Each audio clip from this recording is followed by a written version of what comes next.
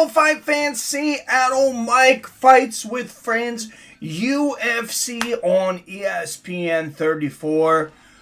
We got a great card. We got Vicente Luque taking on Belal Muhammad in a 5-round rematch. I think that should be a spectacular one. The first fight, yes, Luque did win by knockout.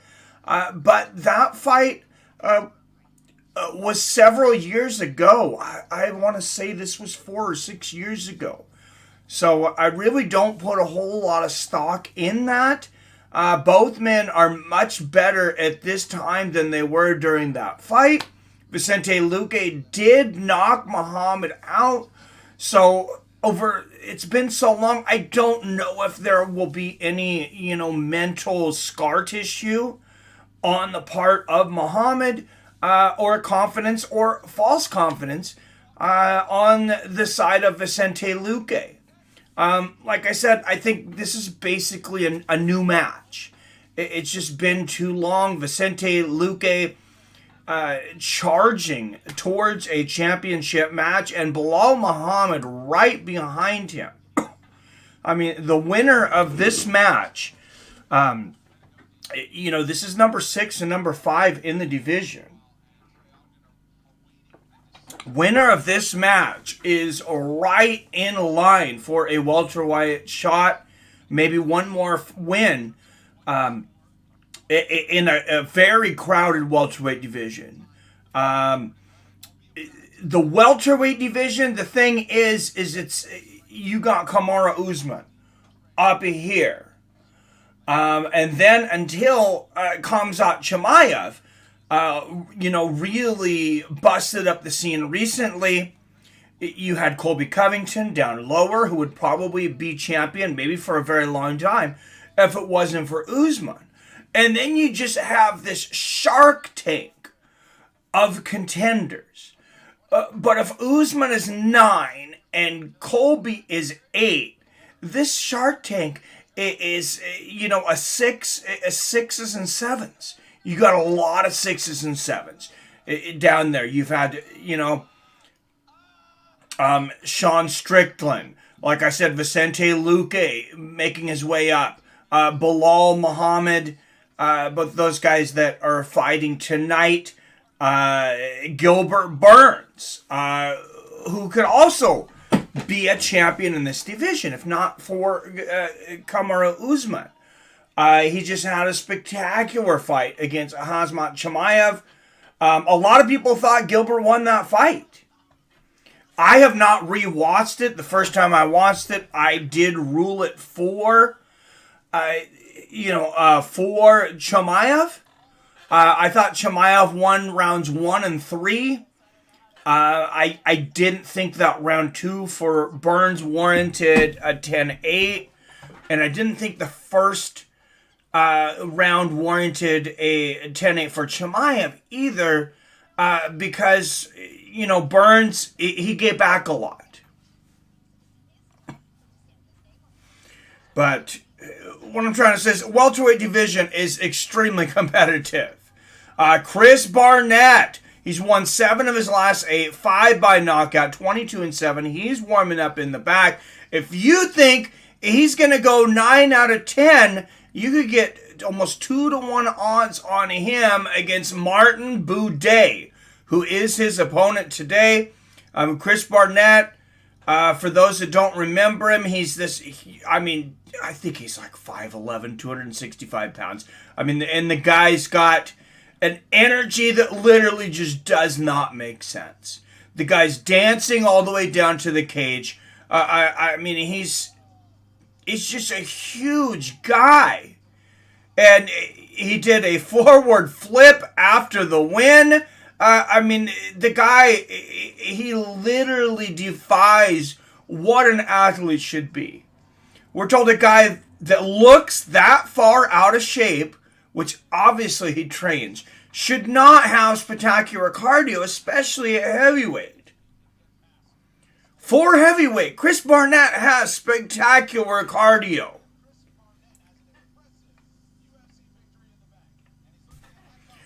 He's going against Boudet, though. Martin Boudet, who is 9-1. I don't know a whole lot about Boudet. Anybody who knows more about Boudet, go ahead and feel free to fill us in here in the comments. What's up, Ice Cold Fox? Cheers, my friend.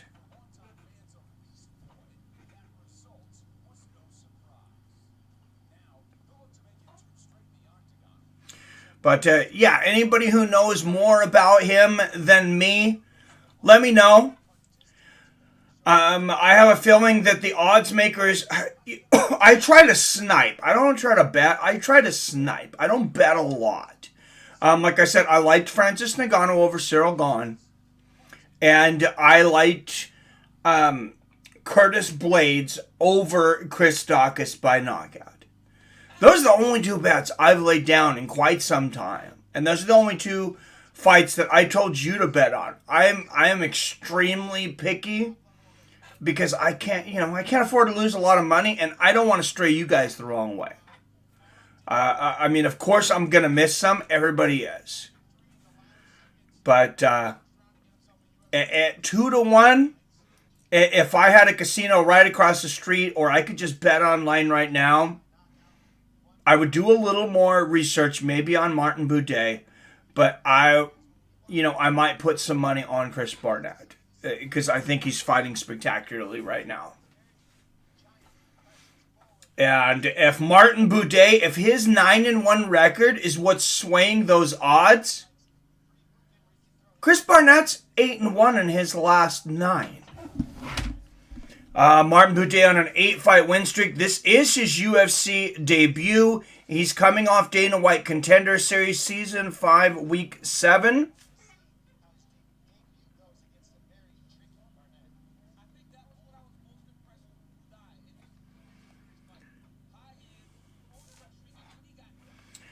Good to see you, Ice Cold Fox, though. Anybody else that's coming in? Thank you for joining us. And here he is, big boy, Chris Barnett, born in Zaragoza, Spain. And here he is doing the dance, the Beast Boy. I said big boy before. It's Beast Boy Barnett. The Beast Boy making his way down to the cage. And they said the first time I seen him, I'm like, why is this guy dancing so much? He's huge. He's not going to have any energy by the time he gets in the cage. Boy, was I wrong. This guy never ran out of energy. Put on a torrid pace at heavyweight. Was taking a bit of a beating. Came back out cardioed his opponent. Like I say, the guy is, he's not all gut. He's just big. But he just defeated Gian Villante by second round knockout. In his last fight, he has one of 13, only 13 ever wheel kick knockouts in UFC history. He's got 17 wins by knockout. He's got 8 first round finishes. Beast Boy is the real deal. What's up? This is much love for your channel, bro. Seattle Mike, thank you. Ice Cold Fox. Where are you at, Ice Cold Fox? Are you in the Seattle area? I'm curious. It seems like most of our crowd, not all, but most of our crowd ends up being from the East Coast, then the international crowd, and then the West Coast. We have Adam from Allen, who's here in Washington. JT360 MMA, that's, I think he's about 30 miles from me. And then I think that's all we got really in the Seattle area, as far as I know. Will Barnett be the parlay buster? What's up, Zero Bob? Canada. Oh, I'm in Nova Scotia. Shout out to Canada. I have several good friends in Canada. One of them I met through YouTube. Well, the other one kind of roundabout through YouTube too. Chris Barnett, 5 years older at 35. Wow. Boudet is 6'4", Barnett is 5'9". Both men weighed in right around the 265-pound limit. Boudet will only have a 2-inch reach advantage at 77 inches, though. despite being 7 inches taller. And Chris Barnett is now over a 2-1 underdog. All right, out of the blue corner, a minus 260 favorite, representing Trnava, Slovakia. He is 9-1 as a professional, Martin Bude.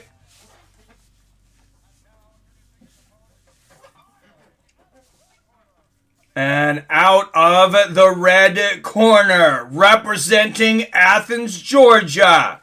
He is a plus 210 underdog. He is the shortest active heavyweight in the UFC. 22 wins against 7 losses. He is the Beast Boy, Chris Barnett. Damn, he's excited. You can get plus 220 on this man right now if you jump on it. I have no idea what's going to happen. Like I said, that's not a formal recommendation. I haven't even studied up on the Martin Bude, so don't take me on that. Do your own research, but now you're going to have to look to the live odds because we're ready to go here.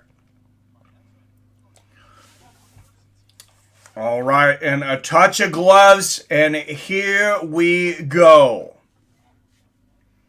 Isn't Nova Scotia is like crazy cold, right? Inside a leg kick there from Bude. Start things out. And, oh, nice straight right from Bude. And Chris Barnett, I mean, he's got a Taekwondo background. Nice little right hand in the clinch there from Barnett. A lot of people probably think, okay, a guy 7 inches shorter. And nice inside leg kick there from Barnett. This is going to be a huge disadvantage. Oh, nice left hand from Barnett. Straight right from Bude. Good left hook for Barnett. Another left hook. And there's a right hand for Bude. These boys did not come for the long. They came for the strong. They're not looking for a long night. Nobody's doing overtime in this cage today.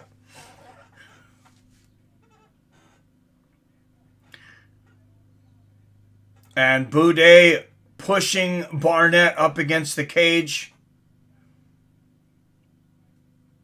Oh, big knee to the body there from Bude. And nice little rights in the clinch here from the Beast Boy, Barnett.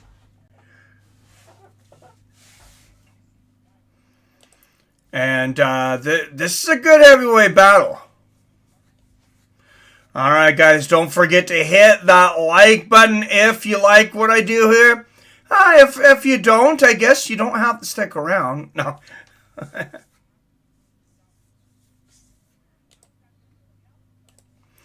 And there's the underhook there from Bude. Nice knee to the body there. And we're able to watch McKee's first loss. I haven't yet, but I've seen the results.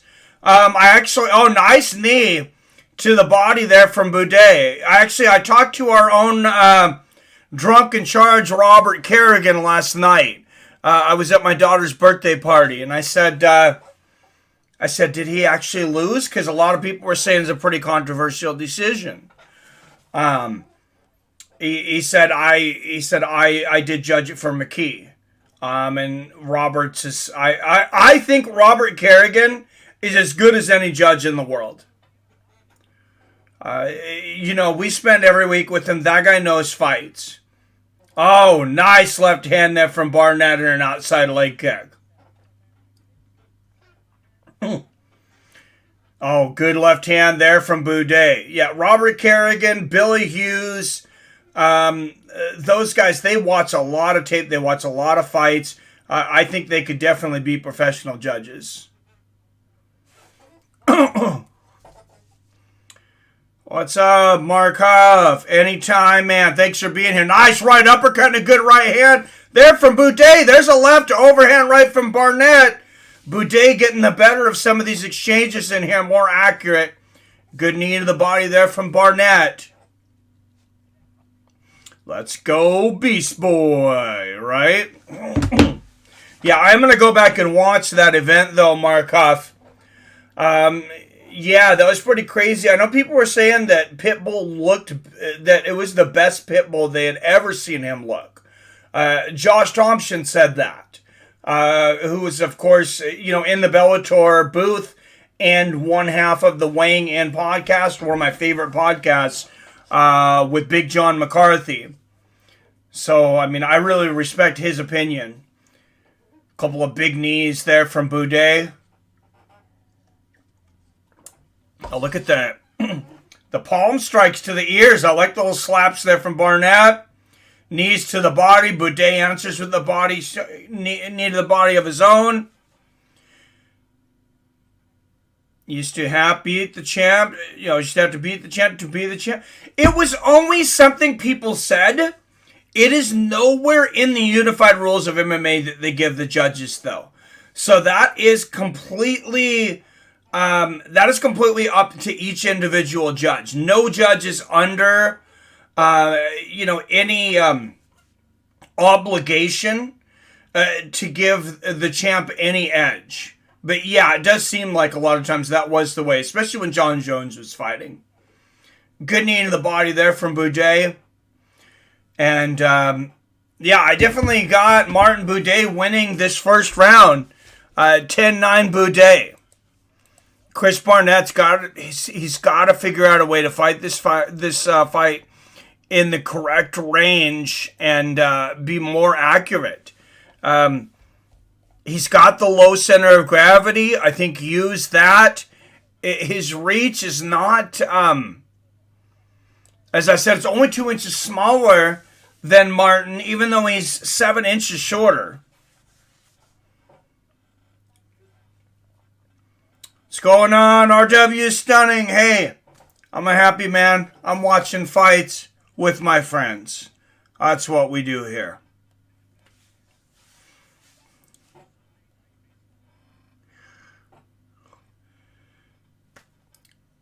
Simple as that. Been nice. Had my daughter over from Spokane. We had our birthday party yesterday in Seattle, so that's why I didn't catch the Bellator event. But she's off visiting some friends, about an hour from here. She's going to spend the day with her friends, and then she'll be back tomorrow for Easter. So I said, well, if you're not going to be here anyways, I might as well do my fight companion. I don't like to miss this. Oh, nice outside leg kick there from Barnett. 3.5 to 1 odds on this fight, going the distance. Worth a 20 bet. Interesting. Oh, nice leg kick and a side body kick for Barnett. Good straight right there from Boudet. Yeah, I'm not surprised that the odds were wide to go the distance. Nice body kick from Barnett. Good left hook there from Boudet. I mean, I guess I can kind of see that for a 350. 3.5 to 1. I don't think it's going to go the distance. But, we're getting there. And these guys are going to start getting more tired. Or at least I didn't think it was going to go the distance at the start. Neither one of these have hurt the other guy, though. Neither one of them been close to finishing the other one. Good knee to the body from Boudet. Happy Easter to you, RW. Got me a big ham in the fridge and 2 in the freezer. They had that, they had that Easter sale, and with inflation now, it's like $1.47 a pound for big ham. So I'm like, I'll grab 3 of those big bad boys.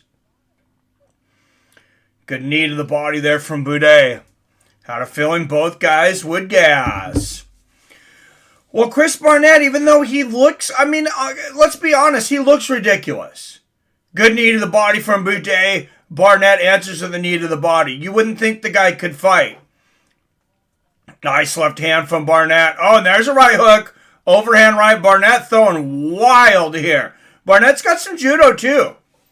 Watch for him to maybe go for an Ichimata or an Ochigari on the inside. Good knee to the body there from Boudet.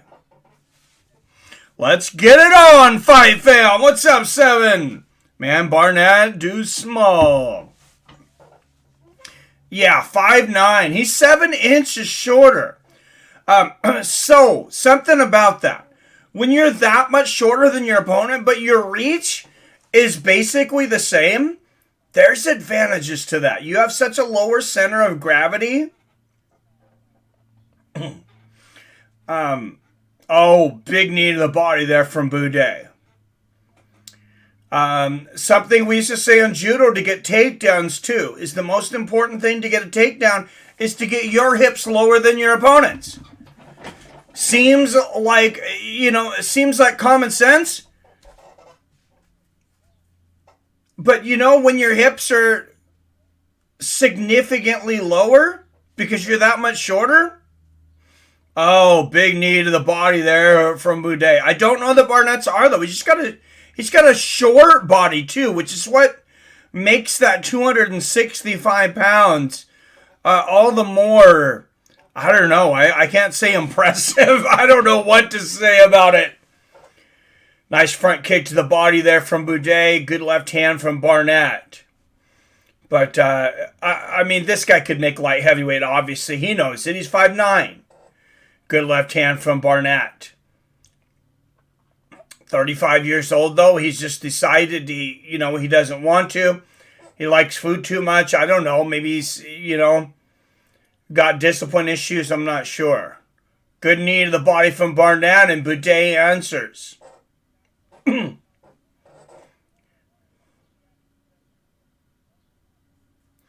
And I don't really want to criticize the guy. I mean, I have discipline issues when it comes to food, when it comes to exercise. Being disciplined's not easy. Not for everyone. Oh, yeah. Barnett, he is exhausted now. Both guys are. Good call on the distance. You might collect on that 3.5 to 1. I would not have guessed that. Good. That's a good one. Good knee to the body there from Boudet. Oh, another one. Barnett took him in more serious and shed weight. He can compete at light heavy. Absolutely. Good spin kick to the body there from Barnett. Look at the combination to the body from Boudet. Wow, in the right hand. Barnett swinging wildly, not really connecting anything here. 20 seconds left in the second.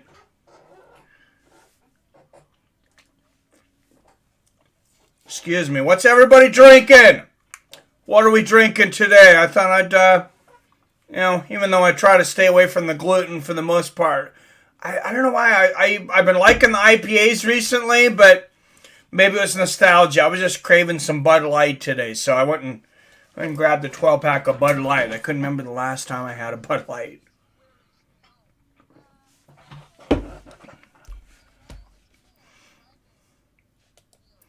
But, I mean, the nice thing about light beer is, like, you can just sip on it all day long. I mean, of course, if you're Robert Kerrigan, you can drink any beer all day long. But, what's Mark Up says, iced coffee. Oh, yeah, I'm a big iced coffee fan, man. I'm a big any coffee fan. I got some coffee here, too, in the other cup.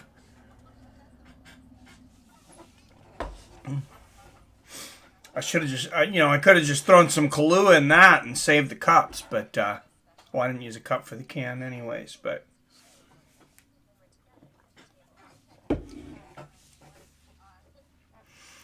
All right, round 3, Barnett and Boudet.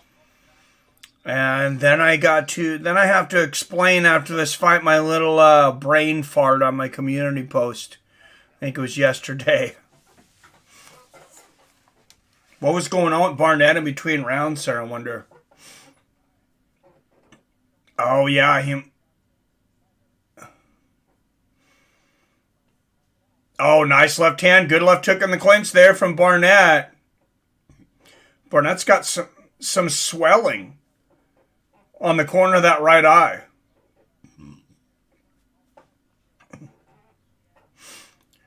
Oh, good knee to the body there from Boudet.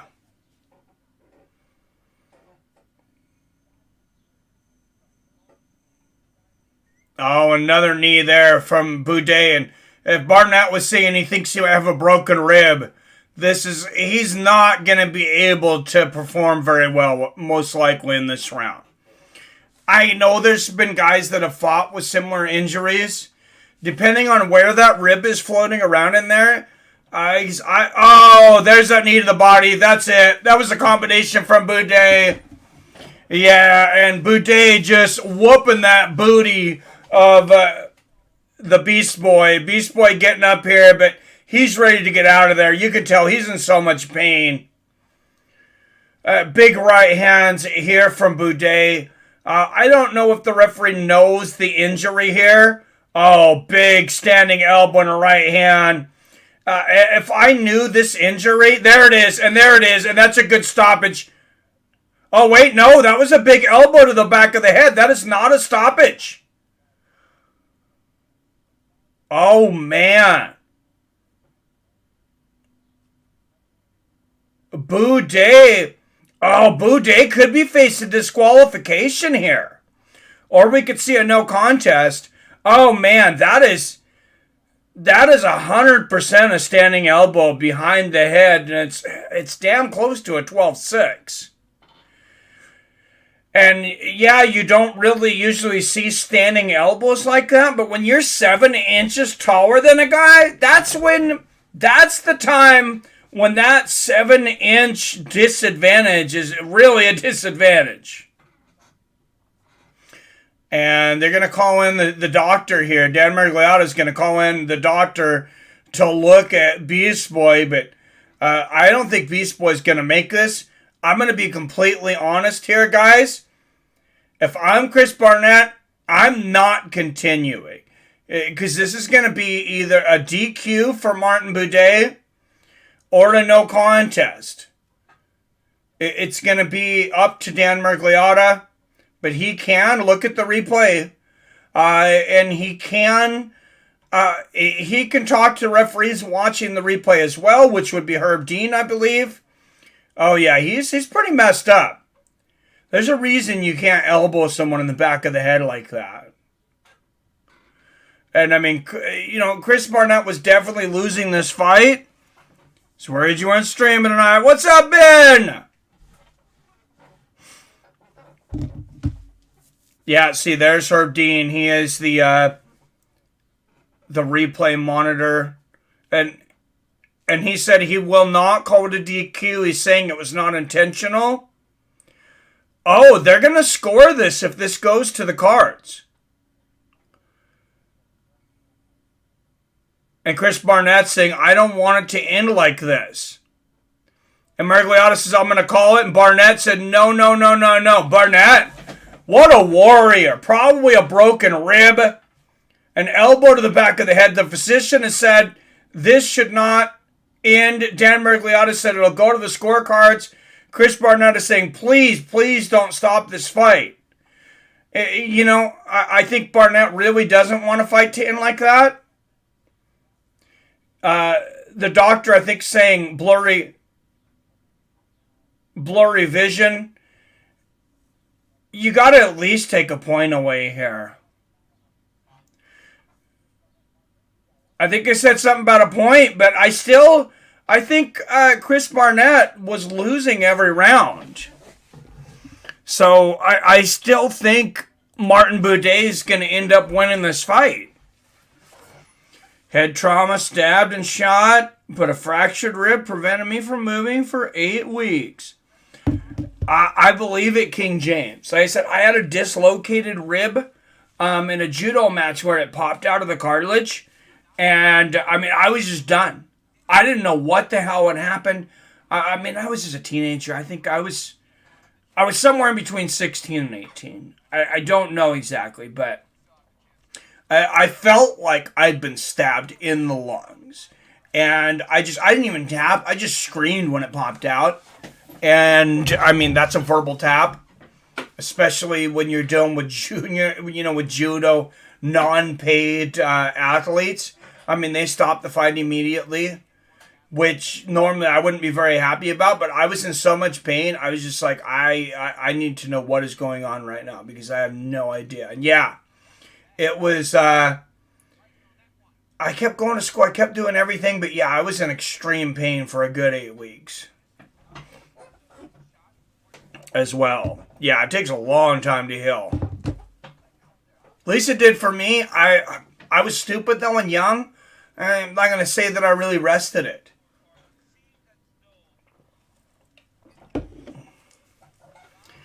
But yeah, it can take a long time to heal. And I never had it popped in, so sometimes, it hasn't happened in a while, but even as much as, a few years ago, I would bump something and I could feel where that rib, because if you don't get it taken care of, the cartilage just grows around the rib and it stays floating. You've heard like a floating rib. And, that's what I have on my left side is a floating rib.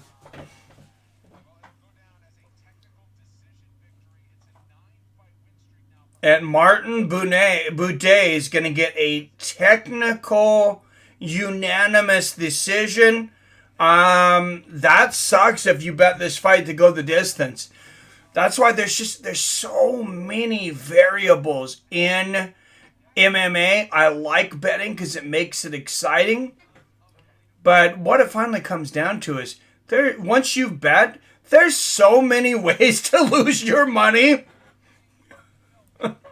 I mean, that's the real of it, I think.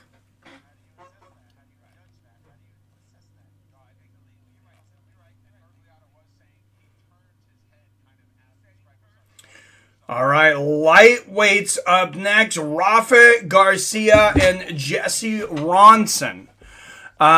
So what I was mentioning earlier is, I was tired. I made a scheduled post, I think it was yesterday, for the poll for this. And I had been looking the night before at Murad Vishavili. I believe he might have been a common opponent for both guys. He at least fought Belal Muhammad. And then when I was typing in a hurry in the morning at my warehouse, I typed in Murad Vishavili versus Vicente Luque. And you guys kind of ate me up in the chat, understandably, but once you put up a poll like that, you can't edit it. The only thing you can do is delete it. Do yourself a favor and put that money into S&P 500 index funds instead, bro. What's up, Bruce Bob Trotter?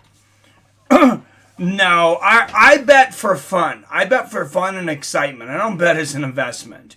I definitely take a lot of time and a lot of study.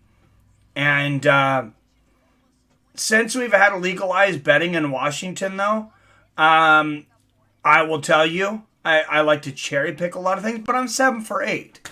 So it's fun. I've made money. What's going on, Travis Sturcho? Good to see you, my friend. But yeah, I put into crypto. I put into stocks. I diversify. Put my money on Brandon Jenkins. I know everyone disagrees, but close is bouncing back from a knockout loss, knee surgery, nerve damage, and concussion, along with dislocated disc and almost 2 years off. PR, I almost did the exact same thing. I looked at that. The odds they're not close. They're wide. But Jakar Close, yes, he said he wanted to retire. He has no confidence. He's a big favorite coming into that fight. The gentleman he's fighting, I did do some research on this. He was 3-3 in the LFA recently. He was 2-2, I believe, in jungle fights. And then came into the UFC. So, he's not exactly been impressive recently. Anyways, Brandon Jenkins is mine at the same after that. Brandon has a PFL knockout on short notice back in April. Yes, I remember he was 1-0 in PFL. You're right, PR. I think that's a good bet, because what did you get for odds on that PR? Because Close was over a 3-1 favorite. And here comes Rafa Garcia from Brawley, California. Spelled Brawl, Brawley. I mean, when you come from Brawley, California, you got to be a little brawly. You got to know how to fight, I would imagine.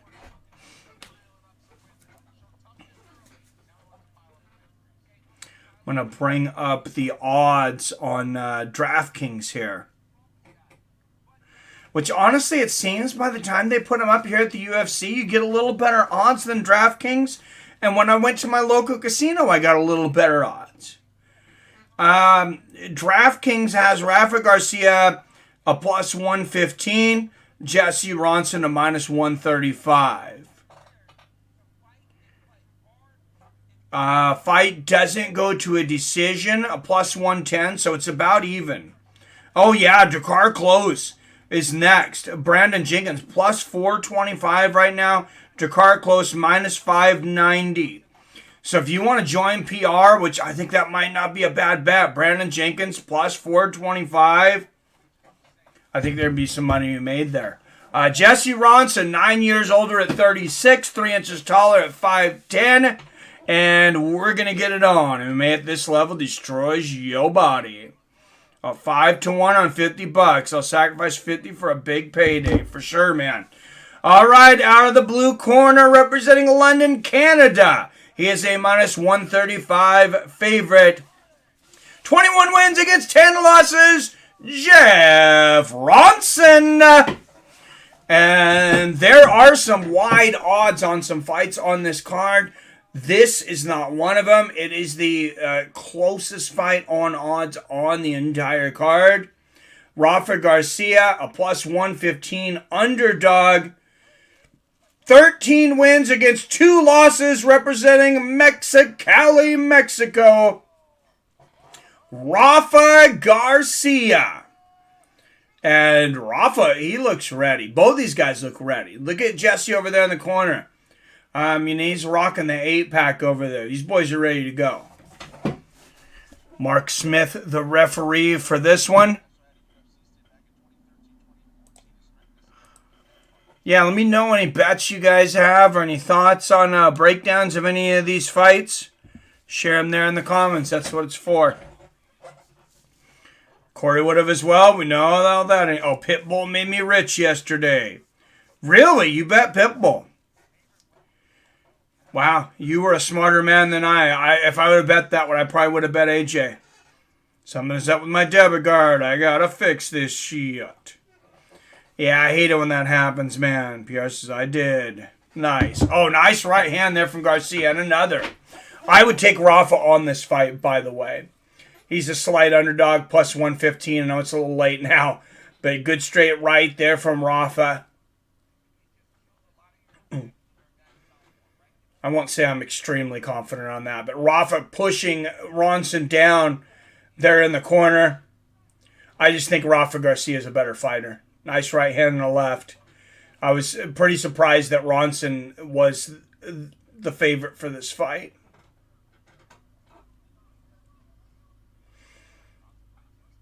Garcia catching a front kick there from Ronson, pushing the side. Nice combination from Rafa. And a good body kick from Garcia.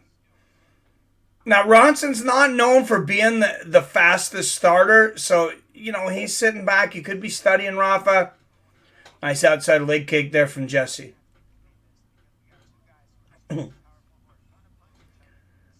Oh, good right hand from Garcia.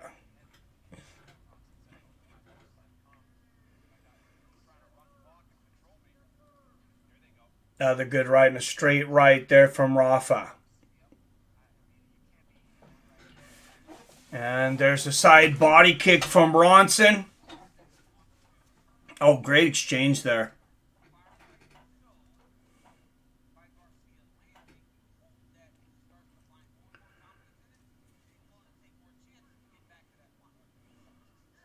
Oh, look at that. The 3-piece from Rafa.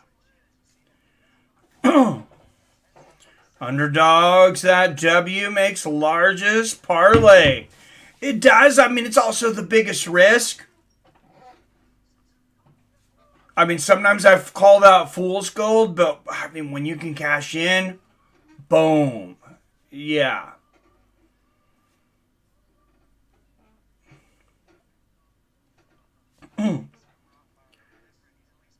Nice straight right there from Rafa.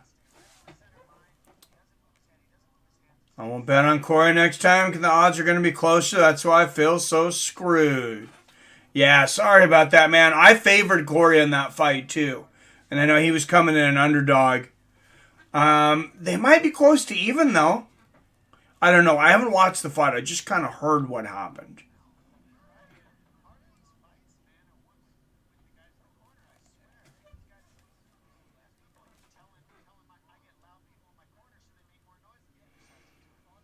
Trying to find the live odds here on DraftKings for this fight, but I guess it's kind of hard. Oh, and there's a takedown from Rafa. Rafa's got the back. Ronson up. God, I hate it when I'm pretty sure about a fight like that, though, and then you don't bet on it. But, you know, obviously there's a lot of fights I've looked at it and been like, hey, I want to bet this guy, and I was glad I didn't. So, nah, man, it was 3-1. Easy money won't be the same. Oh, 3-1? You got Corey at 3-1? Wow, was that at the beginning? Nice takedown there from Rafa Garcia. Damn, and Ronson pops right back up, but a dominant first round here from Rafa Garcia. And yeah, these are the ones, it's like I look at it, and if I was able to pull the trigger like on DraftKings when I'm talking to you guys, you know, these are the ones I would pull the trigger on. I probably would have put a couple bucks on Rafa. Doesn't mean he's going to win just because he's winning the first round. But nice exchange of right hands here. Good right hook there for Rafa. Good straight left there for Ronson. Good uppercut from Garcia. Oh,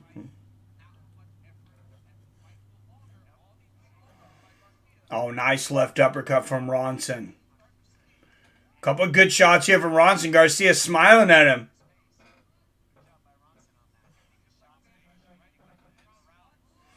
Nice outside leg kick to end the round for Jesse Ronson, but I got a 10-9 Rafa Garcia. That's a pretty easy round to score, I think.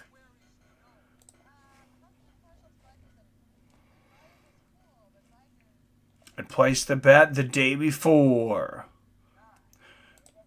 Maybe I mixed up those odds with something else though, because I thought he was less than a 2-1.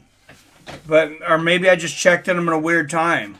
But, on Corey. Huh.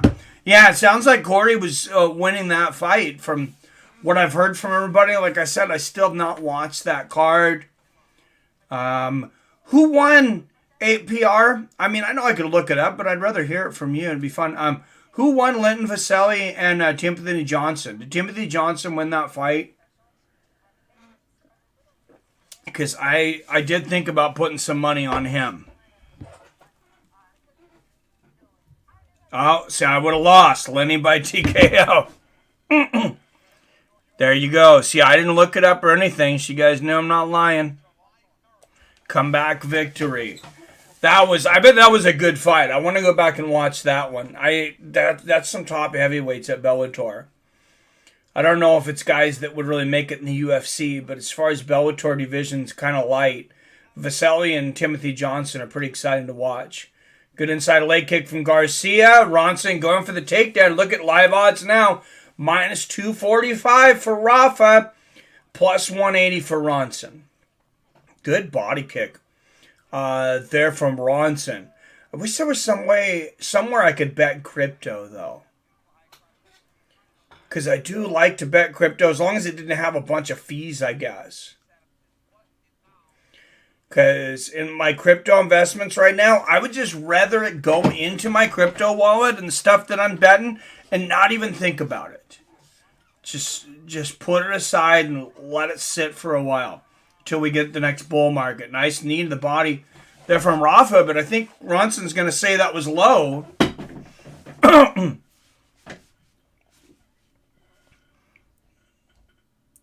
Oh, knee to the head of a downed opponent. There from Rafa. The knee was not up yet. That is an illegal knee, and that might be a point for Rafa if Ronson decides he can continue.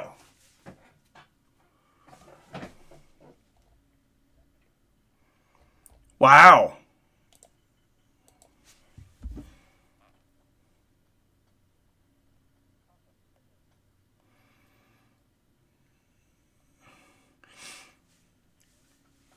And it's very close. It certainly wasn't purposely. It looks like he was trying to time him right as his knee came up at the right moment. That's risky. And Mark Smith just asked the doctor, and he says, I just need you to assess whether they can continue to fight.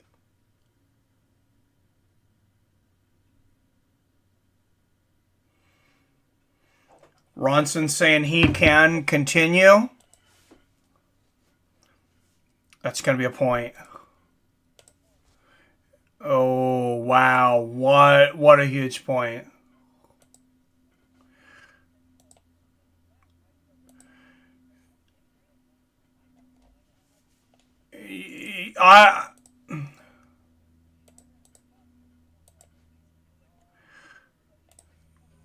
Yeah, that's the thing. We need some consistency here. I agree with DC on that.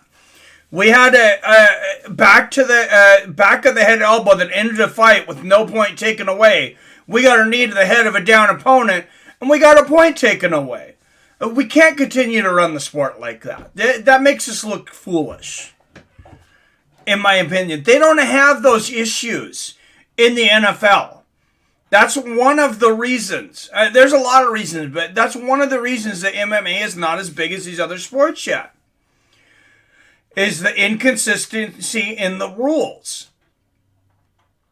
And Rafa takes Ronson down quickly. Oh, he's going for the choke here, though. Garcia's like, F you, I will end this fight. You want to take a point away from me? We're not going to no stinking judges. As long as he keeps the takedown, he'll take round 2. He's already up on round 1. Garcia just makes sure not to make any spontaneous errors and would be okay. I really wish I could find the live odds for this updating, because I wanted to see if how much the odds changed when that point was taken away. And they didn't flash it here on ESPN.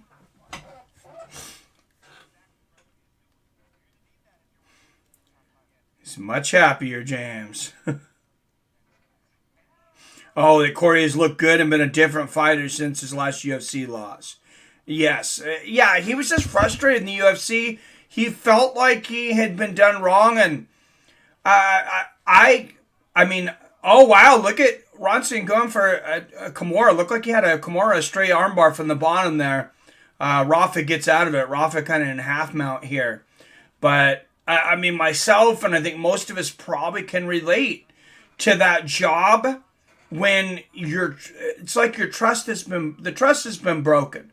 You feel like you've put in so much to the company and it hasn't been recognized. And you get to the point to where you're actually angry and you resent your employer. That's a very hard spot for a lot of men to come back from. I'll include myself in that company. And I think Corey Anderson had an extreme amount of bitterness for the UFC. Feeling that he had not got the credit that he had earned. He felt like, hey, I put all this in, but I'm not being recognized for my effort for this company.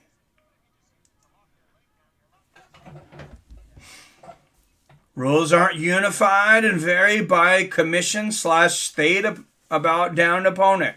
Yeah, that's another thing, King James. Some of the states still, it only needs to be the hands down to be illegal. And nice ground and pound here from Rafa Garcia. He is just dominating. And, you got to wonder. You got to judge. And I would not do this because I feel that, one person lacking in integrity, one wrong doesn't justify another. But I could see a judge being like, hey, I don't think that's fair. He lost a point. Rafa Garcia, he was fairly dominant, but normally I wouldn't call this a 10-8.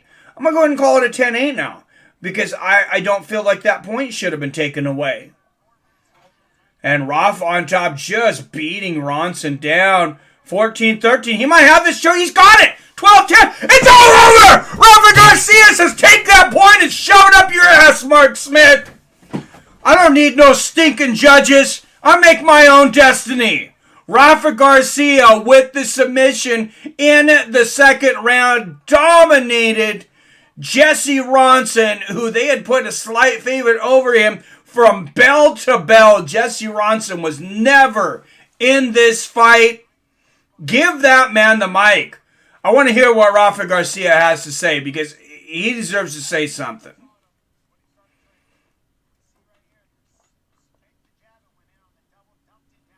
Yep, fakes the jab. Beautiful single leg. Gets the hooks in and just a textbook RNC. That's the beauty of finding that sweet spot. When you get the hooks in on the back, you're not too high and you're not too low. You end up in just the perfect position. And when you're going that fast, a lot of times there's a little bit of luck in it too.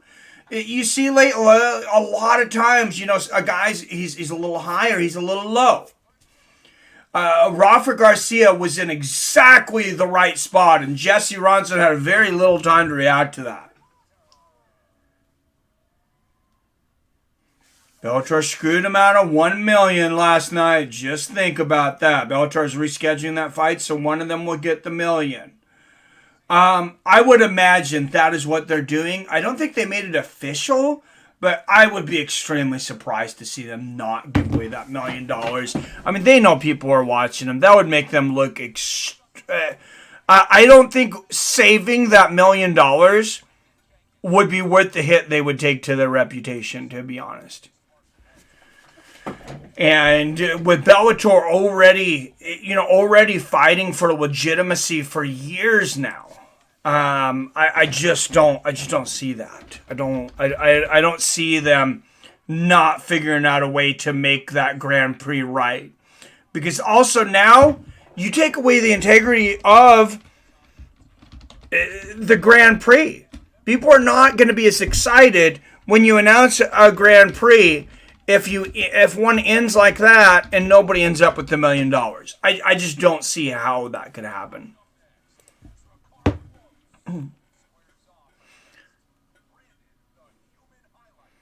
It's a manly, well-groomed beard, my man. What's up, Quaggig? Actually, I need to do a little bit more grooming on the underneath. I didn't get to today, but thank you. Good bet. I've been winning. Nice PR.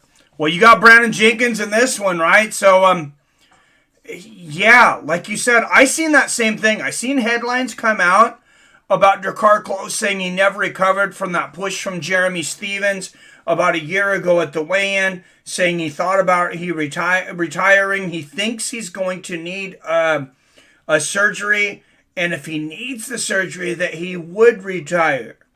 That tells me, this guy's telling you in like 3 different ways that he is not all in the fight game. When you're not all in the fight game, you make some money for PR. Good bet, PR. Like I said, I had looked at that. I didn't run down and drive it's still 30 miles each way to the casino. I get 10 miles a gallon in my Navigator. So it's going to cost me $30 to get down there almost. And back. So, and the time. So I didn't end up going down there to take that bet, but I probably would have done the same as you if I could have bet online. OMG, that draw. Headbutting cost the guy a huge paycheck. Oh, absolutely. Was it I thought it said it was a clash of heads. Was it an accidental headbutt from Corey? Scott Kook here. I like that. Promised to reschedule as soon as medical clearance. 3 to 4 months. Scott Kook here. That's pretty good, King James. Yeah, I mean, who doesn't want to see that fight again? And now, I know AJ McKee, I don't know if you guys seen this today. But AJ McKee, after losing his first loss, said that that would be his last fight at 145. I don't put a whole lot of stock in things fighters say directly after fights. Trust me, unless Scott Coker is an idiot, which he definitely is not, he's seeing dollar signs, and he's going to offer AJ a little bit more green to get that third fight. If they were still doing pay-per-views, you take AJ McKee Pitbull 3, you take the controversy with the Corey Anderson, Vadim Nemkov fight, then you add that Cyborg fight as the 3 spot to that card, and you're selling the $29.99 pay-per-view.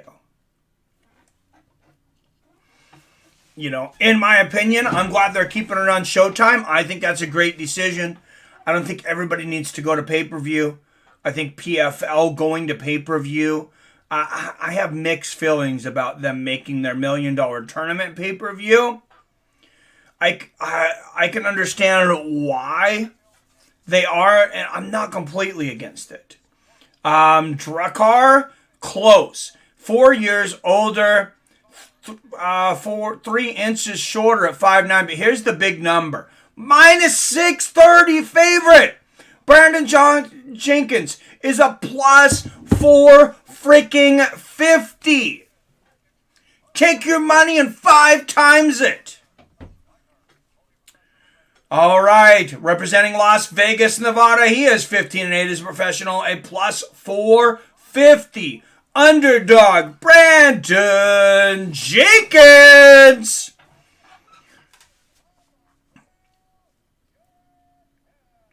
I don't know, I forgot to tell you, but I'm having a baby. I'm going to be a dad for the first time. Hey, congrats, PR. That's awesome, man. Out of the red corner, he is a minus 630 favorite. Biggest favorite on the card. Representing Glendale, Arizona, 11 wins against 2 losses. Drakkar Close. That's awesome. This baby crib is going to be bought with gambling money at this rate. That would be awesome. I wouldn't be happy if my bet was on verge of W and headbutt blew it either. No, definitely not. That kind of sucks.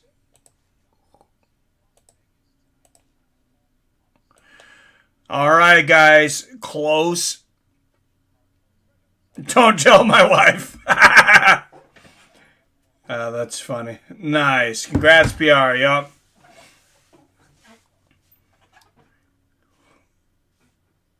Oh, nice exchange there. Right hand for Jenkins. Good inside leg kick from Drakkar. Yeah, Dakar's been off for a minute. Good outside leg kick from Jenkins. And Brandon Jenkins, like I said before, he was 3-3. I believe it was an LFA. Then he went 2-0 in jungle fights recently. Won an impressive match. Went 1-0 in PFL. Good outside leg kick there from Jenkins. Oh, big body kick from Drakkar Close. Of course, Close. He's a very good fighter. He's been knocking on that door of being a prospect. Oh, fakes the body shot, goes for the takedown. Drakkar Close, picking up Jenkins and slamming him WWE style. Wow, and here's some ground and pound here from Close. And he's looking to lock Jenkins up. And Close just kicks that leg out from underneath him. Jenkins puts all his weight on that left leg, and Close says, I'll take that. Look at Jenkins now. He's definitely making sure to evenly distribute that weight on his legs now. Couple of big knees there from Close. Oh, big knee from Close. Look at that huge welt on Jenkins' his left side from that body kick. That is nasty. Good elbow on the clinch from Close. And Drakkar Close working on all cylinders right now. Inside leg kick there from Jenkins. Good outside leg kick from close. Right now, oh, nice knee from Jenkins. Big elbow from Brandon Jenkins. Good knee to the body there from close. Oh, right hands and uppercuts. Dakar close. It's not even close right now. 6 right hands in a row. Brandon Jenkins blocking every one of these shots with his dome. A huge elbow. A 4-piece combination. Here comes the fries. Here comes the soda. A couple of knees to the body. Dakar close is making Jenkins his personal punching bag. Wow, what a combination. A huge right hook and an uppercut. Dakar close swinging for the fences and landing on almost every shot. Big right hand from close. Oh my goodness, Brandon Jenkins has taken a beating. Good knee to the body there from Jenkins. F, and this is a big F. Dakar close. If Jenkins finishes this round, Dakar close looks tired. These live odds could go crazy if they don't even take him off the board. Jenkins could become about a 20-1. Good knee to the body from close and a nice elbow in the clinch. Oh, big right hand there from close. So Brandon Jenkins is looking outclassed right now, though. What's up, Greg Brimstone? Wow, how is Jenkins still standing? Dude, I don't know. He just took an annihilation from Dakar close and just stood there. Nice body kick there from Jenkins and a good outside leg kick. Another outside leg kick. Jenkins going for the head kick. Blocked from close, but yeah, close expended a lot of energy there trying to get Jenkins out. Jenkins seems just fine.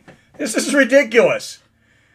Good inside leg kick, and then the outside from Jenkins. Another outside leg kick from Jenkins. Oh, there's a good leg kick. Oh, from close. Oh, big right hand from close. Floors him. Jenkins is in trouble again. Here comes the hammer fists and shots. Dakar close beating Jenkins against the fence. Oh, wow. And he might go for submission here. Jumping on Jenkins with elbows. Oh, what a left hook! And the right hand left. Herb Dean really looking at Jenkins. Big knee to the body from close. Wow. Wow. Brandon Jenkins saying, I'm okay. You are not okay. Damn. So definitely 10-8. For Dakar close. Good knee to the body there from close. Damn. Brandon Jenkins took a beating. Jenkins is durable, but man, block yourself. Dude has zero defense right now, PR. What's up, Torn Brad in the house? Good to see you. And PBR Street Gang. Hello, sir. Usman's bro took a 3-round beating from Pico last night. Yeah, Pico was a big favorite too. Aaron Pico was like a 10-1 favorite. I did look into the history of that other guy, and that tells you how much I know about him. The other guy, I haven't even watched that event yet, but I was just when I see wide odds like that, and I know Pico is, he's been upset a couple times early in his career. He's got, maybe a, questionable chin. But I looked at the other guy and I was like, no, he's not really got a chance. Gonna literally care less about this card or the next one that's happening next Saturday. I'm ready for UFC 274. Oh, that's a banger, man. Oliveira and Gaethje, that's another one. I decided I'm not betting on that one either because I've talked myself into Gaethje. At first I thought Gaethje was going to win. Then I talked myself into thinking Oliveira was going to win. That's when I said, I have no idea. Nice exchange to start the second. Big knee here from close. I want to see some live odds. This has got to be insane for close if they're still keeping him. Oh, what a wicked uppercut from Jenkins. The right hand. Oh, my goodness. Big right hands. Big elbows. Jenkins falling all over the place. And Herb Dean stopped this fight. Wow. I mean, Brandon Jenkins, Herb Dean might have literally just saved his life right there. If you're Brandon Jenkins, man, was he taking a beating. I think he was actually out there for a minute when he got hit when Herb jumped in and stopped that, though. I think he was out, and either his body flailing or getting hit again woke him back up. Let's see the show. Oh, that right uppercut. Oh, man, what an uppercut. Then the right hook on the temple. Good knee to the body. There's another uppercut right on the temple. That right for a second. Oh, yeah, right there. Actually, I think he might have blinked out for a second on the shot that Herb stopped the fight on. Wow. Good timing there from Herb. Jenkins not going to have a very long career if he keeps that up. Dude, that was brutal. Just needing to win, Craig. You think Chandler's going to run through Ferguson like everyone keeps saying? I don't know, man. It depends on his game plan. Depends on how Ferguson looks after that rest. I expect that to be a good fight. And I think Chandler's going to come in. He's going to want to bank. Chandler likes being exciting. And if he comes in to make it exciting, it's going to be competitive. 33 seconds of the second round for Dakar close. Nobody's came in striking and just destroyed Tony Ferguson. I mean, look at Justin Gaethje. Yeah, the referee finally had to stop it, but even Justin Gaethje couldn't knock him out. The guy is so freaking durable. That's 5 wins by knockout now for Dakar close. What's up, Billy Hughes in the house? Just driving home. How is everyone? Doing good, man. The time bender in the house. Only time I've ever worried about Tony. All my favorites are getting old. Yeah, I hear you, King James. And the MMA, they got to get some new fans. A lot of the fans are still, they're around our age in that. I believe you said you were a little older than me, King James, but, all that 30, I think it's that 34 to 49 age group, or, maybe you can say 35 to 55 now. But, yeah, the UFC, they don't have the same issue as, say, baseball or even the NFL with the average age of their fan, but their fans are still aging.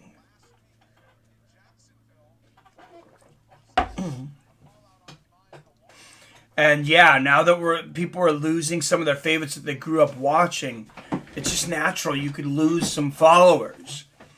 I'll make an example. I was saying about the other day, I used to watch baseball. I used to watch the Mariners because I knew everybody that fought there. I was a fan, that played.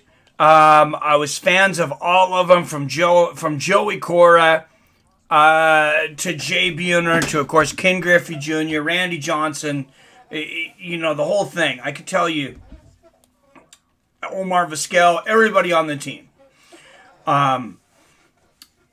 Now I started watching a little bit of a game the other day, and I had no idea who our team was.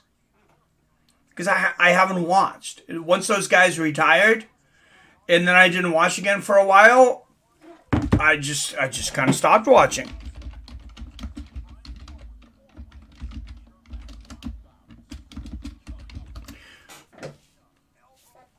All right, the Elbow Queen coming up next against Bonsai Kanzad.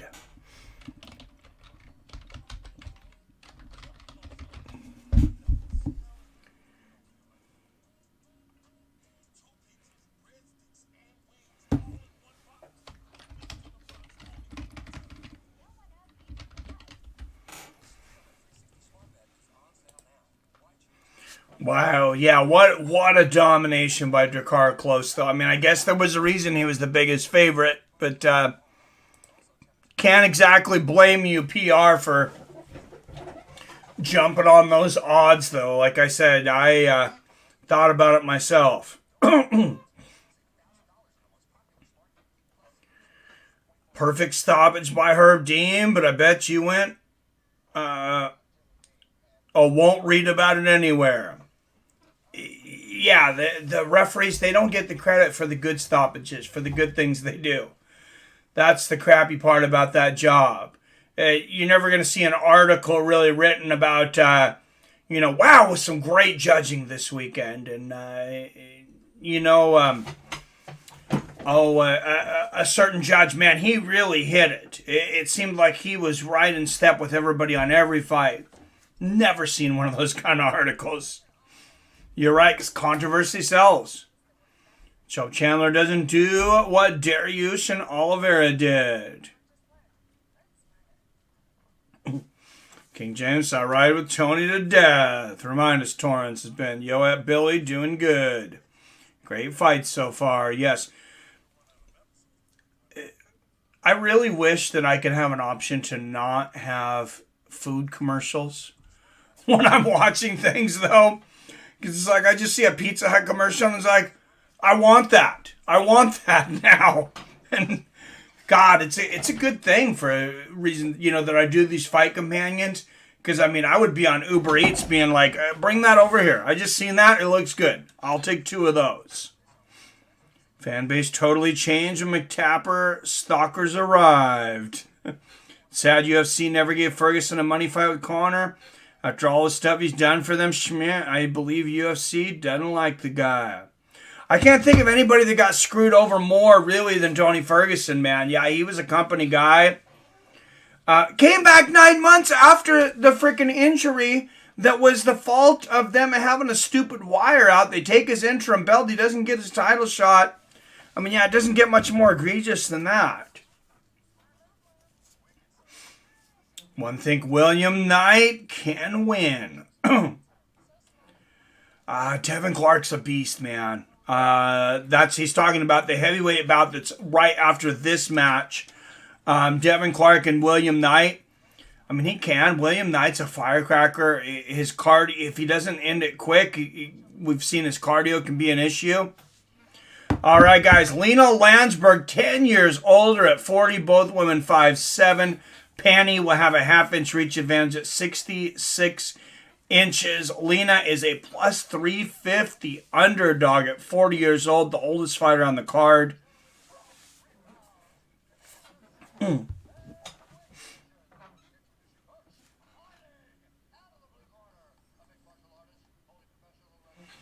All right, out of the blue corner, she is a minus 475 favorite. 16 wins against 6 losses, representing Helsingborg, Sweden. Penny Kenziad.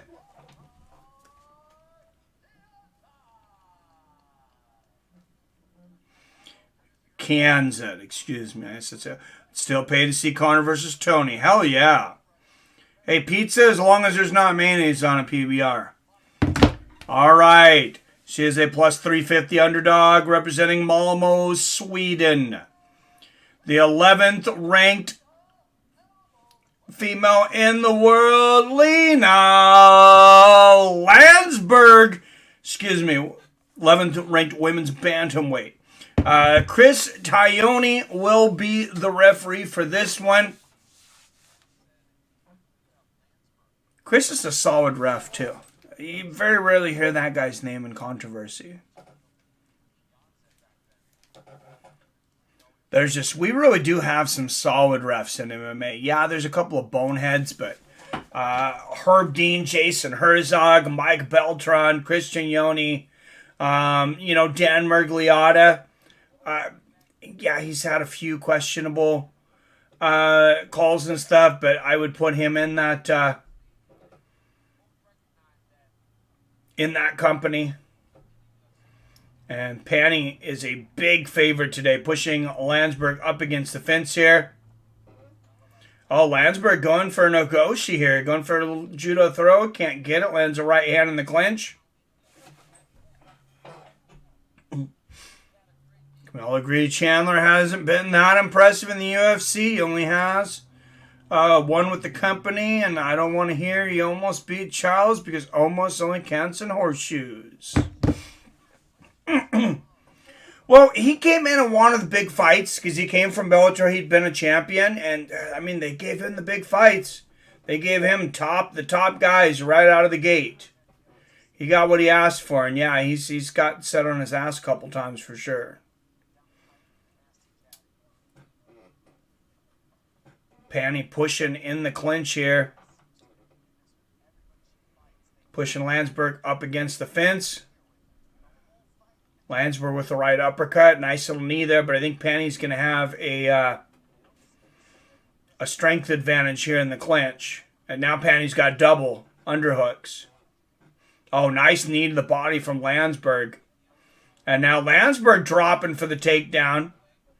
She's got a single. We'll see if she... Oh! Look at Pansy. Oh, she's looking for the guillotine there. Not able to get it.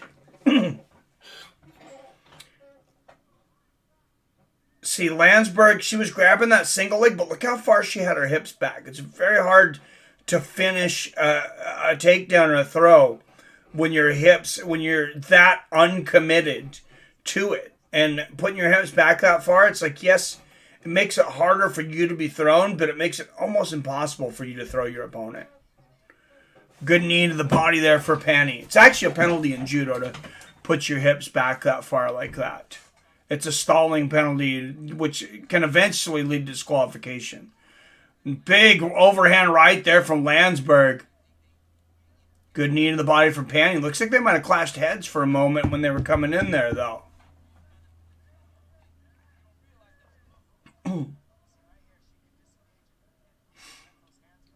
Sorry I'm late. I got super drunk and passed out. You get drunk, Robert?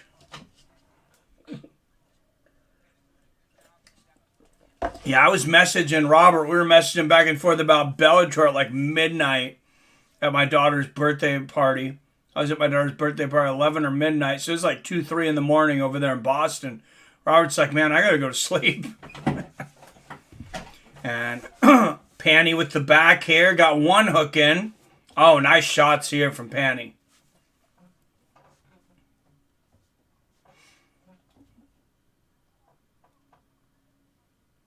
Herb Dean is a horrible referee. Would dang it near let you get killed in that octagon. That was a fairly late stoppage, that last one. I was a little surprised there. I mean, Herb Dean. What about Keith Peterson, man? No, I think Herb Dean's a good referee. I do feel like, you know, he, like I said, he could have stopped that fight a little earlier. And Panny on the back of Landsberg here. Looking for the choke. What's up, Clavin in the house? Good to see you. The Herb Dean needs to get off the wacky tobacco when he refs. Oh, is he a marijuana advocate? Yeah, I got to where I was taking edibles like sometimes 2 or 3 days a week. And I was forgetting to do shit throughout the week for my business. It's like, I gotta knock that shit off. Panny lands some big shots here, especially when I didn't have a day off for like 3 months. So, big shots here for Panny. Just dominating this first round here. But yeah, I forgot to send in an order like 2 different days. I was like, okay, this is going to cost me money. Even though obviously I'm not high when I'm going to work and stuff, but it's it was taking part of my week. Horseshoes and hand grenades. So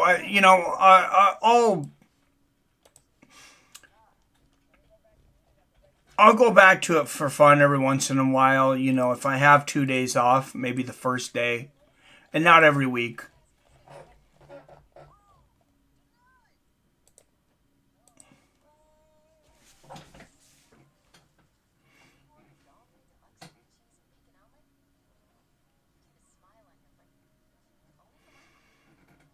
No, it's just making me up how people saying Ferguson is finished because of 3 losses, like Chandler Hasn't 2 in a row, but his losses are justified because they were competitive. Schmidt, give me a break. Beer gets drunk when Robert drinks it. He drinks so much. I like it.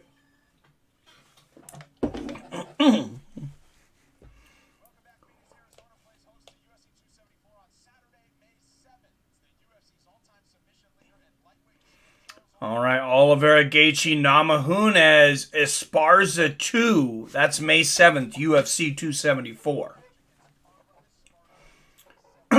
Robert, that game looks so cool.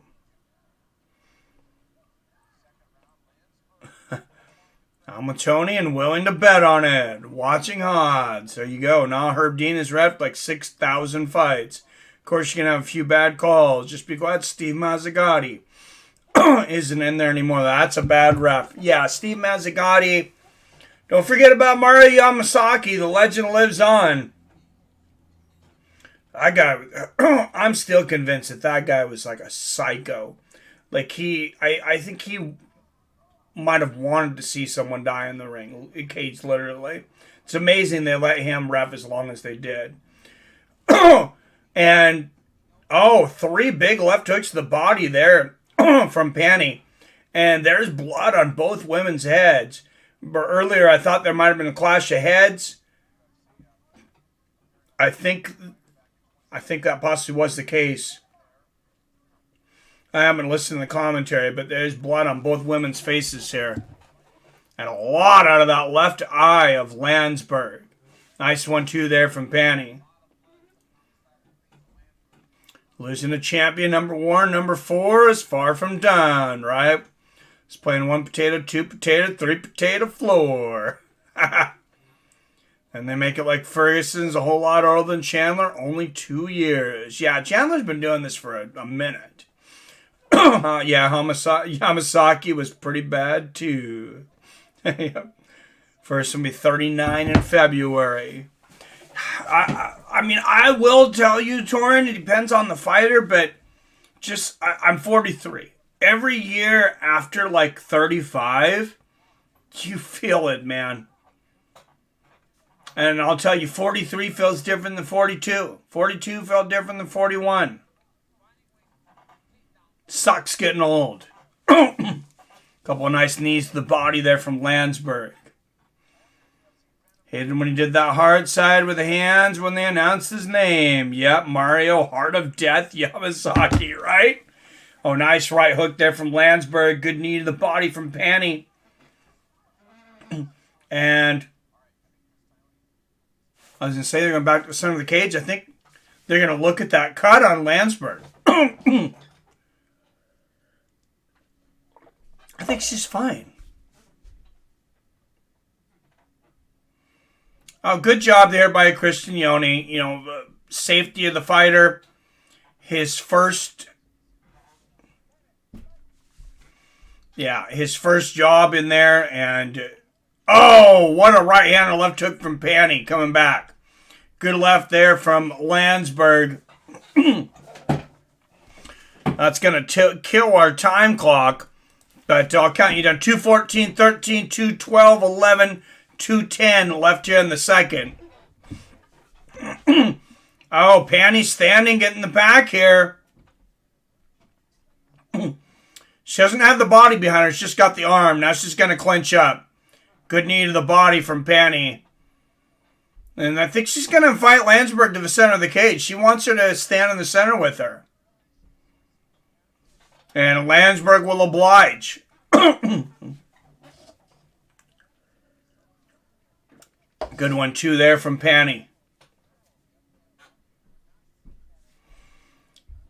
See now, Landsberg is asking Panny where she, not verbally, but she's literally asking her, where do you want this fight?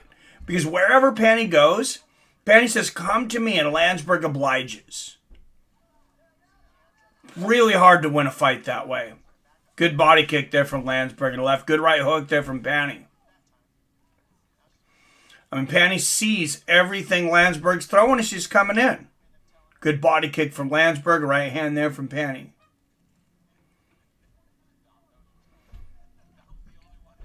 Yeah, Landsberg looks a little bit of a nightmare right now with that eye.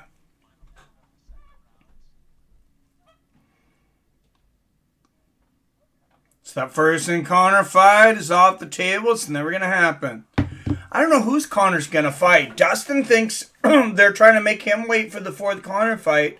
He just said that the other day. Dustin said he might retire rather than fight Connor. Oh! Landsberg floors Penny! Penny lands a 1-2. Landsberg lands a shot there, though, and puts Penny on her panties.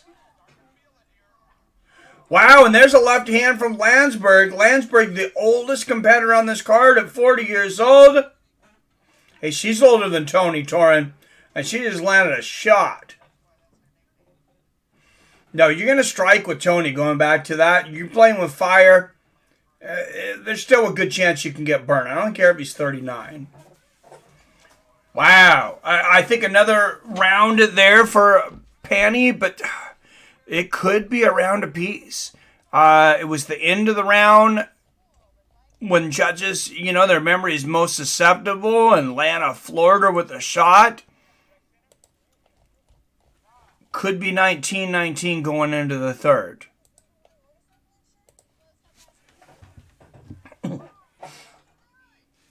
Have fun now. Mid-50s and my ass is done.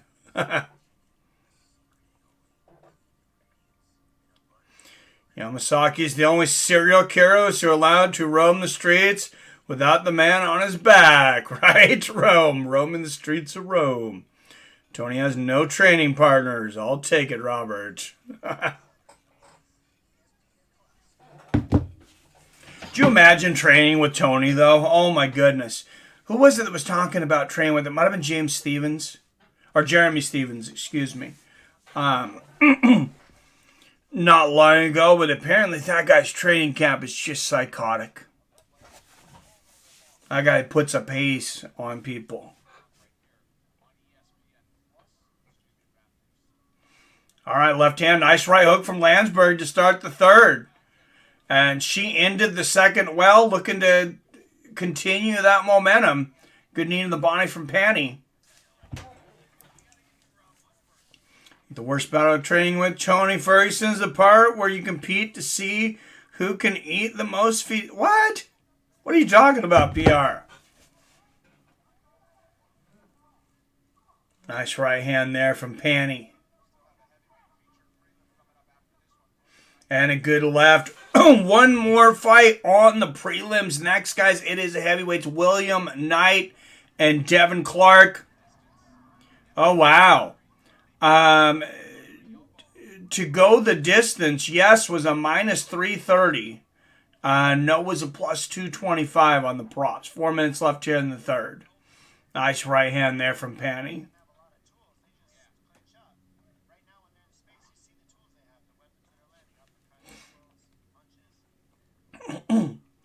Tony training is intense. With the exception of Justin, nobody stands with Tony and stacking him on mat to avoid fight for 3 rounds. Yeah, Chandler may just try to take him down early, but Ferguson, you can't forget about Ferguson's jiu-jitsu either. I really hope we see a rejuvenated Ferguson. Nice 1-2 there for Penny.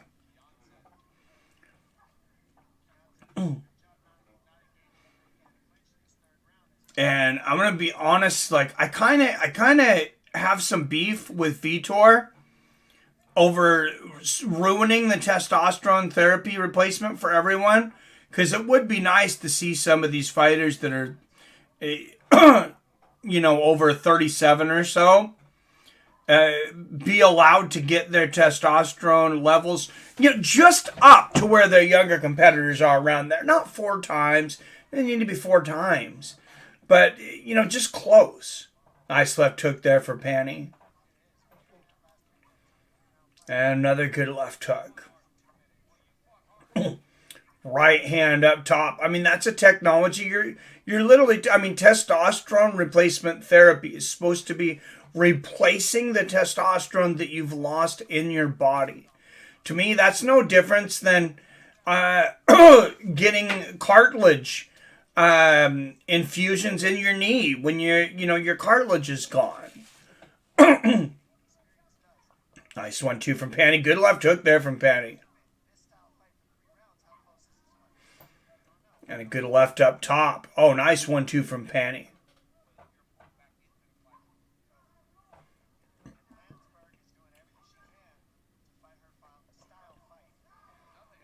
Nice straight right from Lana. Or Lena.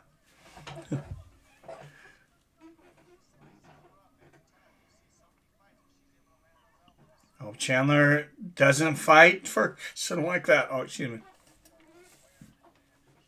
Damn, these girls are kind of busting each other up. Yeah, they are. As far from fall from grace, boy can still bang with the best of them. Yeah, I agree. I hope Chandler and Tony just look at each other and go straight to the center of the cage and say, hey, let's put on a show. I have a feeling they will too. Not good left hook over the top from Landsberg. She's really came on since about halfway through the second round. Yeah, she is just a bloodbath. Nice 1-2 there from Panny. But, I mean, Landsberg, she may have won the last round. She may be winning this one. Nice 1-2 there from Panny, but good left. Some close rounds in here. The second and third, at least. I thought Panny won the first one convincingly. Good left there from Landsberg.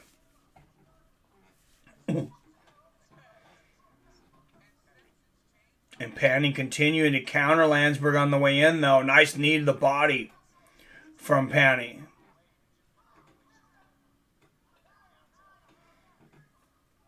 Good 1-2 there from Kianzad.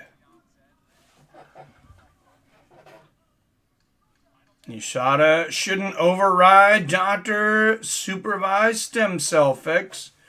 Question mark. I mean, I guess it depends on what it is.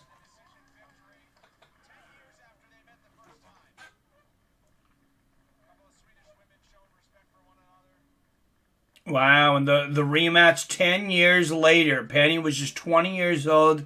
Lena, 30 the first time they fought. Now they get it on at 30 and 40. Respect shown from these two women. All right, guys. Big boys coming up next after this decision. Heavyweights Devin Clark and William Knight. These boys get down. You already know Chandler versus Ferguson will be fight of the night. For sure, Greg, says Robert. Yeah, that kind of seems like a given, right? Some kind of bonus. Some kind of bonus. Either somebody's getting a performance of the night for a quick finish early, or they're going fight of the night. But yeah, those are two of the most exciting fighters in the most exciting division. Well, at least one of the most exciting divisions. There for a while, we could easily say lightweight was the most exciting. Now I think bantamweight makes a great case. I think bantamweight's actually the most competitive division now. And Panny Kianzad gets the unanimous decision, 29-28 across the board. All three of them gave her the second round. That for Landsberg. Are we streaming the Errol Spence Jr. fight tonight? Oh, dude, I didn't even know. I forgot he was fighting tonight. Chin suspect, but night gas tank bothered. What time is it, Robert? Can't believe it's not 5-round bloodbath. Because, I mean, generally I would say, yeah, I will not miss that. But even though tomorrow is my day off, I got a pretty big day ahead. I didn't want to step too late. I am going to have to do some work, so it's not a full day off. And then my daughter's in town. Showtime pay-per-view, Errol Spence. Oh, that's right. And Yordenis Ugas. Oh, what time is that?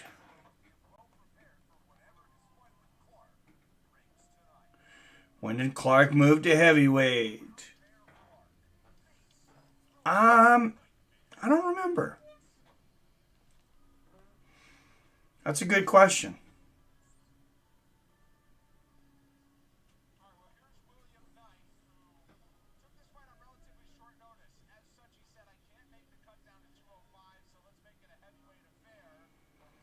Oh, I guess this is his first fight at heavyweight.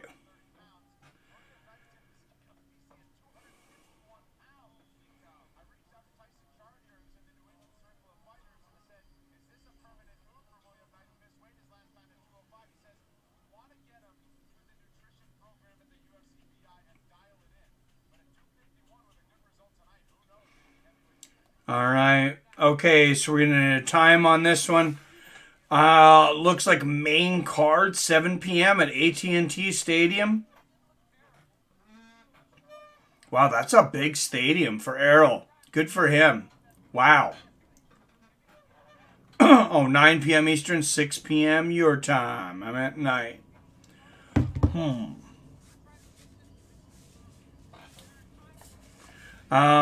Let me think about that one, Robert.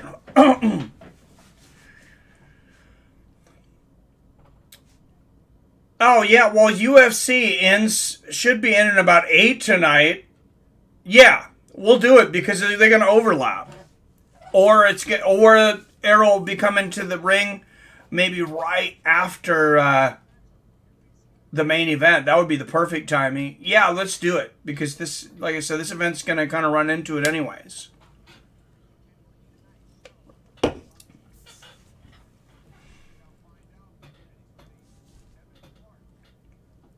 Remember back when the 205 division was the on top fighters like Liddell, Ortiz, Couture, Rampage, Vanderlei all competing, right? Jason Knight from BKB fighting tonight. I hadn't heard. I'm not sure. That would be cool though. To Sioux Falls, South Dakota, Devin Clark making his way down to the octagon here. I'll tell you, I've been talking to the wife recently, and I kind of want to just go somewhere, like out in the middle of frickin' nowhere, like South Dakota, somewhere like that.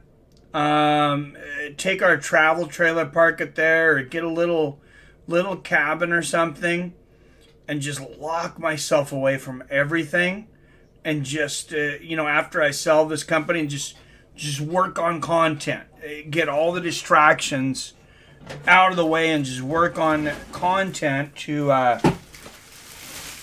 to bring this channel back first quickly to where it was, and then of course beyond. Devin Clark, 5th most takedowns among active UFC light heavyweights. So anyone think Knight can do this? Oh, I mean, sure, he definitely can. Or Jay Knight was coming to MMA. Oh, but Jason Knight was coming back to MMA? I didn't hear that. I don't know. If Knight can stuff the takedown, I think he can knock out Clark. All right, Clark to win by knockout at plus 350. Knight to win by knockout plus 330. So there's your props. I guess you could bet them both, and if somebody gets a knockout, you win. What? If you're confident that it somehow ends in a knockout, you're going to end up with better than betting the straight odds. Devin Clark only weighed in at 223. William Knight's 251. Clark is 2 years older at 34. Or excuse me, Knight is 2 years older at 34. Clark has a 2-inch reach advantage at 75 inches. Oh, I got to change our fighters here. All right, out of the blue corner, he is a plus 145 underdog, 11-3. As an MMA competitor at East Hartford, Connecticut, William Knight. Devin's going to come in at a severely undersized here, though. All right, and representing Sioux Falls, South Dakota, he is a minus 165 favorite. 12-6 as a professional, 223 pounds, Devin Clark. And making his heavyweight debut here, we're going to see how much of a difference is that 30 pounds Clark's giving away to William Knight going to be.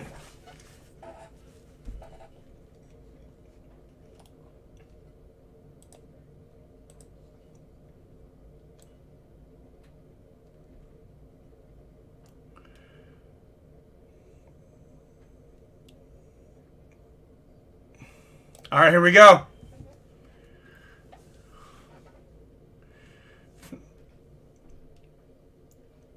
He looks too big, Robert. That gas tank. Right? All right, Captain Mike, bring your own Wi-Fi. Stay as long as you want. Where are you at, King James? I forget. You told me where you were. You don't have to say exactly where you're at, of course, but just roundabout. I like it. PR is small for heavyweight at 251. Well, 223 is definitely small. Wow, William Knight squatting 595 pounds, I think they said. Benching almost 500 pounds. It might have too much power. Oh, what a left hand there from Clark.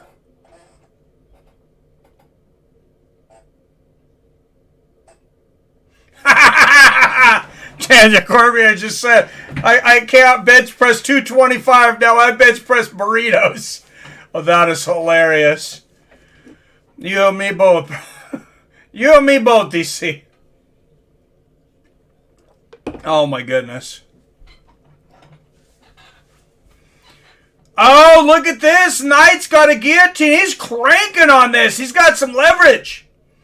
Clark went for the takedown. No, he's out of it. No, he's not out of it. Knight could definitely burn his arm out here, though. That's a lot of oxygen to keep those muscles going. 40 miles east of St. Louis on Illinois side. All right, King James. Hey, I might hit you up about that one day.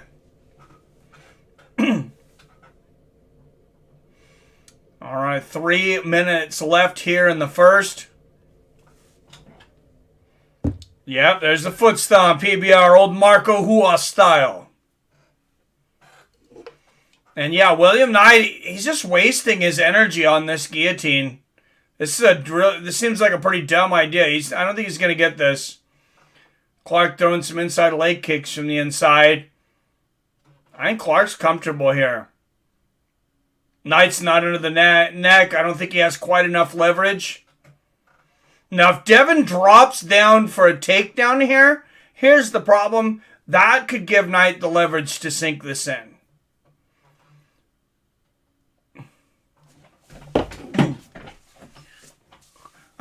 Yeah, I'm kind of surprised Devin doesn't grab the hands of Knight and try to pull him down and push Knight away.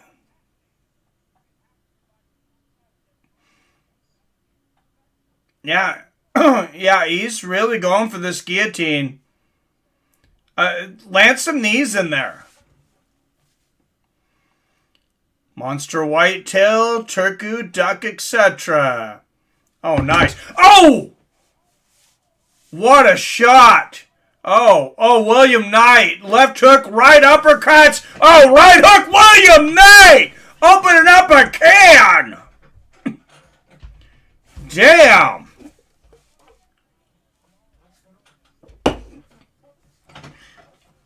Wow.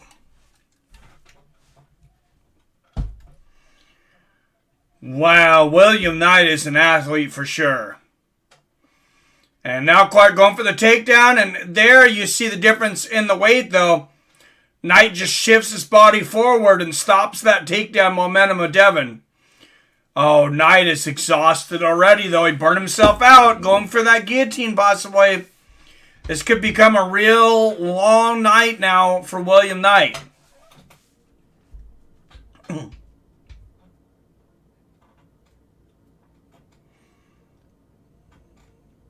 Good knee to the inside there from Devin Clark.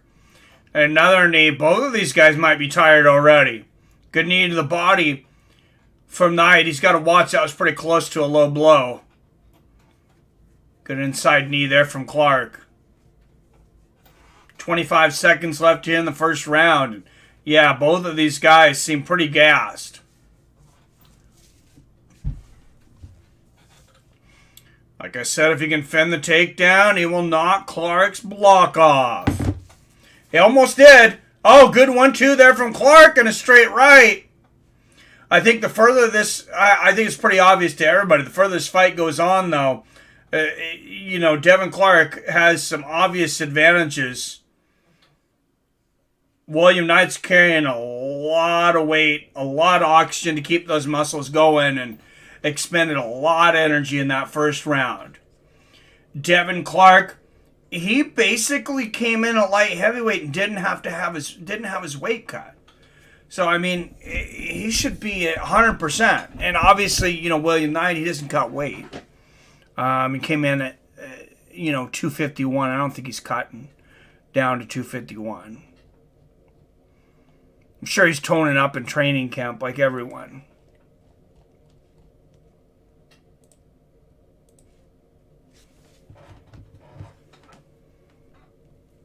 So far, defending takedowns, clean for Knight. Yep.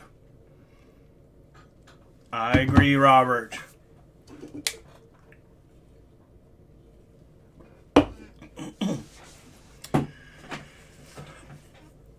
All right, and watching the replay here, that flying knee from Clark, that could have been worse. Could definitely be worse from Devin Clark. Front kick to the knee from Devin to start the second round. Good inside leg kick from Knight. And we're going to see if William Knight is was able to recharge in between rounds. Good jab and an inside leg kick there from Knight. Oh, nice outside leg kick from Clark. Knight didn't like that.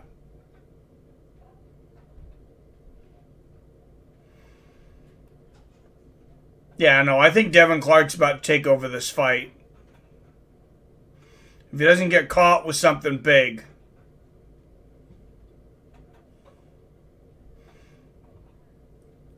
Good inside leg kick from Clark. Oh, nice combination head body there for Devin. I would like to see odds after that first round. Because Devin Clark won that first round. Good exchange of leg kicks. Or excuse me, William Knight won the first round. But how much energy did he expend?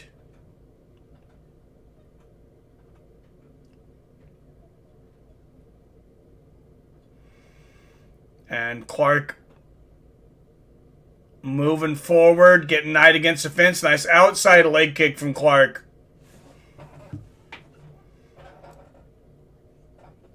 Oh, big right hand and a takedown there from Devin Clark. There's that takedown. Who was talking about that, saying if Knight could stop the takedowns? Is that Robert? Yeah. Big pond full of catfish to bass. I'm backed up on 4,500 acres of state park woodland. Oh, damn. That's crazy, King James. That's awesome, man. Rumor has it looking to bring the Seattle Sonics back to Seattle. Mike, are you thrilled for it? I've been thrilled for it about 15 times since 2008. So I've heard the rumors, and now at this point, it's like I'll believe it when I see it. Nice elbow from the top there from Clark. Devin, I don't know what happened with the cut on Devin Clark, though. What opened that up under the right eye? Might have been a clash of heads.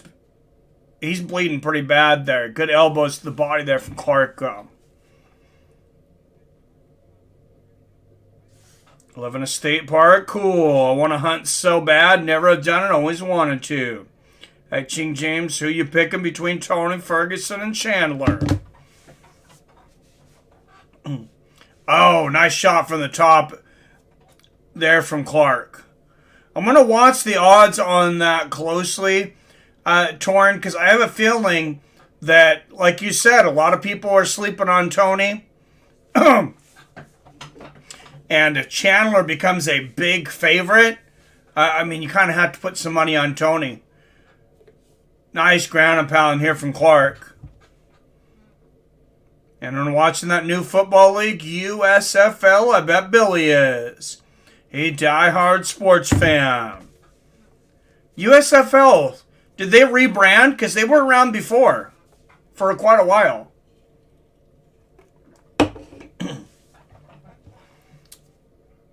They're sleeping on Ferguson. He's an underdog. I would put money on Tony. I gotta look up the odds now. I'm sure somebody's came out with odds on this.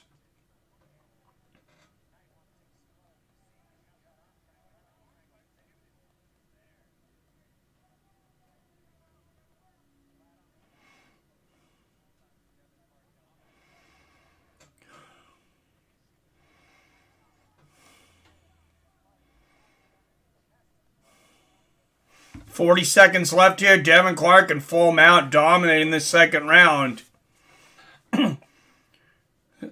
Oh, no, digging to the body here, Clark. 4, 5, 6, 7, 8, 9, 10 punches to the body here.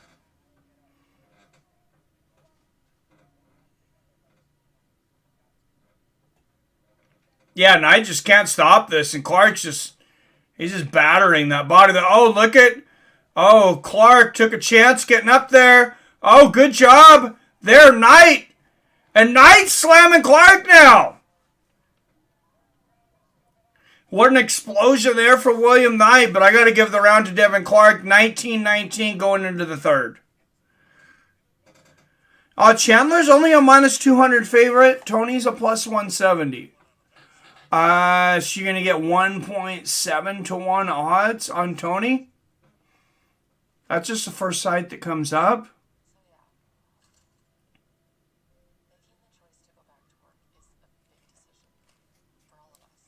Oh, why am I not on DraftKings? This is coming up on UFC 274. I forgot it was that close.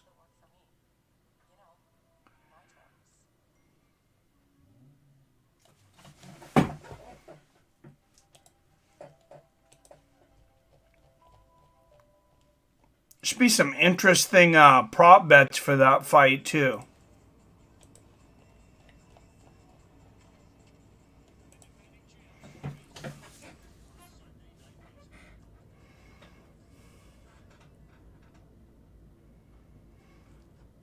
Oh, yeah, that looks a lot more like it. Michael Chandler's a -400. Tony Ferguson +300 on the DraftKings site.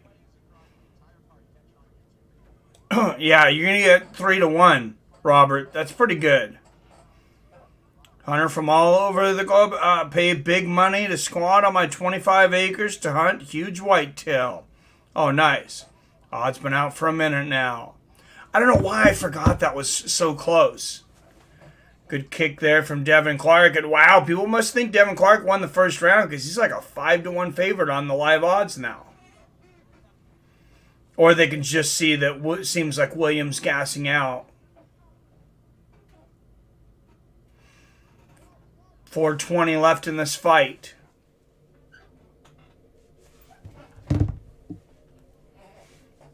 Tony for life. I hate Apex card. I'm more of a pay-per-view guy. Yeah, I missed the crowd, Torn.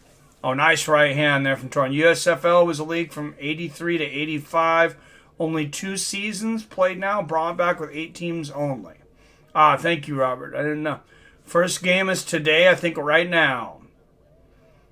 Chopin Chandler doesn't fight Ferguson the way Darius and Oliveira did. 3 seasons. Okay.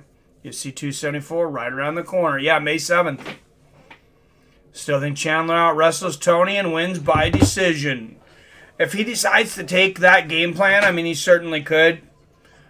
Nice inside leg kick there from Knight. Good right to the body from Clark. And Knight with a good body kick there.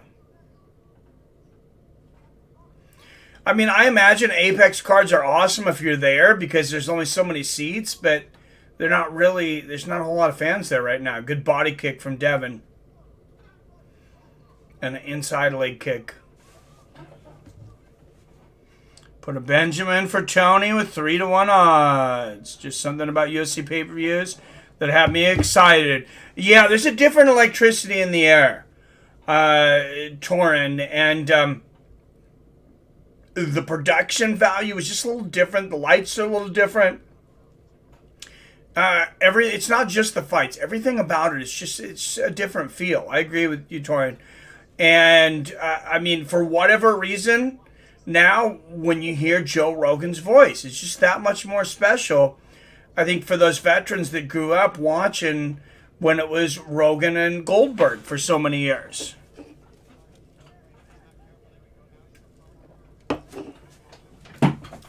Nice right hook to the body there from Clark. Where did Mike Goldberg end up anyways?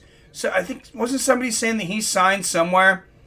Because he went over to Bellator, and then Bellator dropped him for Mauro Ranella, who is a stud of play-by-play guy. Oh, nice. 3 nice uppercuts there from Clark. Mauro Ranella is probably my favorite play-by-play guy in the game right now, to be honest. Oh, what a huge left hook from Devin Clark right to left. Fumbling, stumbling. It is all over. Devin Clark explodes and ends Williams' night.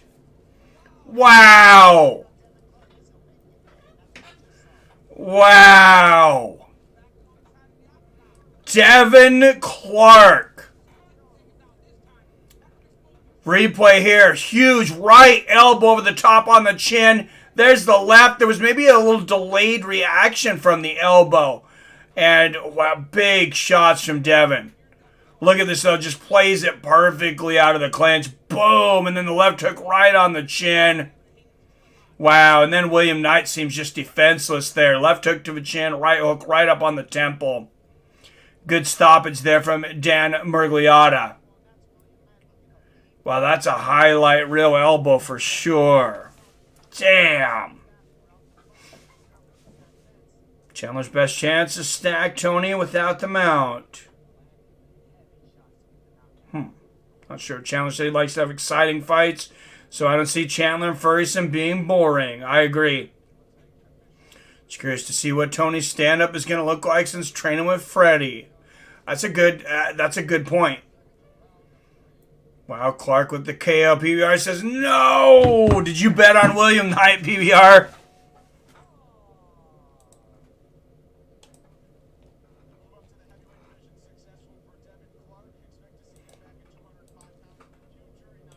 So Devin Clark now 1-0 at heavyweight. First was action looking pretty good standing against Dariush. Till getting taken down. He moving pretty well defensively. Agreed. All right, coming up next, there's your main card. You got Pat Sabatini and TJ Laramie. You got Miguel Baeza and Andre Fialho. That should be a barn burner. Caio Borralho versus Gadzhi Omargadzhiev in the co-main at middleweight. And then, of course, Vicente Luque and Belal Muhammad.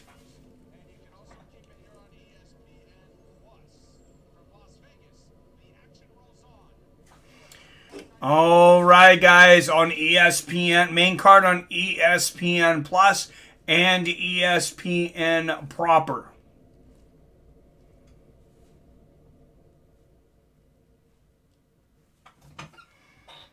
No bet on Knight, just rooting for him. Robert says, I got Belal. You know what's tempting, Robert? I was thinking about that because Belal by decision pays plus 250. So 2.5 times your money to get that one. Who actually cares about Vicente Luque and all? But dude, Vicente Luque is a fucking beast, Torin. Are you kidding me, man? This is a hell of a main event. No, I'm a huge Vicente Luque fan. That guy's never in a boring fight. This is a rematch, of course. Vicente knocked out Belal the first time. That fight was a long time ago. I can tell you exactly how long ago here in a minute.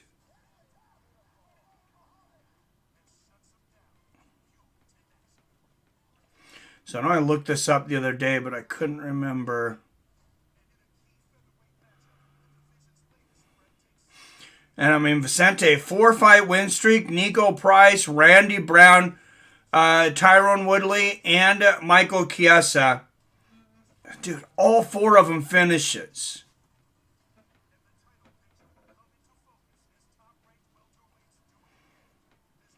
Yeah, 2016. That's what I was thinking. November 12th, 2016. It was at UFC 205. Eddie Alvarez and Conor McGregor. First time they fought. Vicente knocked out Belal Muhammad 1:19 of the first round. That's almost 6 years ago now, though. I don't know how much we can really take from that. Both fighters are much better. Vicente Luque, I think, is knocking on the door of a title shot. I don't think he gets it with an impressive win here. It's because you have so many guys waiting. You got Leon Edwards that's up next. You got Hamzat that, I mean, honestly, he's probably going to get a title shot before one of these guys. If, and a big F, he gets through Colby.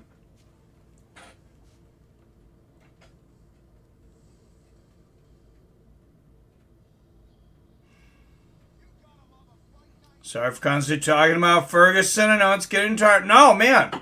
Hey, I like passion. Passion is what runs this community, Torn. I know Luque is a beast, but the guy he's fighting isn't all that good. He's boring.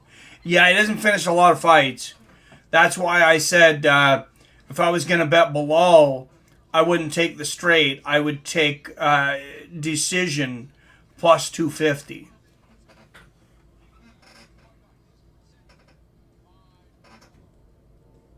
Yeah, I agree, Robert. I like the enthusiasm, too. Guy's been getting Tony on his back, folding his legs to his chest to avoid elbows, then dropping weight on him. Stacking makes boring fights from dudes who fear to engage. Torn, what's up, my dog? Cheers. Wouldn't mind seeing Luque at 155. I don't know if he can make 155. But he's vicious at 170, man. I mean, I remember he really showed up on my radar in that Brian Barberena fight, which was just a crazy fight. And he finished Brian Barberena with 6 seconds left in the third. 6 seconds left in the fight, I believe. I don't think it was the main. I don't think it was a 5-rounder. So, all right, main card here, guys.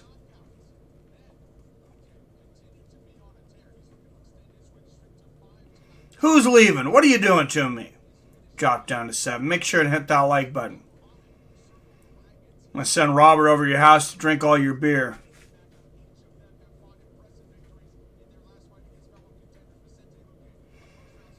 All right. Mounir Lazzez and Ange Loosa. Welterweights kicking off the main card, actually.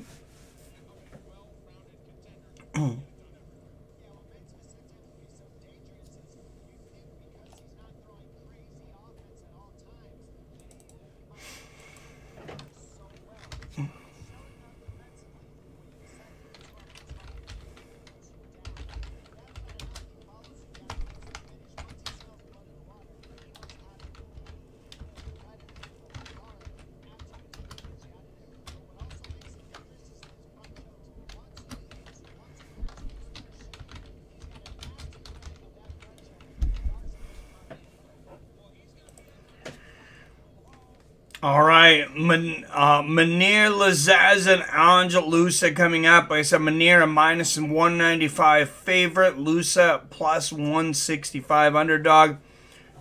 Luque beat the brakes off Meg Perry to break that nose, dude. All right, what's up, Paulie? This time a little tardy to the party. What's up, Seattle Mike? Hey, having a good time with my friends. Robert says, I'll do it too. New Britain in the house. Got a bet in on Luque. Come on, big bucks. Did you bet straight up or by knockout, PBR? Mike, if you looked at the UFC 274 card, it's pretty stacked. Look it up.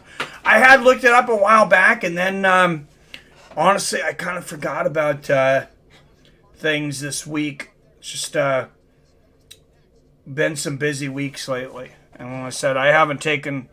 Tomorrow will be the first day I've taken off. Well, and I'm still going to work, but I guess I'm not going to the store. Be the first kind of day off in about 3 months, I think. I'm embracing other dudes is suspicious. PBR, who you got money on? I'll ride with you and bet on it. Nice.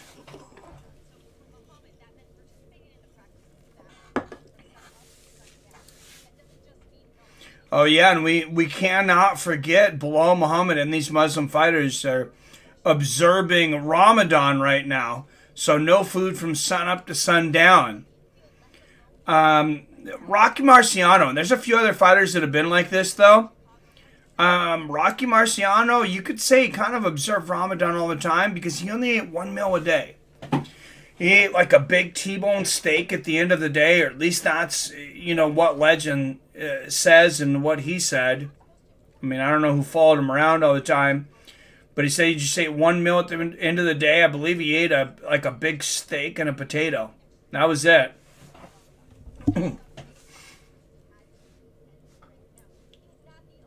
Chaos Williams is fighting Randy Brown at UFC 274. Should be a pretty good fight. Oh, that sounds excellent. VR says Luque. Donald Cerrone and Joe Lozon is on UFC 274. Hopefully one of these guys retire, win, lose, or draw. Yeah, I agree, Torn. It'd be nice to see them both retire, honestly. My last name was Muhammad. My fight name would be Radabah Muhammad. Oh, man. All right, there you see updated odds. Minus 180 favorite is Vicente Luque.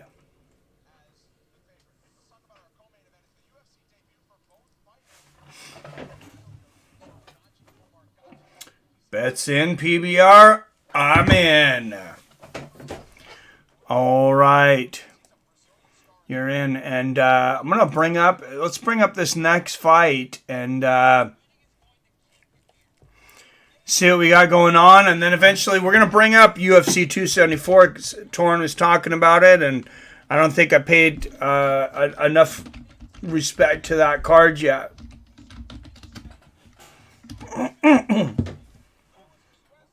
Hell yeah. I bet for him to win and finish sub or KO. Oh, that's a good bet, Billy, because I think if it goes the decision, that means it's probably a Muhammad kind of fight. Hell yeah, we can do it. Who you got in that? Donald Cerrone, Joe Lozon bat. I bet same. I don't know.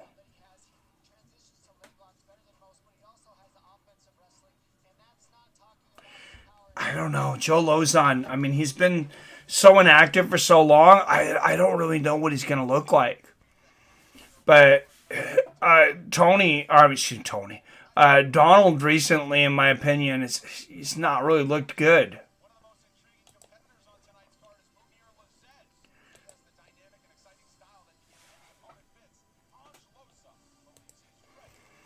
So, it's hard to say. Or rob the Twin Towers. Oh, Jesus, man. You're looking to get, to go Belmar on us, get kicked off ABC.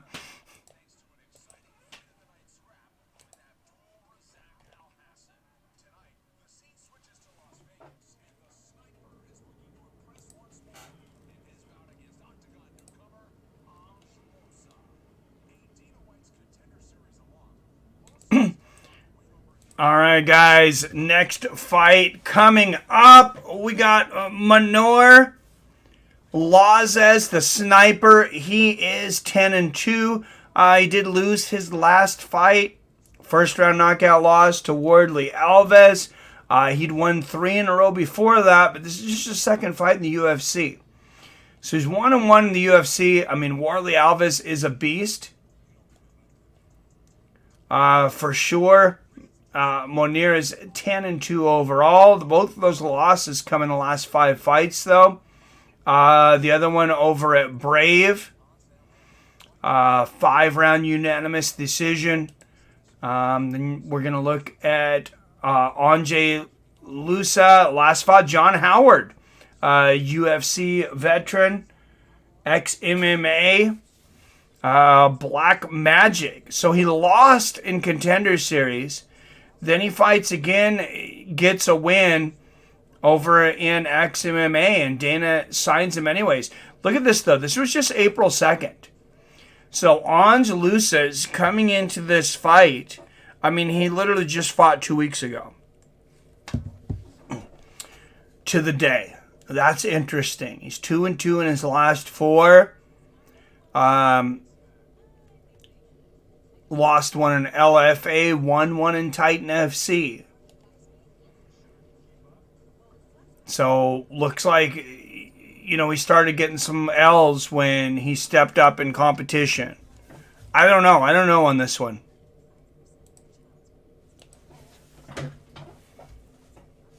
So hopefully it's entertaining. Neither one of them has been looking good, but I'm going to go with Cowboy Cerrone. Did you know the UFC released Alex Cowboy Oliveira? I seen that. And, yeah, and Ben Rothwell. Yeah, both of those surprised me. I think, I don't want to say I know and look into it too much, but Ben is, you know, the only reason I could see Ben is he canceled a fight. And you notice there's not very many USADA announcements, or almost not at all anymore. I think they're pretty much keeping them all private, honestly. I don't think they're bringing it public. If I had to bet, I would say there's a good chance that Ben maybe came up dirty again. They didn't really mention why he pulled out of the fight, and then they cut him because they're like, hey, that's twice. He had a long suspension. But, I mean, of course I don't know. Especially because Ben already had a fight booked and contract signed. Yeah, wonder why Alex Cowboy got cut. He was on a 3-fight losing streak, but yeah, the guy's so entertaining. I was a bit surprised by that one too. Yeah, and Ben won his last fight. Oh, King James. I forgot about that. I think you're right. So that takes that a little more from a conspiracy to probably... No, he lost his last one. He beat Chris Barnett in May of 2021. Then he lost his last one to Marcos Rogerio de Lima. 32 seconds. He got knocked out November 13th of last year at Fight Night 197 on the Holloway Yair Rodriguez card. So, because I was going to say, their contracts say that you can't cut them after a win. Errol Spence is boosted to plus 320 to win by KO, TKO. Is that a good bet? Somebody with more knowledge on boxing right now would be a better gauge of that than me. Lazez, 5 years older at 34, 3 inches taller at 6'1", who have a 2-inch reach advantage at 76 inches. This is Lusa's UFC debut. Like we said, Munir Lazez is 1-1 in the UFC. Billy in the house. Cheers, Billy. I don't like boxing. Storm. Rothwell tested positive for sure. He had a big fight against Gustafsson coming up. Yeah, that's really my thoughts. Alex said UFC did him wrong. That's all I know. All right, representing La Chao Défense, Switzerland, a plus 165 underdog. 8-2 as a professional, Anže Lusa. And I'm assuming you guys see so many foreign fighters on this card.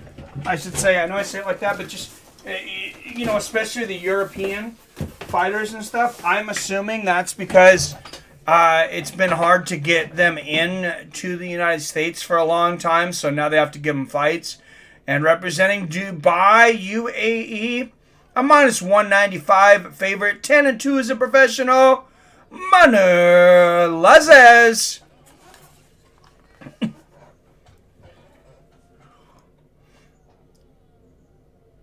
I don't think you saw to test one fighters. No, they don't. I always said UFC did them wrong. That's all I know. Cut Chandler if he loses to Ferguson, or does he live to fight another day? They really like him. I think they probably keep him around. Could have swore Roth won like a month ago. I'm confused. Rothwell was in more extensive training, being a previous offender, correct? Yes. Or testing, yeah, sorry, yes. All right, a nice inside leg kick there from Lazes to start this. Outside leg kick from Lusa. Lusa's a big welterweight. Good inside kick there from Lusa. And like I said, Ons Lusa lost his Dana White Contender Series fight. Came back, got a big win over at X MMA, and then got called up. He fought just on April 2nd. So 2 weeks removed from a victory for Lusa. Good left hand there from Lusa.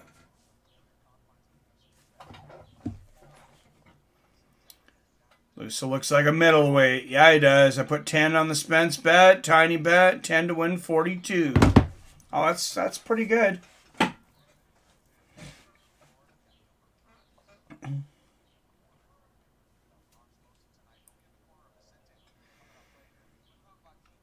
And Lazes stalking both these guys. Oh, nice left hook to the body, and then an outside leg kick from Lazes. Inside leg kick from Lusa. Oh, Lusa with a good left hook to the body. Both guys doing early body work. You know, pretty much everybody gets those first UFC jitters. Oh, we'll see how Ons Lusa deals with them here.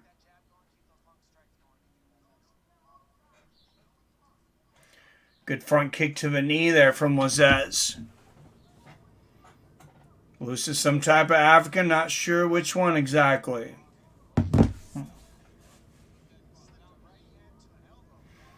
Good left hand there from Lusa. Oh, Lazes continue to dig to that body.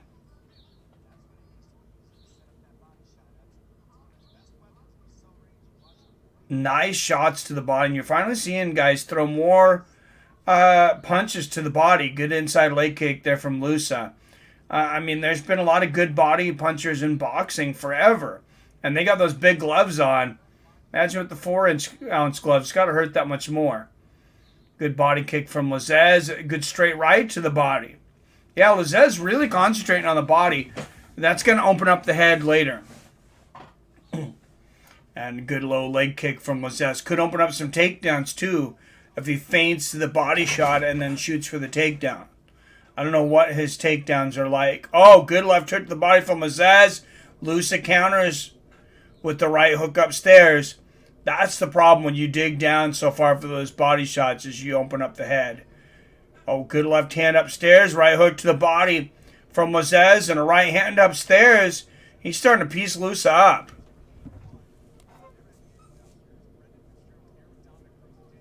Didn't know the fights were on big ESPN. Nice. Yeah, I think they're starting to have most of the main cards on there now. Couple of good right hands from Lazes. Right hand to the body from Lusa. Oh, and Lazes starts the takedown, thinks better of it. Nice 1-2 from Lazes.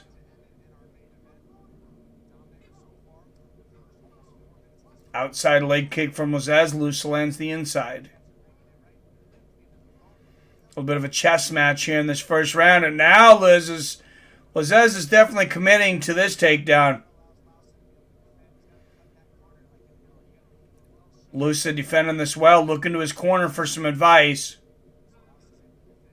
Oh, they told him to get the underhook. Hey, and it works. Let's look at that. That's a fighter that can take instruction. He looked to his corner. They gave him some advice. He listened to it, and it worked.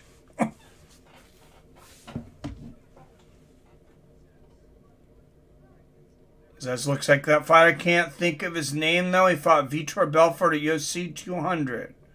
Got his name, though. Comes out as welterweight. Yes. Damn it, back to the Apex. Why, right? Oops, Matt welterweight. Torrance, I was thinking the same thing. I think Dana's a bit bitter about all these places closing him down for so long. Nice body kick and a combination upstairs there from Lazez. And I think that's why he's maybe taking a little extra minute to go into more places and have more Apex fights. He doesn't have to pay for a venue. I mean, they already bought it. They they get the the ESPN money. They've promised so many cards to ESPN, and it must be something with the venues. So I mean, your TV money is going to pretty much be the same, I think. So if you rent out somebody's venues, it's going to be pretty much whatever you put into the venue, or whatever you get from tickets minus the price of the venue.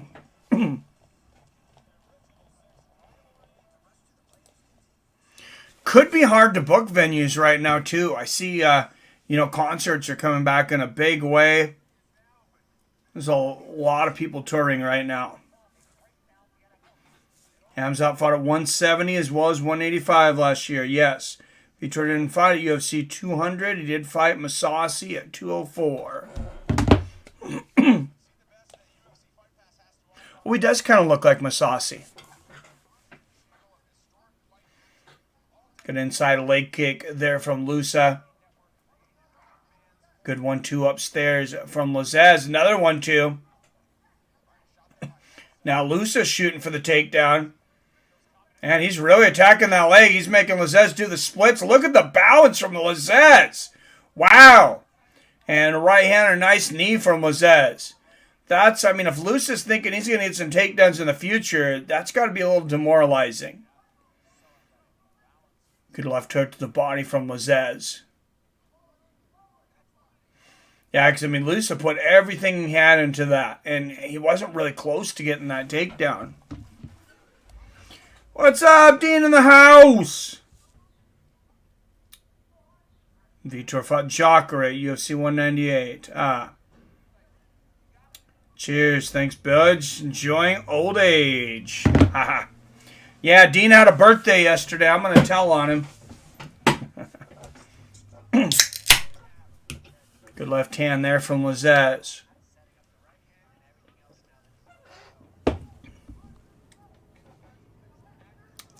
It says, enjoy it, my friend. I don't know how much there is to enjoy about old age.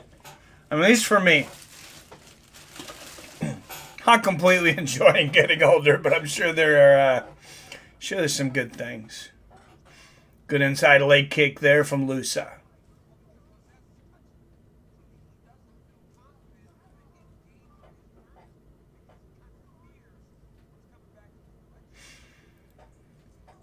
Somebody tells me grow old gracefully. I said, when can I get my TRT? Left hand upstairs there from Lusa. Joy every day of my old age.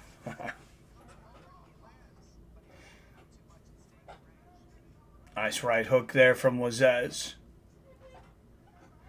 I don't see, you're just around a little younger than me, Robert. I think less than a year. I don't understand how much you can drink as much as you do. Good left hand there from Lazez. I would be worthless. I would be so wiped if I tried to drink a quarter of what you drink. Good exchange there. Lusa keeps going back to those inside leg kicks. One on the left leg, then to the right. Good 1-2 from Lazez. Nice straight right. Lazez is really piecing Lusa up, though. I thought he won the first round pretty easily. Has the same momentum here in the second. Good push kick to the body from Lazez.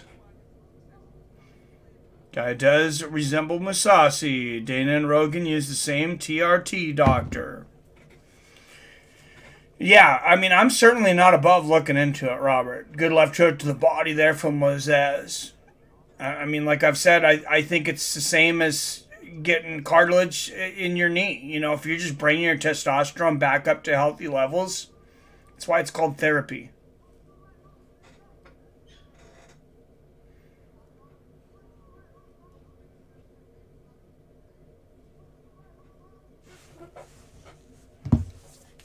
Oh, nice right hand there from Luce. So 120 left here in the second. TRT is easy on telemedicine. Run a cert. You can get it. What? Can you really get it prescribed over telemedicine? Interesting. Nice inside leg kick there from Lozez. Left hand upstairs.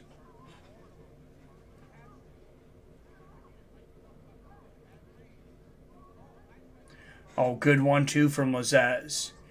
Yeah, we'll have to have a chat later, Dad, about that.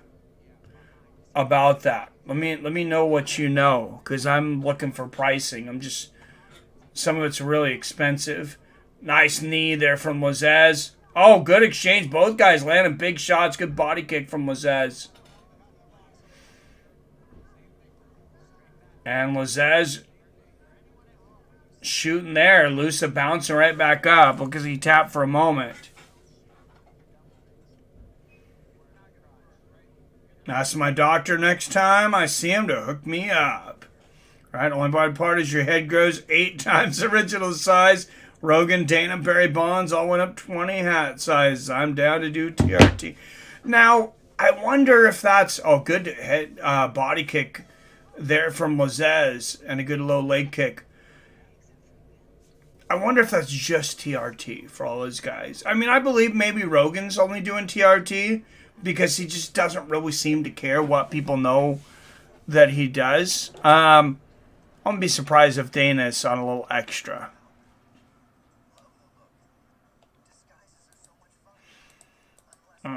Rogan, if he was doing something extra, I mean, I think he would just tell everybody. I don't think he cares.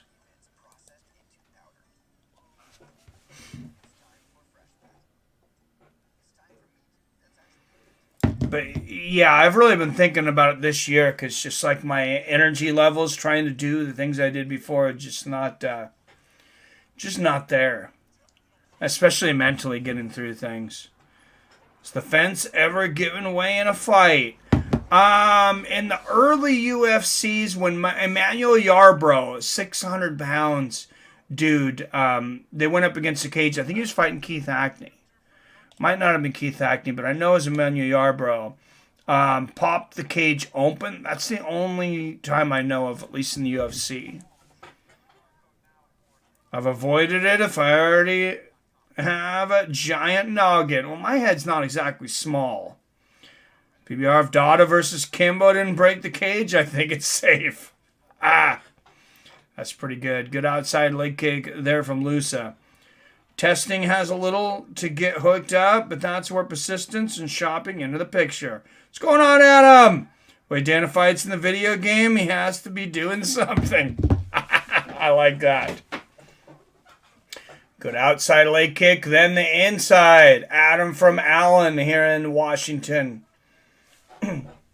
Just, I think about an hour and a half from me. My dad is on TRT, sees his doctor once a month for one shot in the ass. That's it. One shot a month isn't bad. No, it's not. Good left there from Lusa. Lusa shooting for the takedown there. You see props for the fight to go the distance.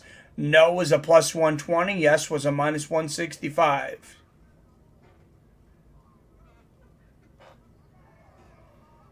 Oh, good left there from Lozez. Neither one of these guys has been close to finishing this fight, though. They both had their moments, but, I mean, I think Lozez has won every round. Good straight right from Lusa. My pinhead could use some. I'll have the yearly blood work tell me I'm not listening to a doctor. Visit, I'll bring it up there.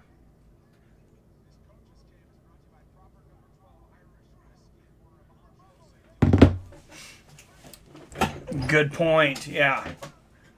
I need to find a new doctor, I guess. I got pissed off at my doctor and told him I wasn't going back. I might have got a little heated there. But they're making it really difficult to refill some medications. Good evening, Chef. What's going on, my man? Put TRT in Facebook's search windows and prepare for possibilities. Good inside leg kick there for Lusa. And then the outside, straight right from Lazez. Yeah, I've seen and heard that some people can get it for as low as $150 a month. Nice left there from Lusa. I mean, that's about my top end, I think, of what I really want to pay. I've heard of up to $400, and I don't know what the difference is. Nice left uppercut into 1-2. There from Lazez. Left took an inside leg kick from Lazez. Nice outside leg kick there from Lusa, who's actually landed more significant strikes in this third round. Oh, nice 1-2 and a low leg kick from Lazez. I don't know. I challenge you. I challenge you, CompuBox person. Seems like Lazez has landed more. A couple of nice elbows there from Lazez and a 1-2. Chilling. Notice there was a fight going and had to pop in. Hey, good to see you. Drew a bad card for you, and I lost 30 pounds. Could use a shot. Nice. Yeah, it was a nice elbow. Looks like we're making a Mexico trip to get some TRT drugs. Nice outside leg kick from Lusa. Right hand from Lazez. Oh, wow. Great exchanges there. Oh!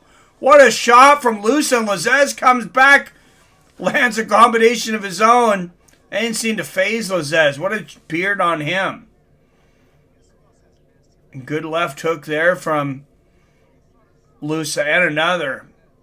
Or from Lazez, putting on a clinic here at the end of the third, though. And like I'd said before, Lusa looks more like a middleweight than a welterweight. So, good chin on Lazez.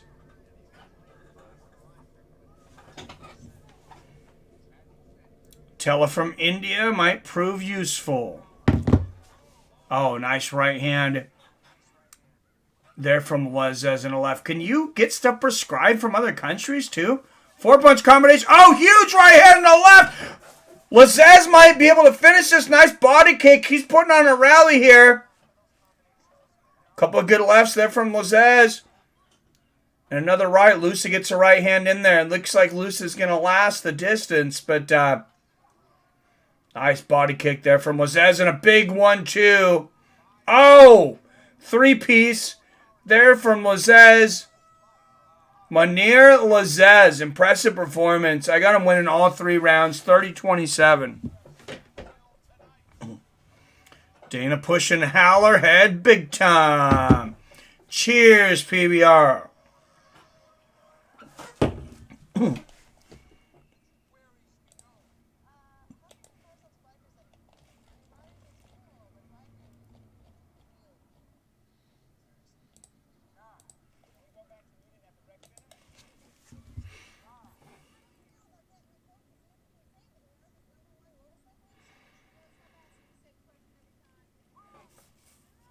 Speaking of Mexico trips, Billy, I don't know how many of you listened to the Joe Rogan with Bobby Green.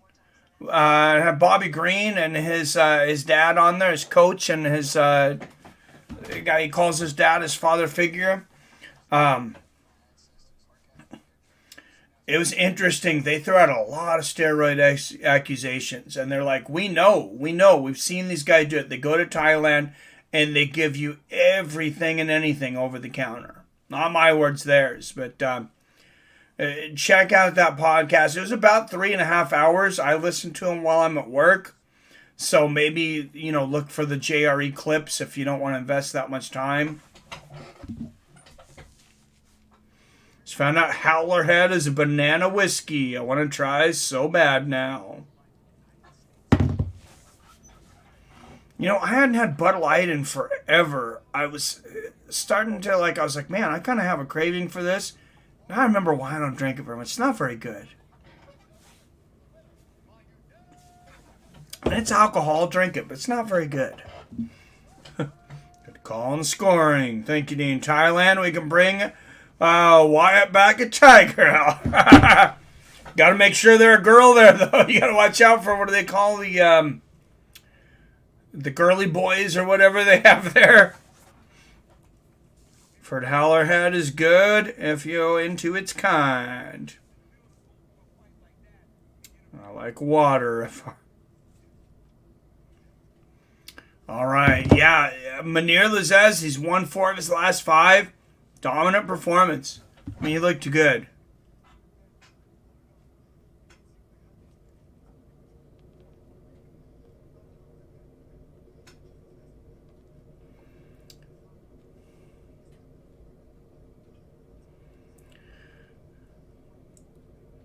All right, next fight up on the main card. Pat Sabatini, TJ Laramie. Wow, Sabatini's a minus 510 favorite.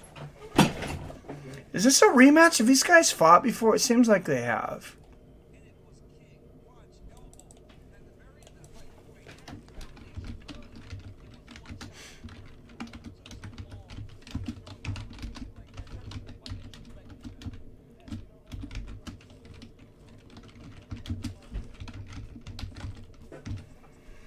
Yeah, I am not going to go with the underdog, even at plus 375 of TJ Laramie on this next one, though. Listen to the whole Bobby Green and Dad podcast, as well as the new episode Rogan just did with Tyson and Sade Convo. Yeah, I'm about halfway through the Tyson podcast. This is his 3rd time on Rogan, and it's by far the best. Robert, yeah, it's awesome. Bud Light is for softball players. You need to play all day. Yeah, that was the idea, Adam. I was like, I could probably just keep like a constant buzz like all day if I drank Bud Light. But God, it is not good. By the way, where did Wyatt go? I feel like he has been in Antarctica for 4 months now. I talked to him the other day. He's just, I think, taking some time away from doing some other stuff. Seems like he's doing good, Billy. Yep, Mike Tyson. Ate alcohol in 25 years. Addicted to soda. Yeah, I've been there, man. I used to be addicted to Mountain Dew years back, and then started taking my teeth. Clive of that series finale, a peak, he was dope, right, bud? Played for years, I know.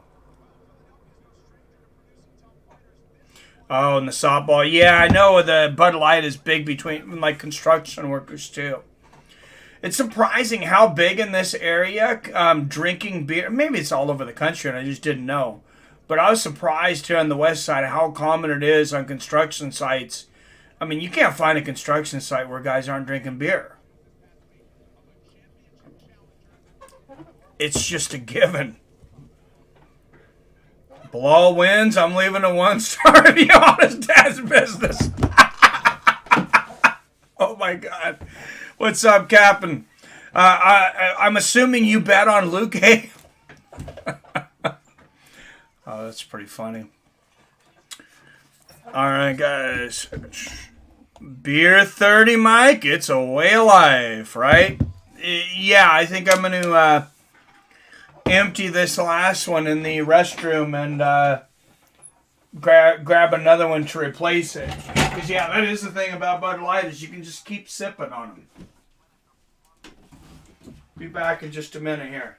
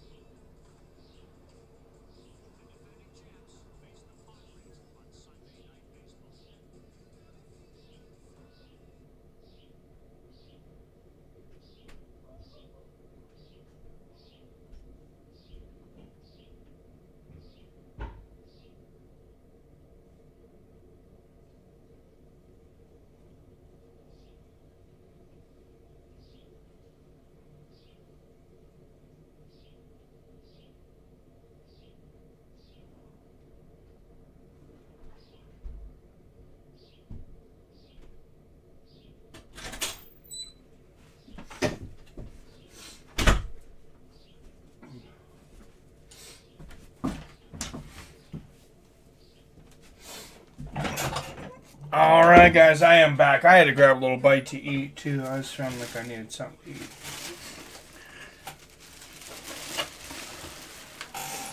All these stupid food commercials. Couldn't take it.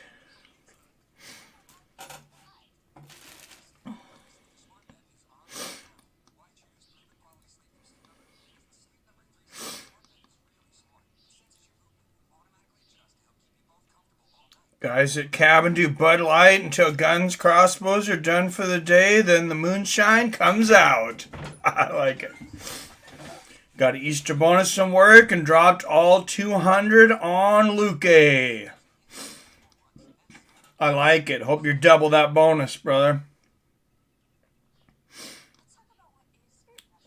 I'm sorry. What are you sorry about that? House has to be sheetrocked eventually, then the beer cans pile up. Framers at least pick up their trash. Robert gets it. We keep can crusher on porch besides the mountain of crushed aluminum cans. Been there, King. It's time season. Bet we got 50 pounds of antlers and totes. Oh, nice. Crushed cans on one end, antlers on other side of the deck. I have a 30-gallon trash can I fill up every week with my beer cans and 90-plus beers every 7 days. Jeez, I hope you're recycling those things, right? Take a list of recycling center. You can probably buy yourself another 6-pack at least. Everybody's on steroids. You ain't joking, Barry. In combat sports, yeah, I think you're pretty much right. 7 years older for Pat Sabatini. He's 2 inches taller. And he has a 4-inch reach advantage, a -5 at 25 at favorite. All crushed. We have its 3 cases a night. Damn. Shot tone of mason jars. Not messing around. All right. Out of the blue corner. A +385 underdog out of Windsor, Canada. That's Windsor, Ontario, I believe. That's where I had my first judo tournament at. 12-4 is a professional, TJ Laramie.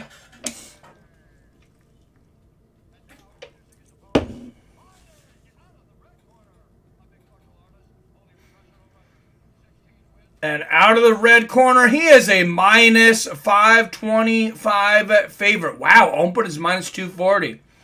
Out of the city of love, Philadelphia, Pennsylvania, 16-3 is a professional, Pat Sabatini. We recycle every 4 months. All right, Herb Dean will be the referee for this one.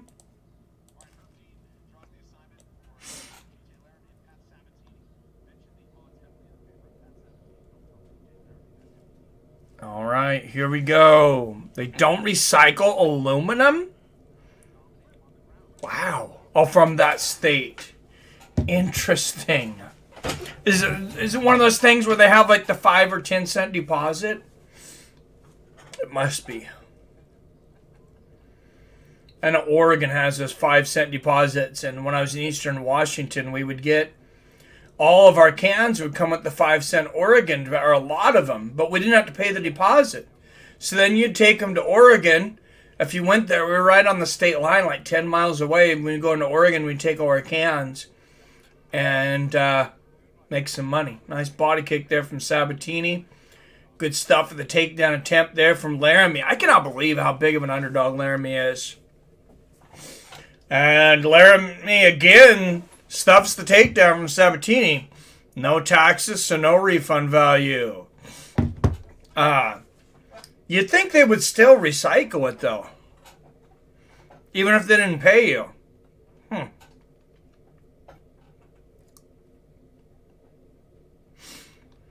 Interesting, though. All right, Laramie pushing Sabatini up against the fence. Nice little sweep there from Laramie. And Laramie in half guard there.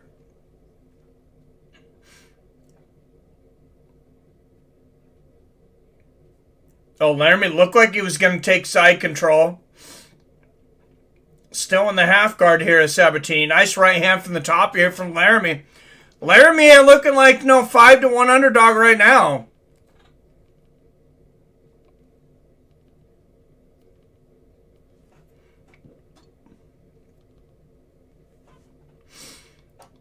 I buy my beer tax-free. Oh, nice. Well, I hate taxes, so sounds good to me. Oh, triangle attempt from the bottom here for Sabatini. Some hammer fists and stuff. He's working on the... He doesn't even have the head here for the triangle, but he's also hooking an arm here. Sabatini's really creative in this rubber guard, though. So Laramie's got to be careful. Good job from Laramie. No danger there. Sabatini up to a knee. Gets up. Eats a knee to the body from Laramie. A good combination there from Laramie, the underdog. And I think just a bunch of Sabatini fans started betting on Pat and it jacked those odds up. Good left hand there from Laramie. Very few fights I could think of where... Oh, there it gets it. Sabatini catches the body kick from Laramie and nice takedown there. Slams him. Laramie pops back up. Good job from Laramie to get back up there. Can't dodge that tax on the old liver, though. First sense of sour beer, aluminum gets recycled, right? Oh, nice uppercut from Sabatini. Laramie lands a good left hook, though. $15.99 a 30-pack. Same here. Nice. No, it's almost all beers. It's hard to get just about anything for less than $1 a beer right now because our taxes. Nice exchange there. And then 10% sales tax on top of that.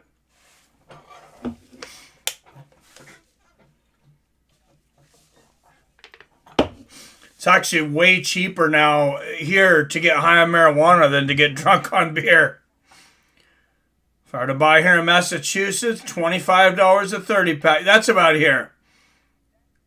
Oh, there are scrap yards everywhere. What's up, First Amendment? Oh, body kick from Sabatini. Another one. He hurt Laramie. Here's the guillotine. Yeah, Laramie's hurt. I think he got hit with that liver kick. Speaking of livers... Sabatini might have just finished Laramie's. Oh, and now Laramie in full mount. And lands a nice right hook. He recovered. Wow. Nice recovery from Laramie. That tells me his cardio, that he is in hell of shape. If he recovered that quickly from that shot.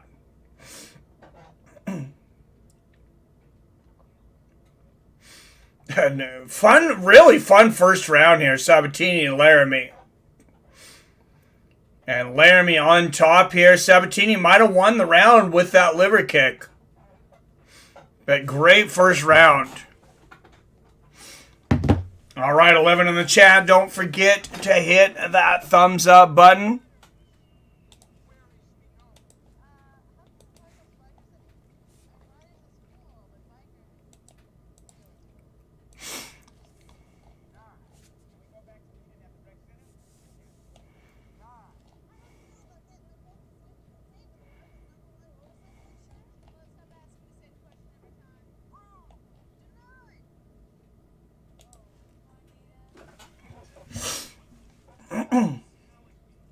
Free coin from farmers and shine is virtually free to make.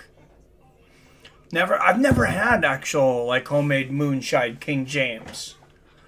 I have a friend that makes homemade apple pie, which oh man, it's he moved from here, and I'm sad about that because man, he made some good apple pie.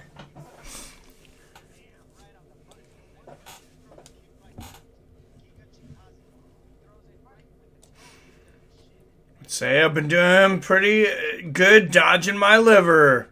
I was only enlarged once in my life when I showed him. All right, nice exchange there. Left hook from Sabatini. Rolled around on the ground for a minute, but TJ Laramie, I said, definitely not looking like a 5-1 underdog tonight. Good right hook to the body there from Sabatini. And yeah, even though Laramie recovered from that liver shot, expect Sabatini to continue to go to the body. Sabatini taking a little advice from his corner there. You could see he was looking and really listening to whatever they were saying. There he is again. And Laramie just kind of letting him sit there, not really punishing him there. Sabatini goes for the Uchimata there, throw there. Laramie counters it. 4 minutes left in the second. And now Laramie dropping down for the takedown. Good knee to the body from Sabatini. Sabatini's going to reverse it.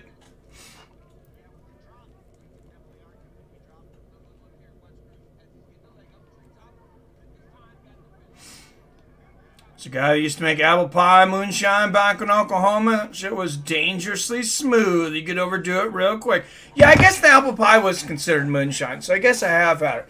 Oh, yeah, it was so smooth. I mean, when you drank it, it lived up to its name. Yeah, it tasted like you were drinking an apple pie. Yeah, I mean, it can go ahead and be dangerous to me. I'll drink that stuff till I pass out. Shine will destroy a liver real fast. Rookies can die overnight if not babysat. Oh, really? Oh, shit. Okay, maybe I'll stay away from that then. I'm not interested in liver disease. Not on my, not really on my bucket list. Oh, big hammer fist here from Sabatini. Riding Laramie on the ground here. Good defense for Laramie there. Sabatini trying to get hooks in. Laramie.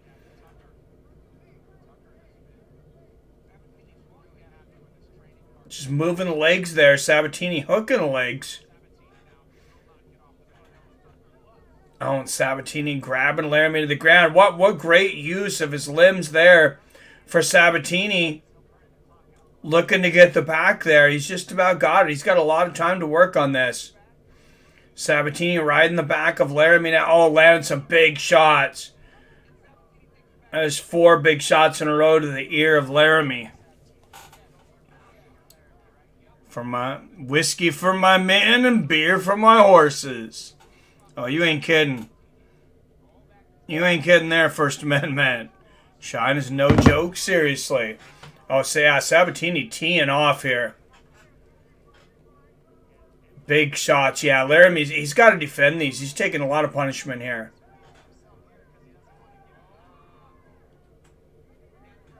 You can see, I don't know if it's a doctor or a judge, this guy with the glasses and the pinstripe suit here at cage side, looking pretty concerned at how much punishment Laramie's taking here.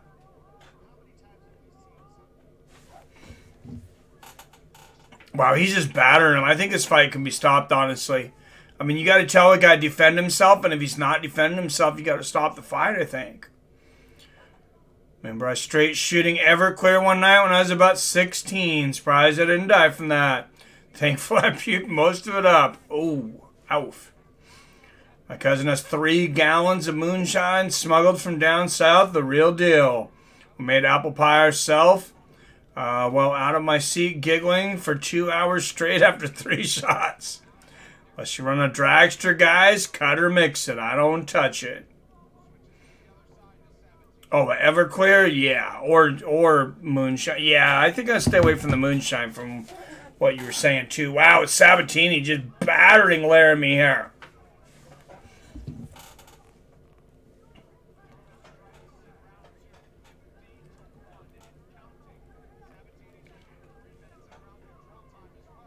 Requires like 95% alcohol, by the way. Fell out of chair. Yeah, I have 3 bottles of Everclear down there for just, I don't know what occasion I'm saving it for, but yeah, they're 95%.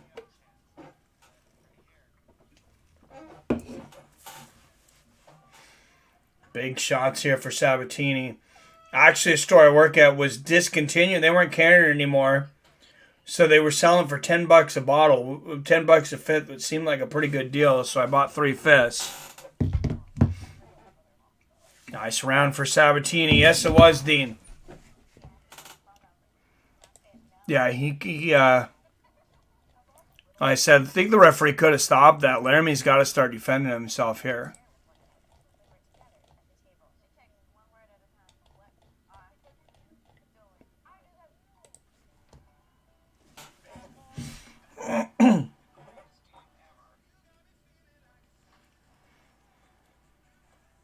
Used to take shots of Everclear when I was in high school. Don't do that hardly anymore. Everclear legal in Massachusetts. Yeah, I've heard it's illegal in some states. I remember trying a little Everclear, yeah, when I was in high school too, Robert. And I just, one of my friend's parents had some, and they're like, be careful with that. They're like, I don't know about that. I took like a big chug of it. And, yeah, it hits you pretty quick.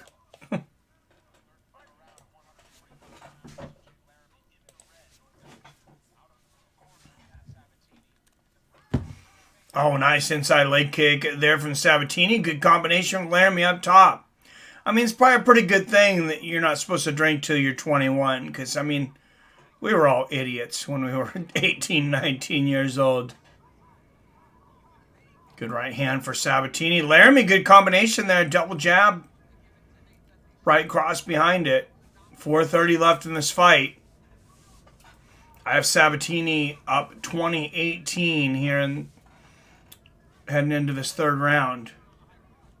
4:20 left in the fight.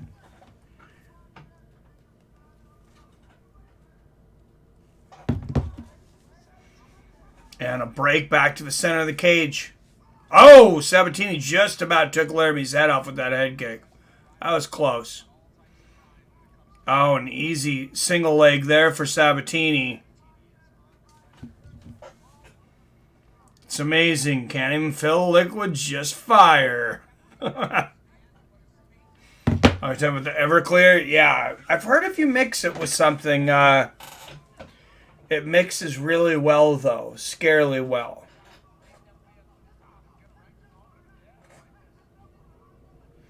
Thought I might throw some in some orange soda one night or something.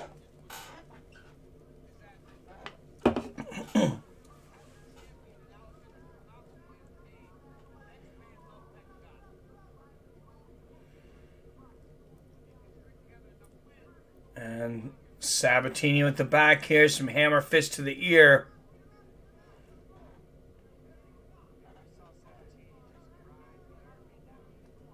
Sabatini on top in the half guard of Laramie now.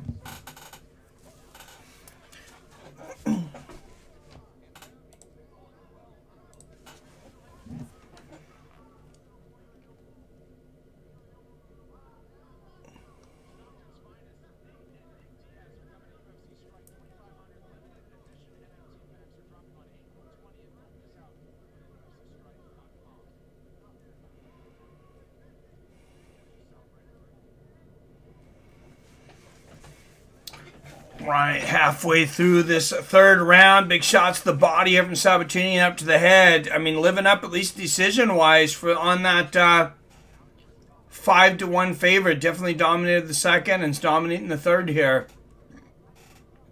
First one was a pretty close round until Sabatini landed that big liver kick.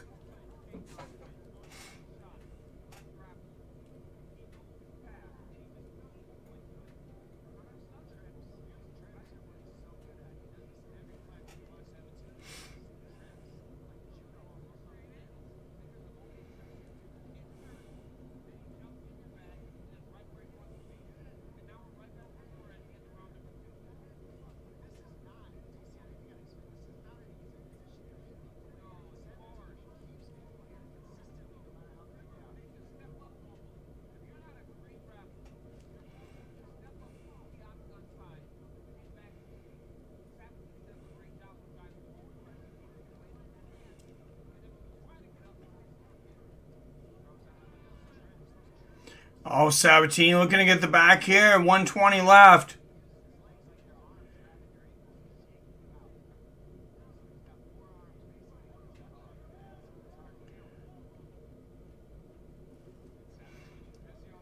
Sabatini looking in the corner here as he beats on the side of Laramie's head.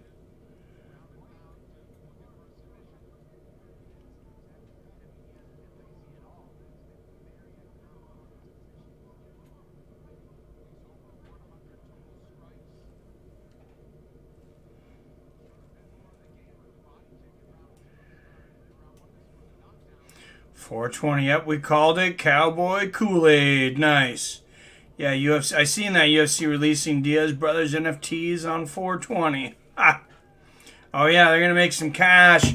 Speaking of crypto, though, guys, don't forget support us over at Voyager. Guys, it's a big deal. Crypto is a big deal right now. Sabatini, I think, pretty much got this fight won here, even though Laramie just got on top. But what's not said and done is the crypto market. Guys, great time to buy. We're still in a bear market right now, which means it's a buyer's market. Buy low, sell high. I mean, that's how you invest in the opportunities right now. You're getting Bitcoin for less than 40,000. You still get Ethereum for under 3,000. Ethereum was trading at almost $5,000 about 5 months ago. Next bull market pops, it's gonna go crazy. Shiba Inu has been on a run, on a tear. I don't know how much you guys know about Shiba, but you can buy a lot of it for very little. I'll tell you guys, I have a little over 25 million coins of Shiba Inu. And that's about $650. So when that thing ever pops, people are talking about it like maybe going to a penny. A lot of people are burning a lot of Shiba, which is just going to make the price go up because it means that there's less of it available. I just think it's a great time right now. But hit that link. You're going to get $25 in free Bitcoin when you trade $100 on the Voyager app. Fees are super reasonable. And I'm buying more days than not right now. I buy something. Yeah, a couple of 30-27s and a 30-26. Easy. Yeah, that was an easy one to score. Would mix Everclear with grape soda. Call it the purple panty dropper. Yeah, I think I've heard of that before.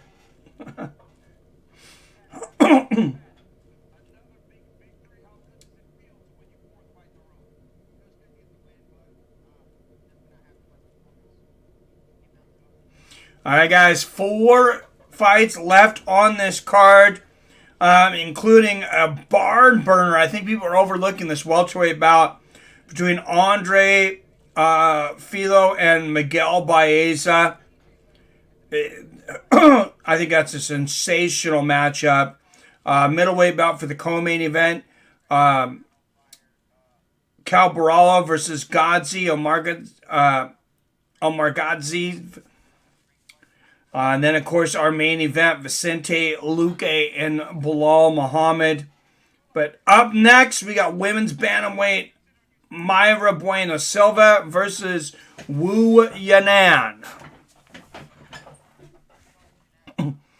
Girls we hung with always mixed it up in round 13-gallon tubs. Man, that's a hard life. That's a young life, I guess.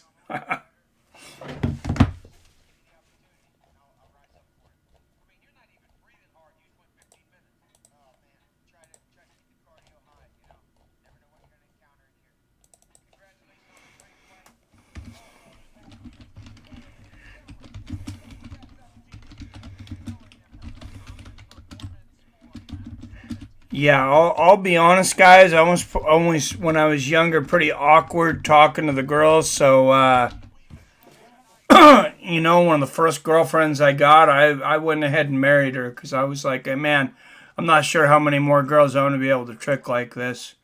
There you go, UFC 274, the main card, Cerrone and Lozon, Shogun and OSP. Michael Chandler, Tony Ferguson, Rose Namajunas, and Carlos Esparza 2. And, of course, man, we've been waiting for this one for a minute. Justin Gaethje takes on Charles Oliveira for the UFC Lightweight Championship. All right, there's Mayra Bueno Silva, fourth most significant clinch strikes in UFC flyweight fight with 29, warming up here in the back. She is a big favorite tonight against Wu Yanan. But hey, Wu Yanan ain't nothing to fuck with. She's finished her last 10 fights, 12-4. She might be a big underdog tonight. But I think Mayra better not mess around tonight.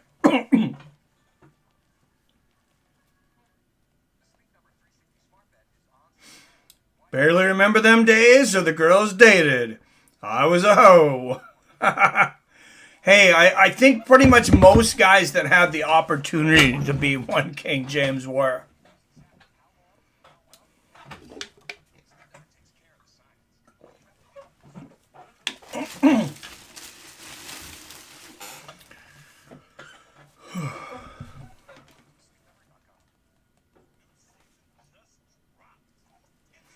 All right, we got 4 fights for them to go through in about an hour and 15 minutes. Because I think this is supposed to wrap up about 8. And then people will have to keep me updated on the boxing match. I'm hoping to get up a second stream so I can get the title. So I can get... God, how am I forgetting who's fighting it? We just talked about Errol. Excuse me, Errol Spence and God,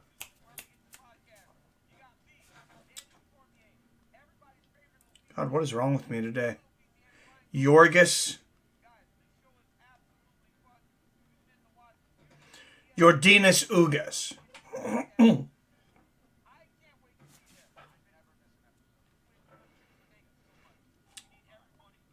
And actually, I've learned, if you go to the DraftKings app, if you want to know exactly when, I mean, it is still an estimation, but you'll get the estimation of the actual time, to the time of the actual fight you're looking for. Okay, so it says Errol Spence Jr. and Yordenis Ugas are scheduled to enter the ring at about 9 p.m. Oh, so that's still a couple hours from now. Okay, so we still have plenty of time after this.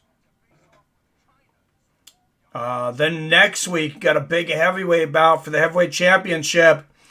American knockout artist Dillian White facing the baddest heavyweight on the planet, Tyson Fury.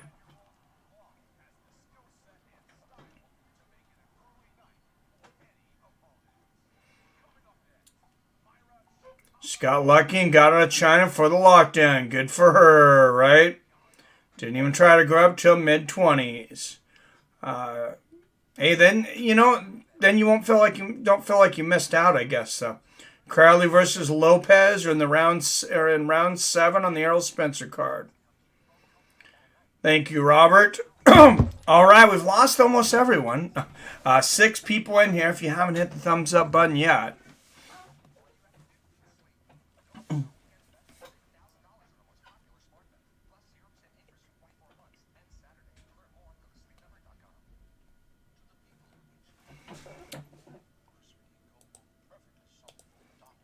All right, guys, in time for a message from the Cash App. Guys, it's that easy. Cash App, you can send money as easy as you can text.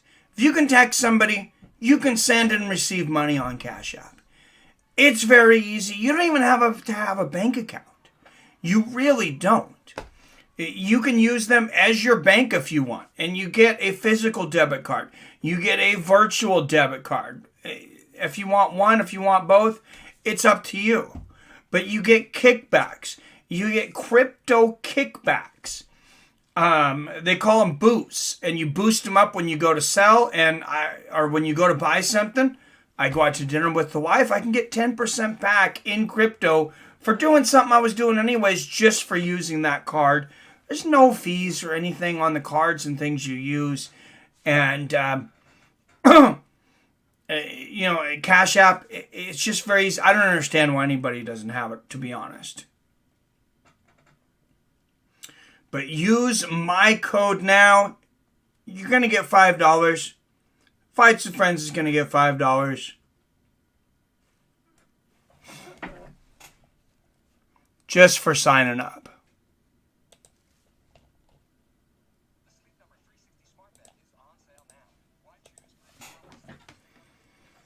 Sitting by the bonfire listening. Oh, I want a bonfire right now. That sounds nice, Adam. I have to do a few more streams by the bonfire this summer. That was fun last year. I did a couple streams by... Actually, I just got a burn barrel in the back. Drinking some beer, talking fights, have some fireside chats. Or just talking about whatever you guys want to. Talking about how Robert's liver has still survived for so long. Bring back bonfire chats. Absolutely, Robert. I totally agree. And for anybody that's following us on Twitter, still on the Facebook group and stuff, guys, just letting you know now, I do want to challenge anybody. I'm challenging all my friends of these things to go, not YouTube, obviously. I don't consider that social media. But I'm going Facebook and Twitter free, no Instagram, no social media or anything for the month of May. And I'm actually starting mine on Monday. I'll delete my Facebook, I'll delete my Twitter, I'll delete everything but my YouTube. And about 6 weeks is no social media at all. I feel like I was just wasting too much time on it. And we'll see how much more productive I am. Mayra Bueno Silva, 5 years older at 30 years old, 2 inches shorter though at 5'6". She has a half-inch reach advantage, 66.5 inches. Mayra is a minus 550 favorite.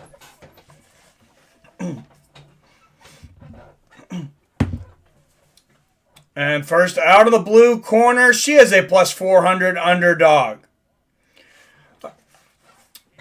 Out of Jining, China, 12-4 as a professional, Wu Yunan.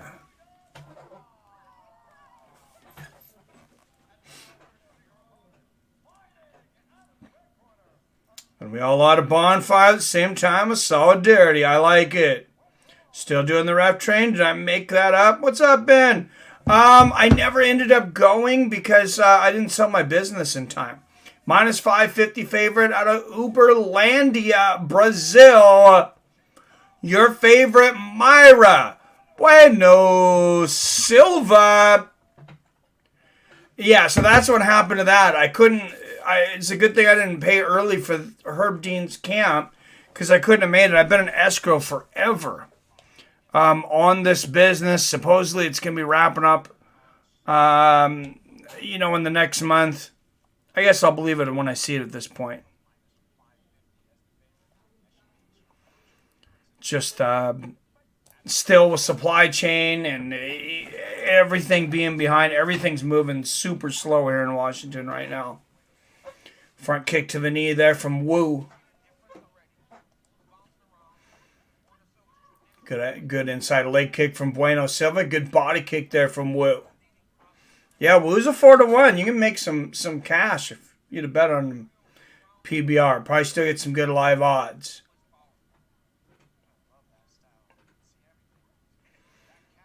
Nice leg kick check there from Wu and a body kick.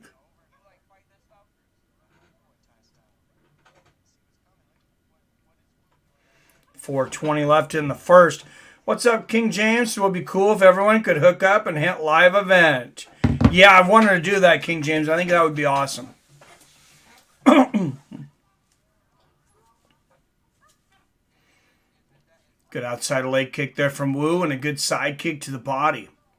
I've actually never been to Vegas. I've been to Reno and Tahoe, so it would be fun to have a Vegas weekend. Good body kick from Wu. Good spinning kick to the body from Silva. Another body kick there from Bueno.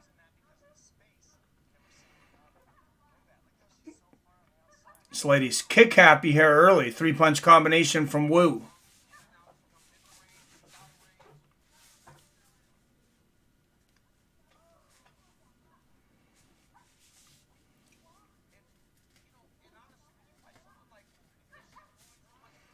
Good 1-2 there from Wu. Wu-Tang forever. R.I.P. ODB. Yeah, that's what I was saying. Wu Yanan ain't nothing to fuck with. Oh, bueno. Catches Wu off balance, so they were exchanging, and Silva got the better of that exchange. Wu getting knocked to the ground. She pops right back up, eats a right hand, though. Good left hook there from Silva. Good 1-2 from Wu. Wu doesn't know she's supposed to lose this. I believe it's that she's won 10 in a row. Oh, nice left hand there from Silva. ODB is my pimp.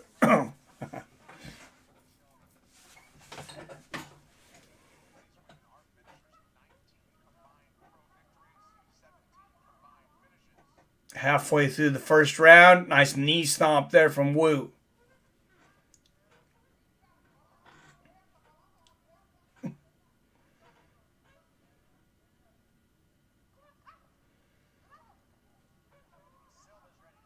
Good right hand from Wu. And she's been consistent with that knee stomp. Nice outside leg kick from Silva. And left hand there from Wu. This is a close first round. Nice outside leg kick there from Silva.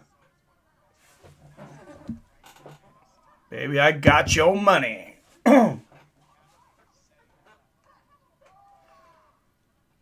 front kick there from Silva. Outside kick from Wu. How many of you guys have listened to Wu-Tang Chronicles, though? I didn't realize when you type in Wu-Tang, a lot of times in the album, it doesn't even show up on their albums. But the first Wu-Tang Chronicles, this is the first Wu-Tang I listened to. It was in 99. And it just happened to be the timing of kind of, I think, when I heard of them. Good 1-2 from Silva. So I bought that CD. But yeah, I fell in love with that one. Good body kick from Silva. What's up, Invisible Boys? Burns versus Ahasmont 2 makes sense to you, Mike? Oh, absolutely. I mean, I don't know when that fight happens, but that was such an awesome fight. Nice straight right there from Wu. Good body kick from Silva. Wu's doing a good job of checking those outside leg kicks. Silva's right leg kick heavy, and Wu's checking him with that front left leg. Oh, nice straight right and a big knee to the body there from Silva.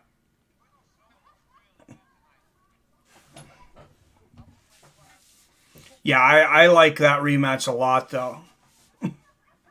Oh, good left and a good 1-2 there from Silva. See significant strikes. Pretty even here for the first round, though. I think Silva's landed the better strikes at this point. 15 seconds left. Good inside leg kick there from Wu.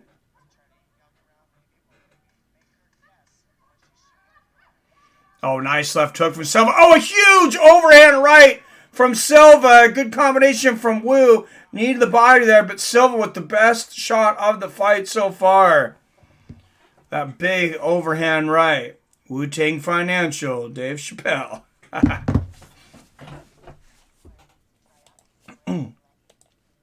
Yeah, if you haven't listened to it, look up Wu-Tang Chronicles, though. That's a badass album.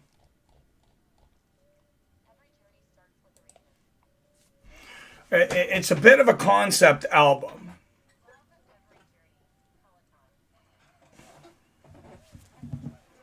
Oh, and there's the advertisement there. ESPN Plus pay-per-view next week. Dillian White and Tyson Fury. That was quite the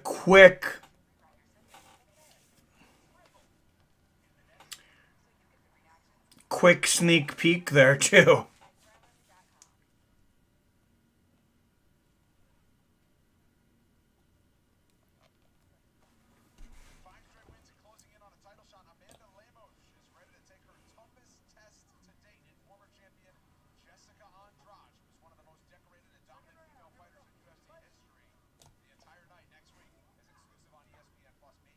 All right, here we go. Round 2.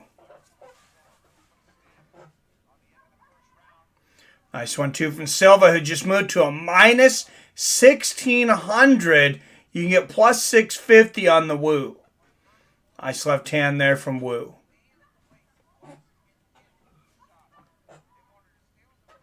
Yeah, I mean, Bueno Silva looked very good in that first round. You'd have to give me plus 1,000 on a Wu to think about it. A couple of nice outside leg kicks from Silva. Good left hand from Wu. The other body kick from Silva.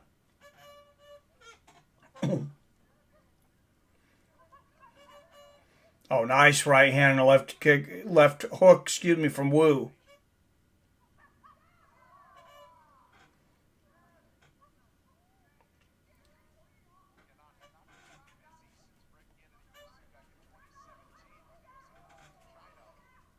Nice 1-2 from Silva.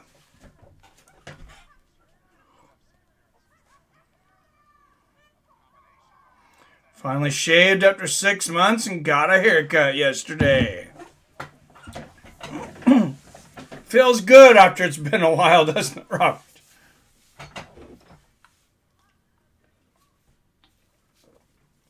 Yeah, I shaved the beard off, I think, about a month ago, and now it's growing back. It's growing back much better.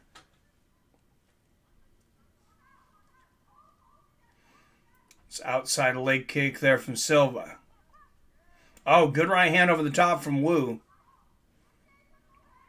Oh, nice left hand to the body from Silva. Counter right there from Wu, and she gets the takedown. She's got to be careful of Silva's guard here, though.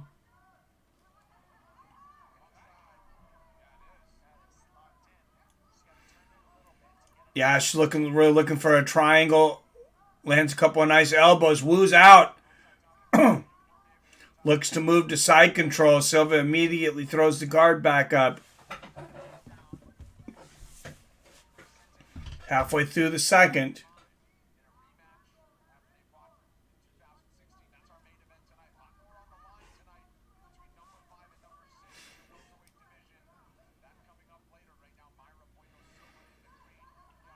And Wu kicking the legs of Bueno down here. Cristiano, I'm sure, is going to stand him up here in a moment if Wu doesn't jump in. And she does. Jumps into the guard of Silva. Crowley versus Lopez fight just ended on the Spence card. All right, thanks for the update, Robert. Yeah, we don't want to miss Spence and Yordenis.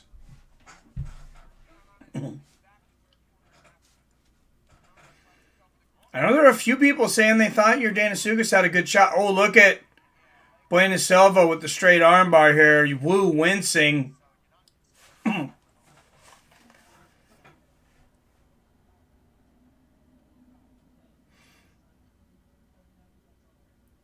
Yeah, this is not good for Wu, though. She's bending her arm around like a pretzel.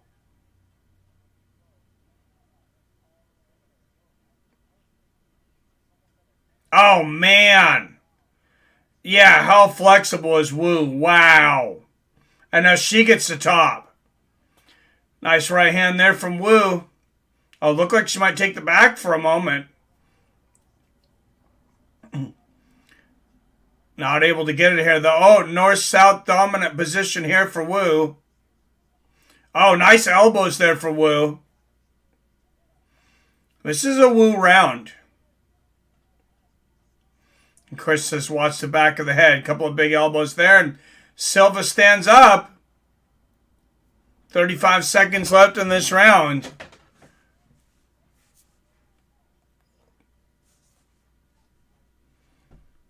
Nice body shots there from Wu. Some say Ugas could win. Yeah, I've heard that. There are definitely some people in Ugas' camp. Oh, and Silva goes for the takedown there. Wu stops it. Nice knee to the body there from Wu. Couple. Big elbow there from Silva. That's a Wu round. All right, guys. I got it 19-19 going into the third. So, I mean, if you took that plus 650 on Wu, I mean, you could be heading into the third round in an even fight, looking to make 6.5 times your money.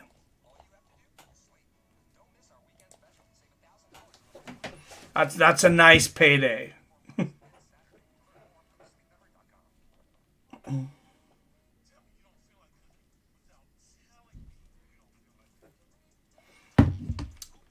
All right, third round here. Bueno Silva and Wu Yanan.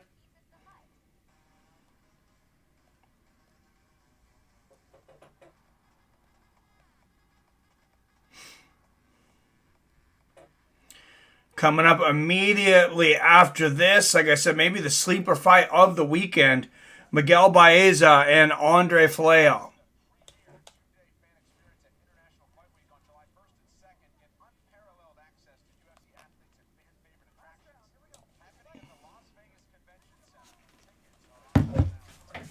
All right, here we go. Third and final round.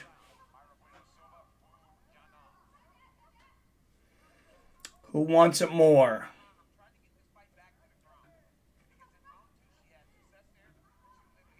Yeah, Wu's lucky she left China when she did. I mean, there's guys, you hear horror stories of people screaming. Oh, nice front kick to the body from Wu. Temporarily knocks Silva down on her butt. Knocked her off balance. But yeah, there are people screaming from apartments in China right now. Locked up and not able to leave. It's a horrible sight. Who is winning the stand-up? Silva isn't winning the stand-up. I don't think so. Errol getting thrown from a car, flipping, doing over 100 miles per hour. I think he's a robot. Oh, I definitely favor Spence, Robert. Good one, too, there from Wu. And a left upstairs. And Wu's really slowed this fight down to her pace. I don't know if Silva got a little tired. I don't know if she's looking to pick her shots more. Oh, look at that counter combination from Wu. Catches Silva coming in.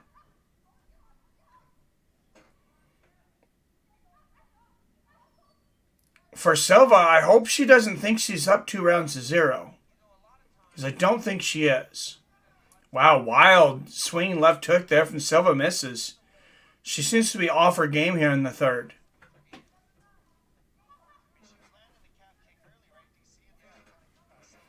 Good left there from Wu. Silva lands one her own. And Silva, Silva might be frustrated after going for that straight armbar and, basically wrapping Wu's arm around her head and couldn't get Wu to tap. All right, me and Robert have it the same. Good right hand to the body from Wu. Good low leg kick there for Silva. Oh, that straight right. It's been money for Silva, though, right there on the temple. Oh, good combination from Wu. And Silva gives her a grin. Straight right from Silva again. And the outside leg kick. Nice left uppercut there from Wu. Yeah, Silva's punches are definitely stronger. Good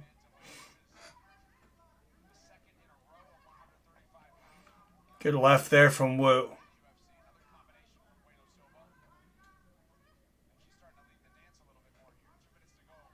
Good jab there from Wu. Silva lands a nice left.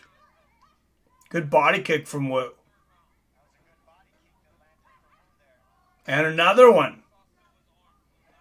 Wu really stringing her offense together right now. A good right hand there.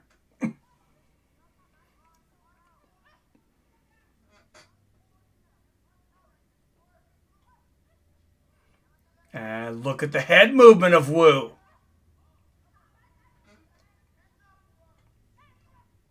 Good left hook to the body for Silva. Nice left hand for Wu.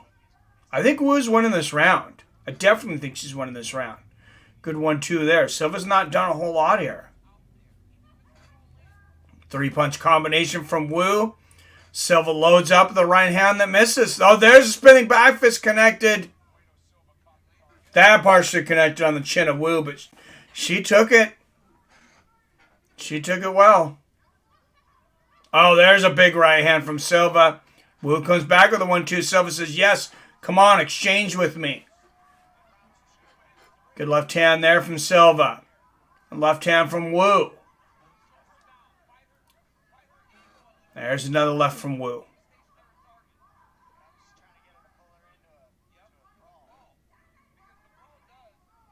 Yeah, it's smart from Silva trying to bring Wu into an exchange. She's obviously got the more power. Wu says, I'm not having any of that. Good knee stomp there from Wu. Oh, good right hand to the body there from Wu. That made Buena think. And a body kick from Wu.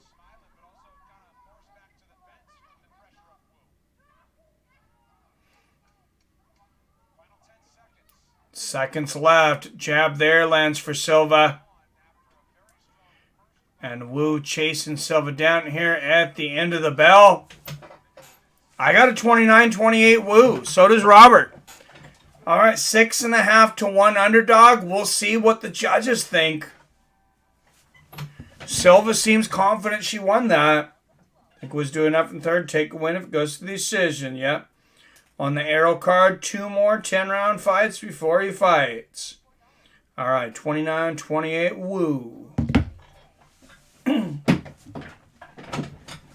So we'll see what the judges think, though.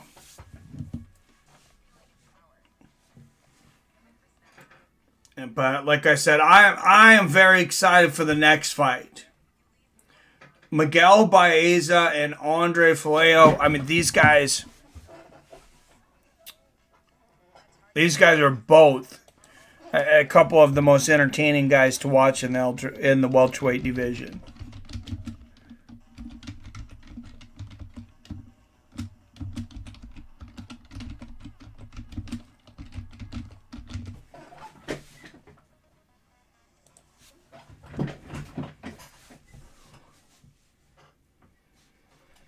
All right, official scorecards here.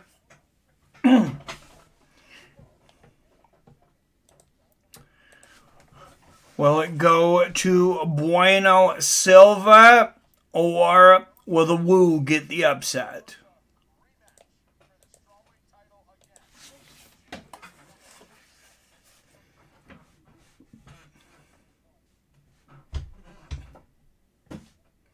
Here is the official decision.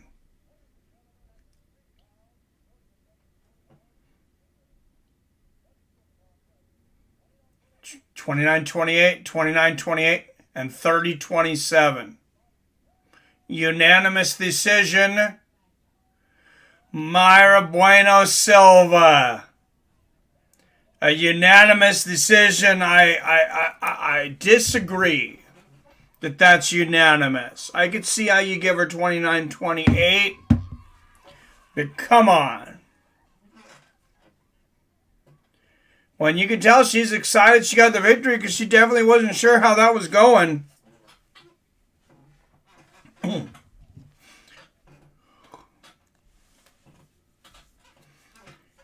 8-2-1 now is Bueno Silva. Like I said, the judges had a unanimous. Me and Robert both had it for Wu. I don't know.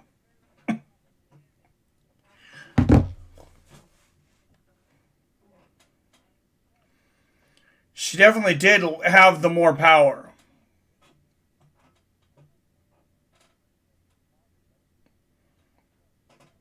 Oh, of course she's going to say she did enough for a victory.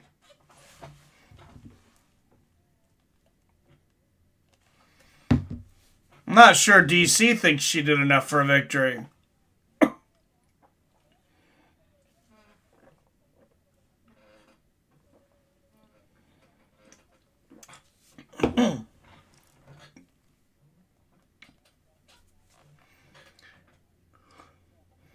Hate the Golden State Warriors and crybaby Steph Curry.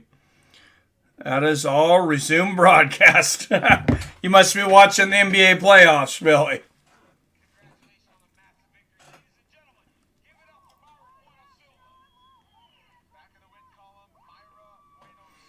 Well, she is definitely excited.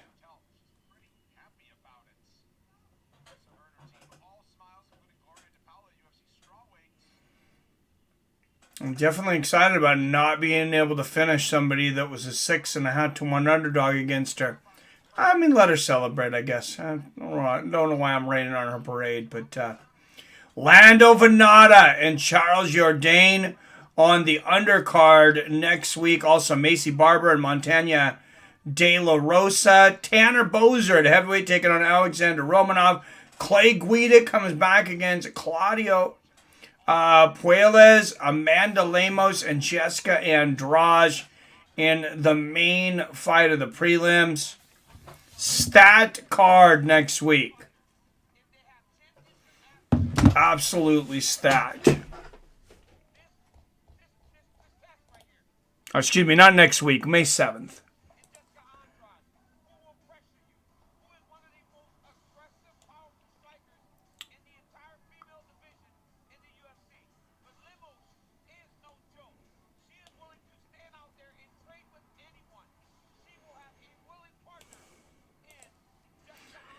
All right, guys, in between fights, let's put the phone number up. Anybody wants to call in, 425-791-8730. The phone lines are yours. The mic is yours.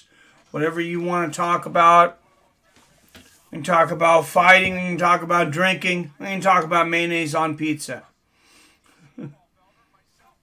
Who's fighting next week? Is that next week's card they were showing, not the prelims for UFC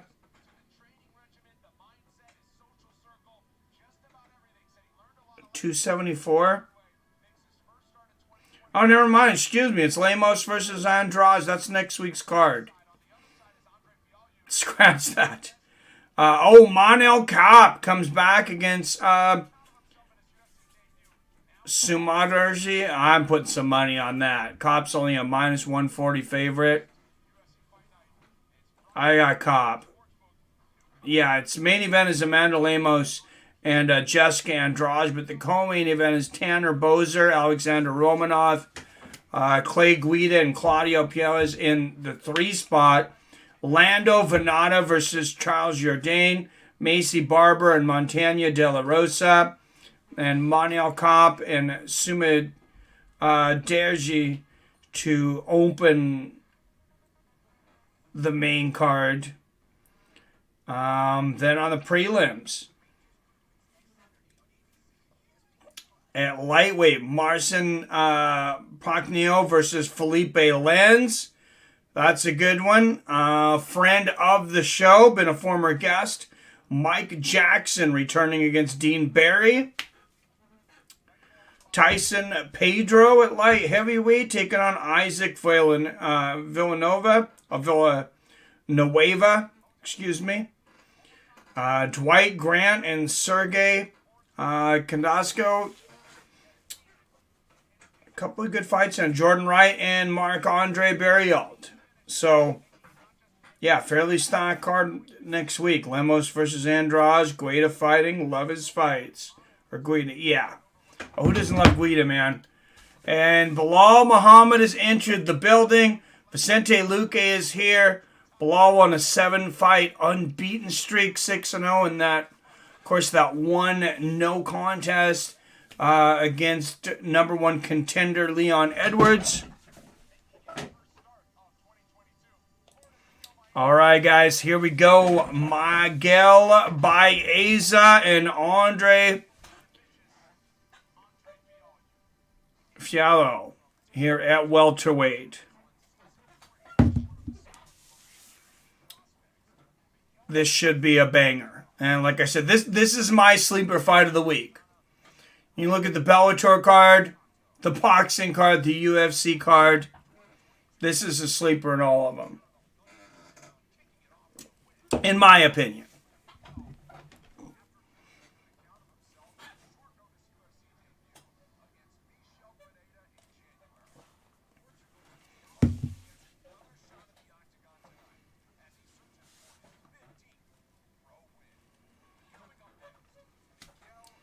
All right, Carmel Thunder.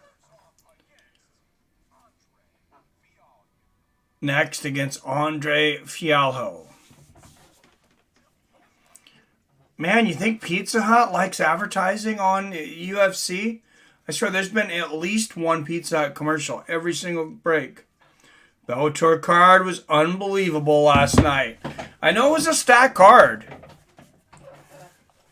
That's for sure. I mean, that was a super stacked card.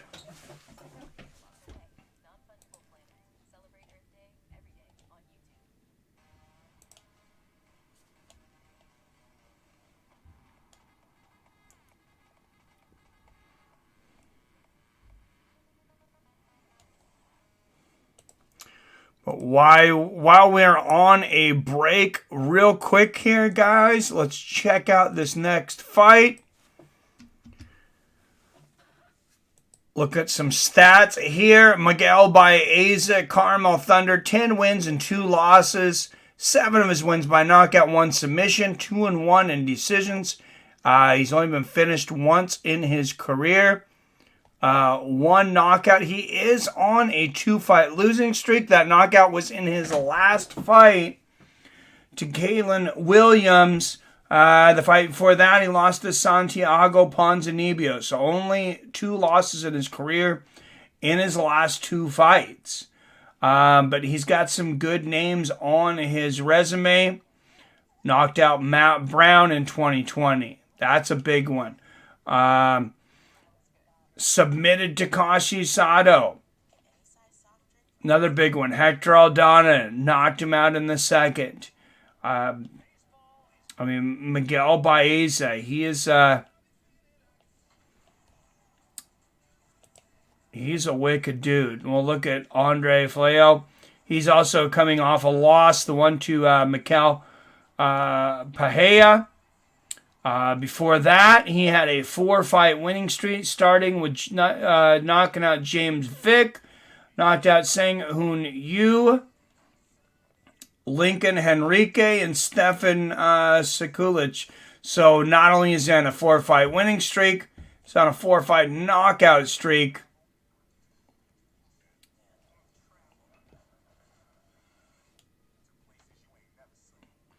So, and you can see he fought across the board cage fighters, CF, IPC, took a stop over in Bellator for 5 fights, then ended up over in PFL for a couple.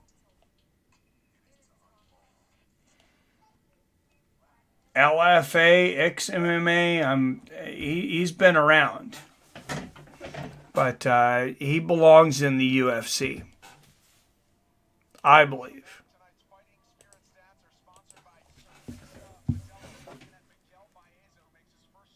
No Grand Prix champion announced. Yeah, that's crazy. Though you're gonna have to do that one again.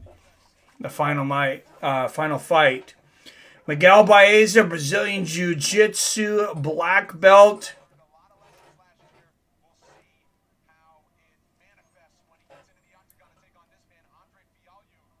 And there's Andre Fialho. He's won 4 of his last 5. He's finished 12 of 14 wins, 11 knockouts, 10 in the first round. 3 seconds left. Come on, ref. Oh, come on. Yeah.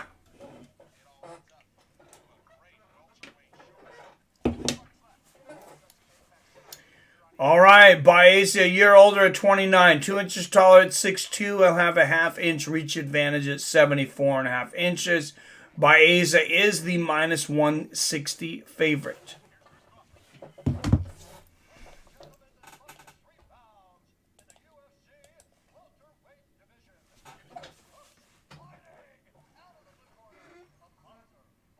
And fighting out of the blue corner, he is a plus 140 underdog.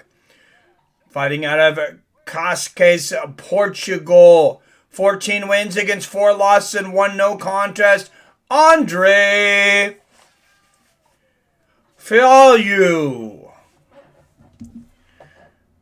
If we had 3 more seconds, Corey Anderson will be our champion. Ooh.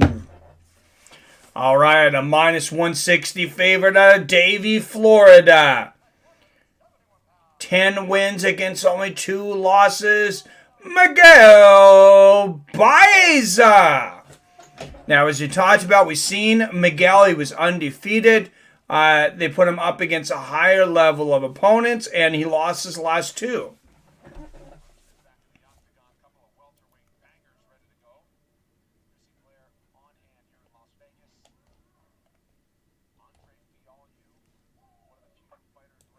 Fialho lost his last fight to Michel Pereira. Before that, he had a 4-fight, 4 knockout winning streak. All right, here we go.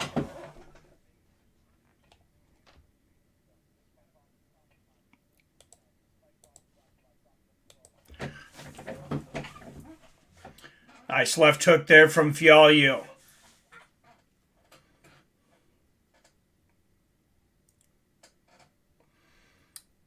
Welterweight bangers here.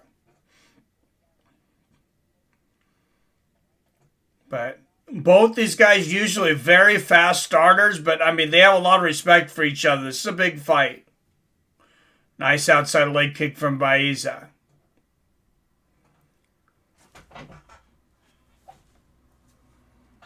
And a good body kick from Miguel. Oh, Fialho blasts him with that leg kick. I mean, Andre really, he's got some really wicked leg kicks. Really wicked kicks overall.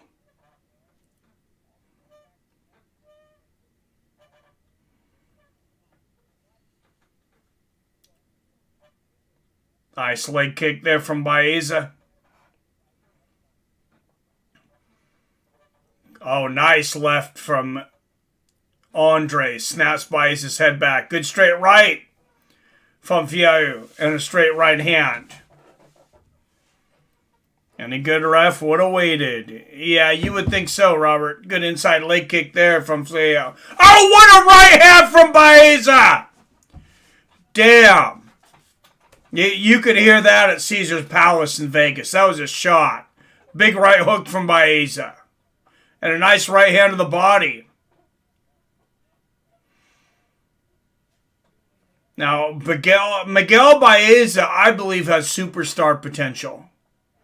Good body kick there from Baeza. He's an entertaining fighter. He's got the Puerto Rican fans behind him. Good outside leg kick there from Andre.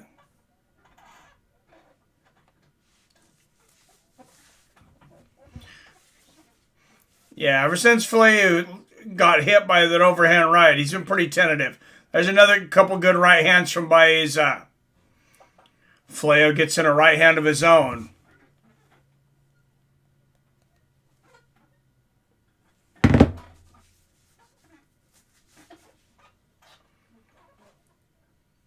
.210 left here in the first. Oh, good left hand there from Andre. Nice 1-2. The jab and then the right hand to the body for Baeza. Oh, 1-2 upstairs from Baeza. Oh, big left hook and a right hand from Miguel. Miguel Baeza really making Andre think. Good outside leg kick from Andre and another. But Baeza's... Oh, what a 4-punch combination from Baez. Wow, Baeza. Piecing Andre up there. One fight down in Errol card. Vargas got knocked out. Co-main coming up next. Thank you, Robert. Oh, big 1-2 from Fialho. And a good left hand there from Andre. Oh, right uppercut from Andre. Big left hook on the chin there.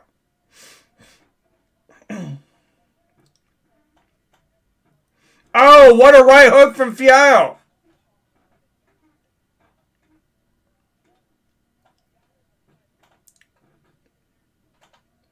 Yeah. Oh, right hand from Baeza.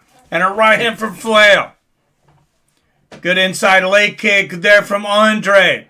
I told you guys this was the sleeper fight of the week.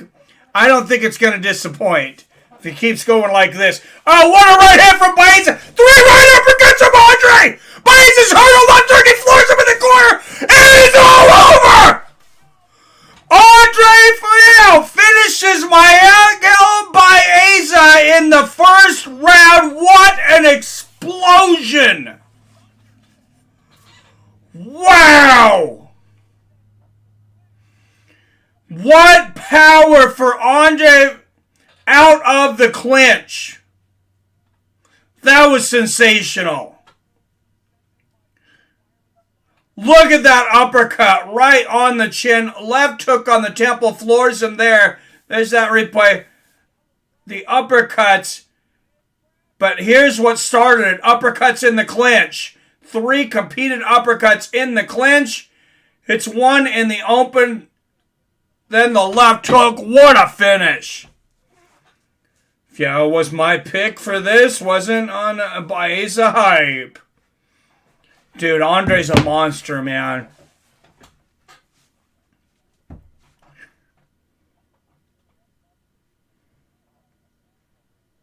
Damn. What a great first round. I don't think that's a bad stoppage. Some referees will let that go a little longer. But I certainly don't have an issue with that stoppage.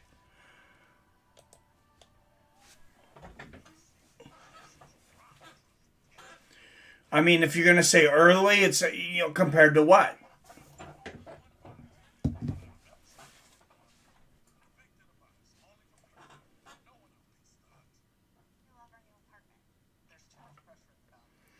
I'll tell you, I was thinking about that USFL, Robert. I was thinking about different football leagues. So this is what would make me possibly watch another football league, is if you could put it on a premium channel. Put it on Showtime or HBO, something that people already have, like an HBO Max or something, and cut out most commercials.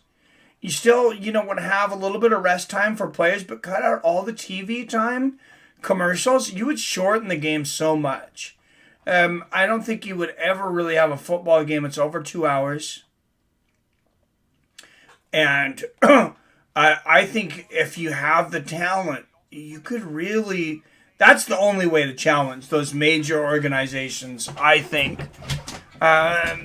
People don't want to watch commercials anymore.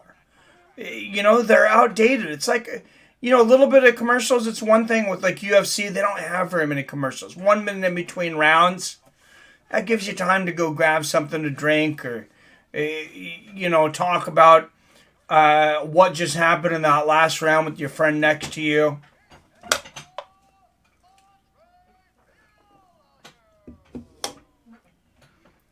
But, damn, what an impressive victory for Andre.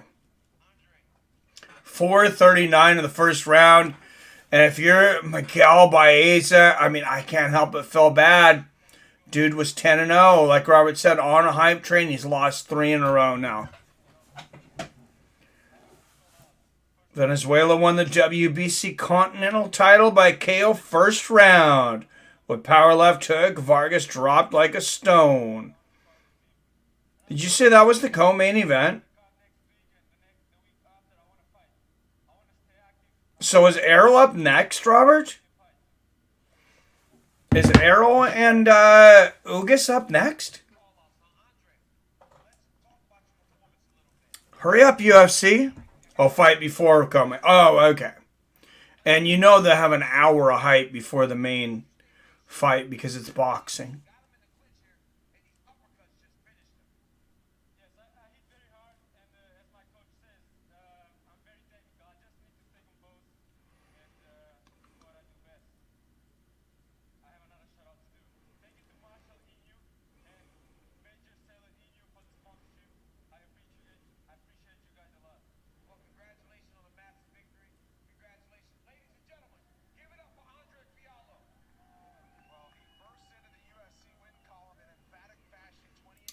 All right, so just announced. I know Adam from Allen, if he's still in here as a Seahawks fan. Of course, I'm a Seahawks fan.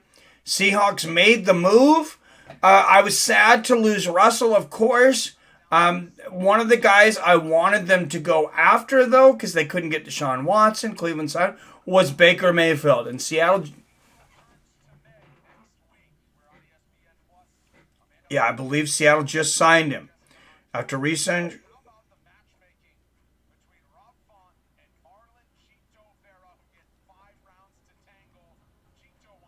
Oh, speculation. Damn it.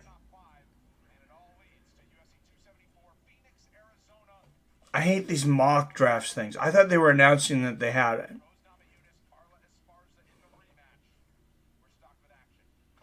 Yeah, see, damn Yahoo Sports says with the Seahawks acquiring Baker Mayfield from the Browns, they addressed their biggest need, offensive tackle. The draft board unfolds perfectly for Seattle, which gladly selects what could be the best offensive lineman in this class in Ekwonu. But this is like a fake article. I'm getting sick of that crap. Fight before co-main next. Nice. Rob Font versus Cheeto Vera fight, April 30th. Forgot about that one. That one is going to be a banger. Oh, for sure, man. Yeah, that's definitely a fun fight.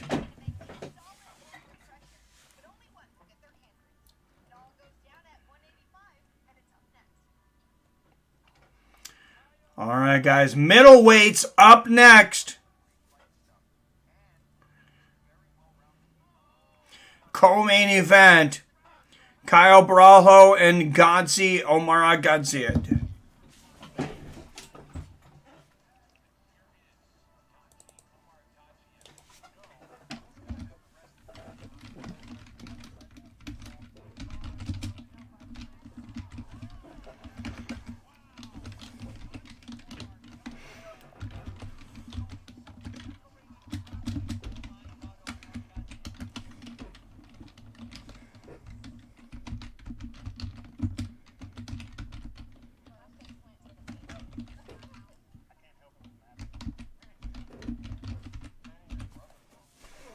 Damn, that's a mouthful.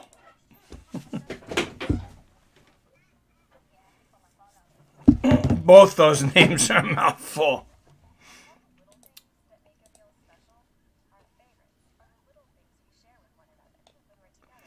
All right, guys, if you want to invest in your future, I think your future is in crypto.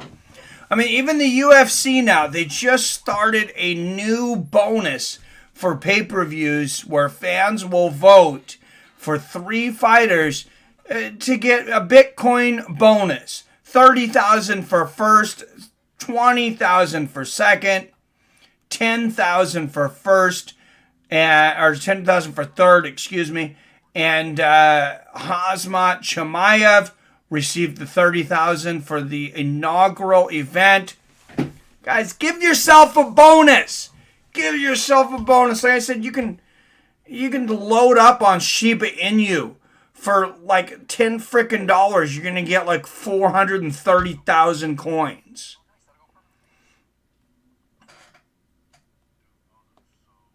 There have been coins that have started out at almost nothing and became worth, made some rich people.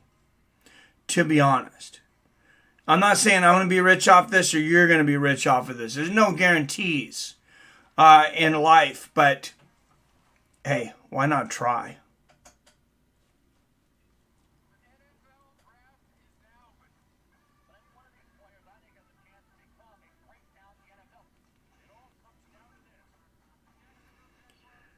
When you deposit $100 and trade $100 in any crypto, you're going to get $25 in free Bitcoin. Give yourself a Bitcoin bonus. UFC is giving fighters a Bitcoin bonus. We're giving you a Bitcoin bonus. $25 in Voyager. If you ever have any questions about crypto, you can always ask me on air or off air. I take my money across 10 separate coins. And I will be glad anytime to break that down, what my strategies are, headed into the next bull market.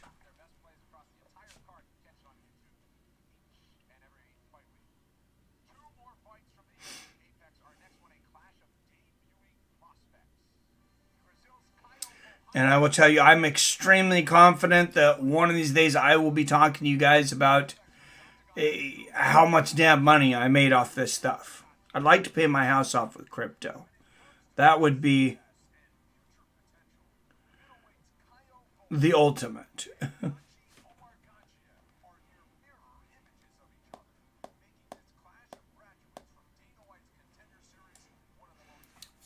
All right. Co-main event up next. Caio Borralho and Gadzhi Omargadzhiev.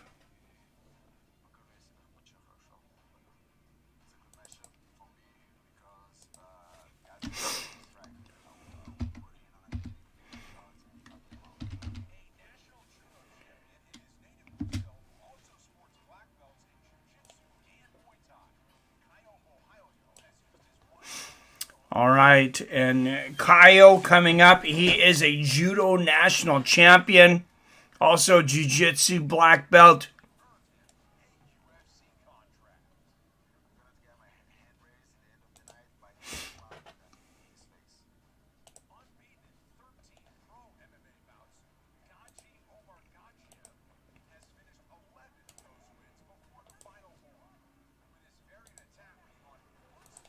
All right, guys, let's break down this next fight coming up. We're going to start with Caio Borralho. Dude is 10-1 as a professional. Has not lost since his second fight overall by decision. Was on Dana White Contender Series twice. Same season, week 5 and week 8. Got the unanimous decision the first time. They bring him back 3 weeks later. He leaves no doubt. Knocks out Jesse Murray. Minute and 41 of the first round. Spent some time. I mean, he worked his way up. Some of these places I haven't even heard of. I've heard of Future FC. I haven't heard of Vikings Fight Club, Mega Fight Championship. This guy, you can tell he's just fighting. Whoever I give him a fight, this guy just wants to fight. 10-1 against the undefeated Gadzhi Omargadzhiev. Guy's 13-0 with 11 finishes. He only went to decision twice. Never lost. 8 knockouts, 3 submissions. Also coming off a Dana White Contender Series, though. Armbar submission week 9, so 1 week after Borralho. You know they think a lot of these guys when they're both making their UFC debut and then the freaking co-main event. So if you looked at this co-main event and you're like, hey, I didn't know who these guys are. I think you're going to know who these guys are after this. Co-main and Spence card still hasn't started, showing Errol hype footage. Yeah, I figure they'll walk down to the ring about 9 o'clock, which is an hour and 18 minutes from now, just about the time UFC ends. Showtime is going to work to make sure that fight does not start before the UFC, or, does not start, before the UFC is over. Hopefully UFC doesn't look to extend their fights to make them wait. Because we've seen both of those things happen.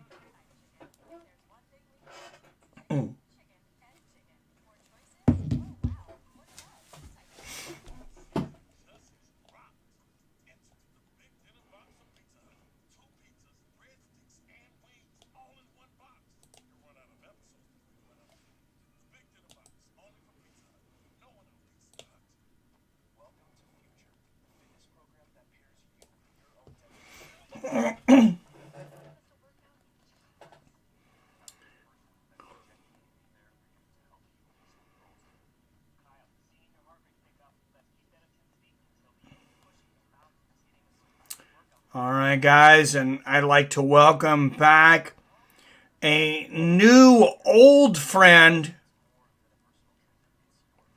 a sponsor we had before, a sponsor I had some questions about. Some of you guys had some questions about. So my idea was until everything, kind of played its way out,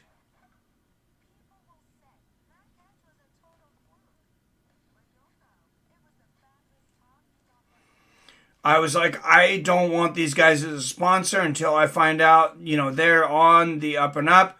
Robinhood has done a much better job. Guys, free stocks. Free stocks. Join Robinhood with my link. We'll each get a free stock from leading companies like Apple, Microsoft. You got to pick your stock now, too, out of several different stocks. Get up to $200. 1 in 100 gets a value of at least $20. 1 in 1,000 gets at least $50. You can get up to $1,500 in a year afterwards from referring your own friends. So you can grow your retirement. Guys, I'm trying to help you learn how to grow your retirement with spending very little to no money. That's the kind of economy we live in. But nobody wants to live with their kids when they grow up. All right, fighting out of Paris, France. This is a minus 115 pick'em. 13-0, undefeated as a professional. Gadzhi Omargadzhiev.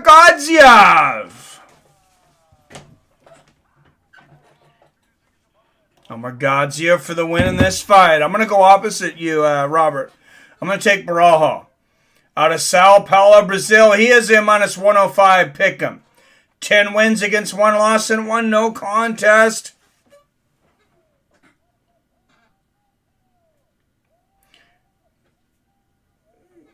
Caio, the natural Borralho.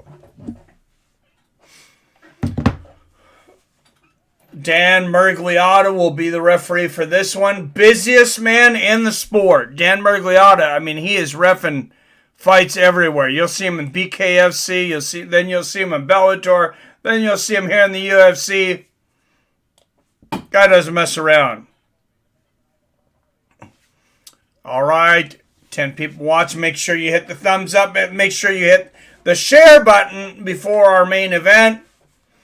And let's go. Side kick to the knee from Borralho. Oh, good body kick there from Gadzhi. Oh, nice body kick from Borralho.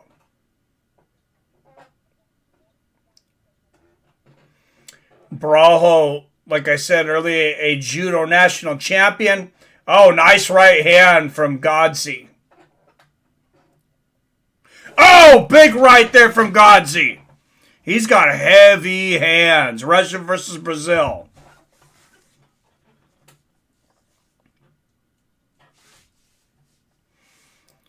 Good front. Oh, good body kick from Borralho. Omargadzhiev catches that body kick though. Oh, look at Borralho. Turns him around.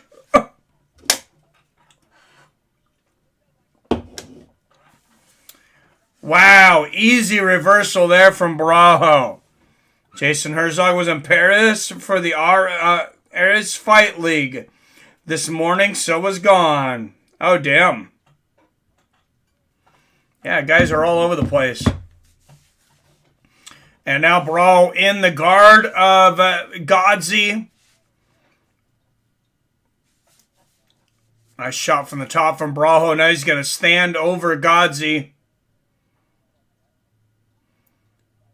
Oh, eats a bad up kick from Gadzhi.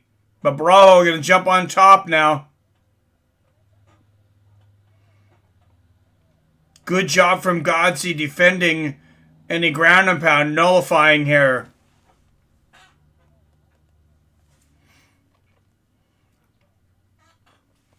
And, this is about as high level as you get for UFC debuts. Couple of big elbows from Borralho. Oh, look at that athletic move from Gadzhi from the ground. But Borralho jumps back in the guard of Gadzhi. Almost caught that heel in the jaw. Yeah, he did. That would have been a crazy knockout. Some Nico Price shit.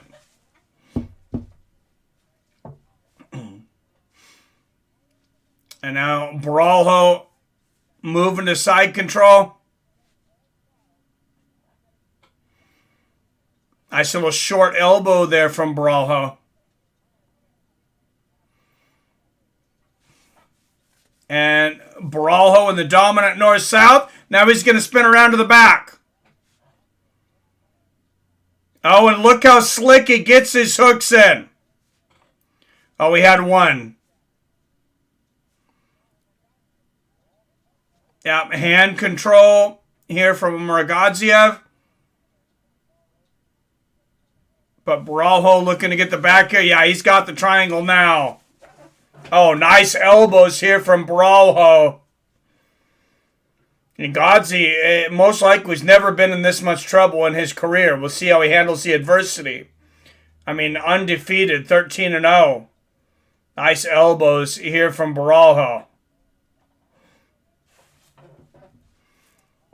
Co-main Gamboa walking to ring now versus Cruz. Thank you. Thanks, Robert. Oh, nice elbow there from Borralho. And Gadzhi making the mistake of trying to get in a striking match when the guy's got hooks on his back. Minute left here in the first.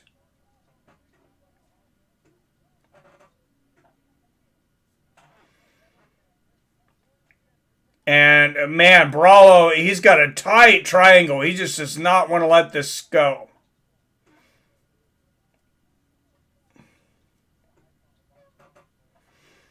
This has got to be so frustrating for Gadzhi. Oh, big elbow from Borralho. Wow. That was a solid elbow. 25 seconds left in this round. Oh, a couple more big elbows from Borralho. He is putting on a clinic here in this first round.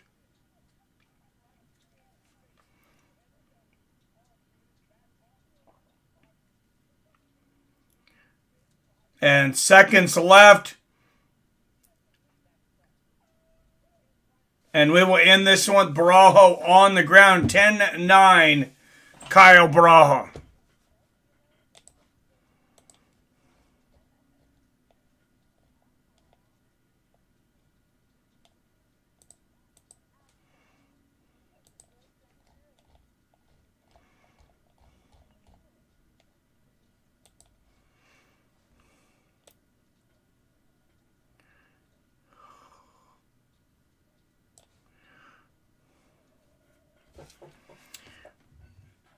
All right, guys, round two of Borralho and Gadzhi coming up.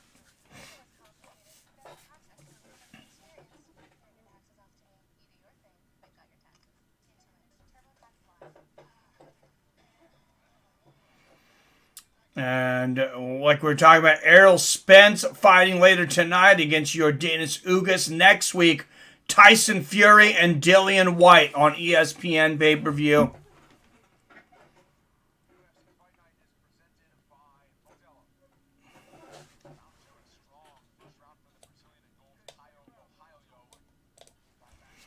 All right, here we go. Round two.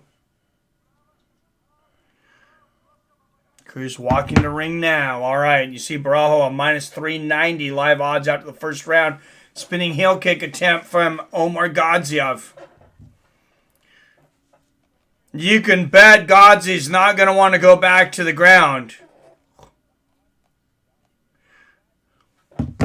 Oh, big right hand from Gadzhi. Good body kick from Omargadzhiev. Good right hand there from Gadzhi and a good front kick to the body from Borralho. Oh, spit! Flying knee! And a big left hand from Borralho! Oh, he is hurting! Borralho's got to be careful. He almost threw the knee. Big right hand there. Knee to the body from Borralho. Omargadzhiev is hurt. Wow. Oh!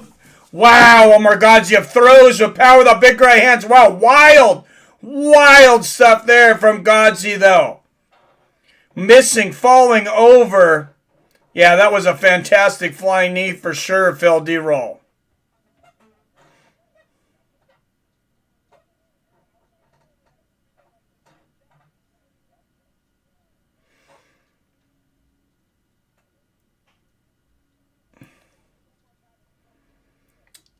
And Borralho standing with hooks here.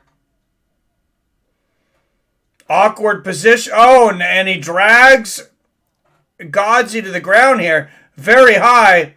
And wow, this is a really weird position, actually.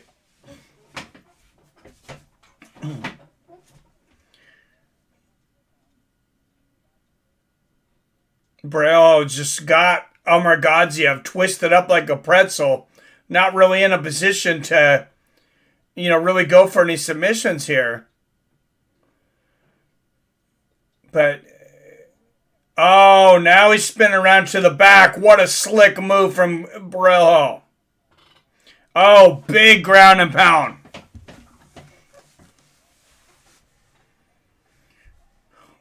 Oh, he's got the hooks in big time.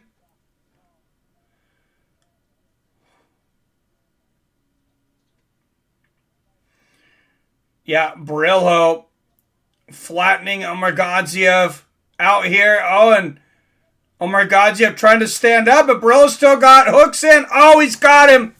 He's got the hooks in, getting him down, going for the choke. 2 minutes left in the second. What a performance by Caio Borralho. Like I said, Omargadzhiev coming into this with so much hype, undefeated at 13-0.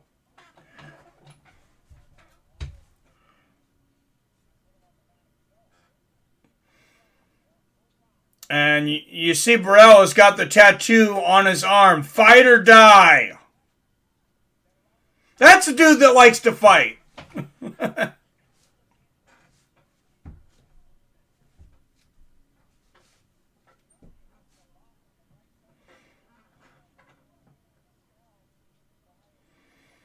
Yeah, that's not a passive message. And yeah, Borralho just really dominating another round here. He's got a minute left still to finish Gadzhi. And you got to give it to Omargadzhiev. Incredible defense here, because Borralho's had him in some horrific positions.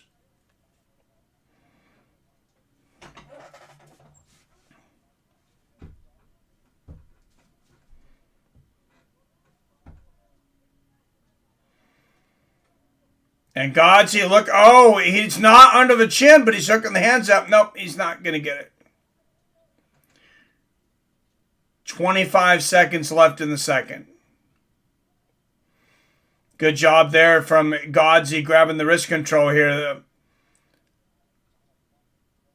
And you could tell Gadzhi's starting to gas out a little here.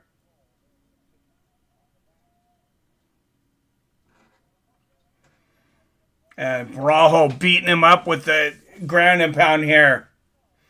And round 2 is over. I got a 20-18 for Caio Borralho.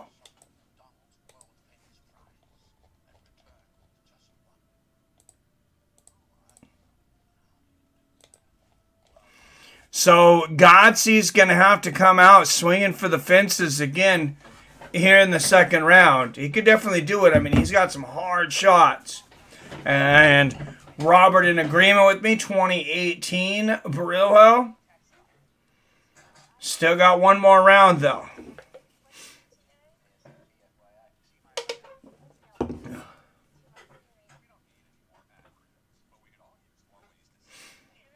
If I'd have thought about it, I'd have bet you a beer, Robert.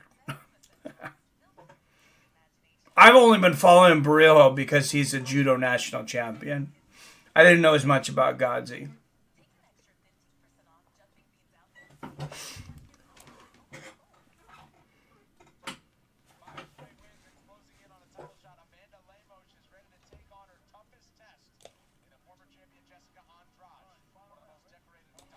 All right, here we go. A touch of gloves and third and final round for this co-main event. Oh, and Gadzhi coming out swinging for the fence again. Front kick to the body for Borralho. Oh, head kick from Gadzhi! Yeah, Gadzhi's not playing this round. He knows he needs a finish. Good low leg kick there from Gadzhi. A big right hand from Gadzhi. And now he shoots for the takedown. Yeah, Gadzhi's going to war right now.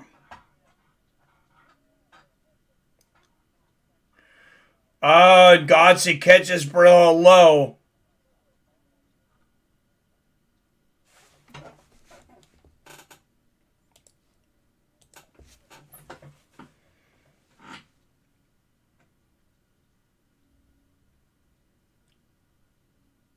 Yeah, this is a knee to the body there, and our knee to the groin.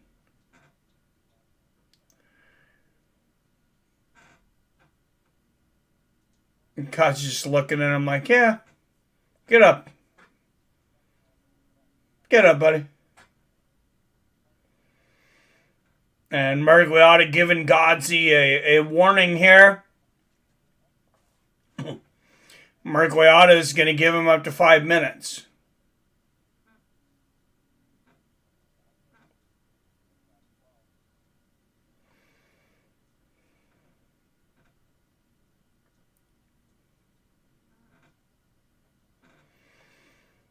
Yeah, maybe the worst part in that for Gadzhi is he finally had a dominant position.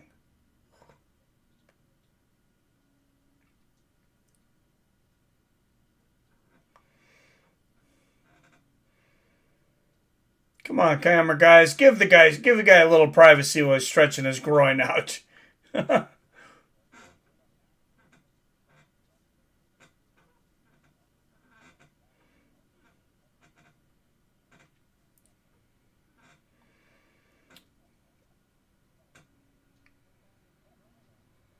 All right, here we go. We will start the time clock back when we get to 4.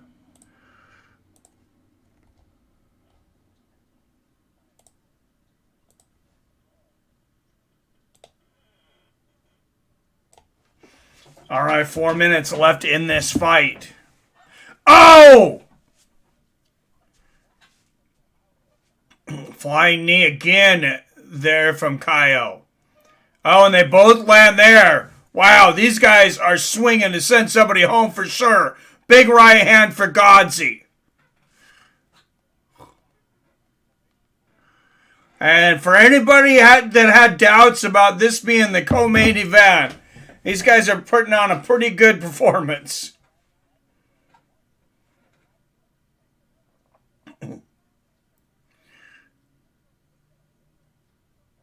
Oh, nice right hand for Gadzhi. And a knee to the body, and Borralho's going to get the takedown again. Nice little Ochigario inside from the Judo National Champion.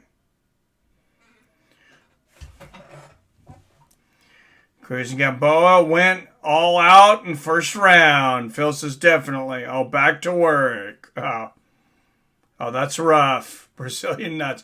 And here, Borralho getting the back again, or looking for the back here. Gadzhi on his feet, but Borralho spinning him back down. What a chess match this is on the ground, though. Both these guys are such a high level.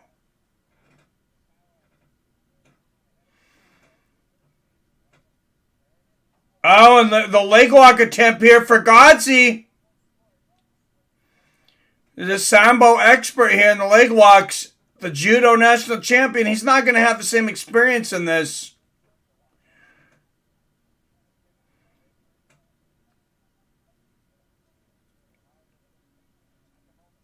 Yeah, and Borralho just waiting it out.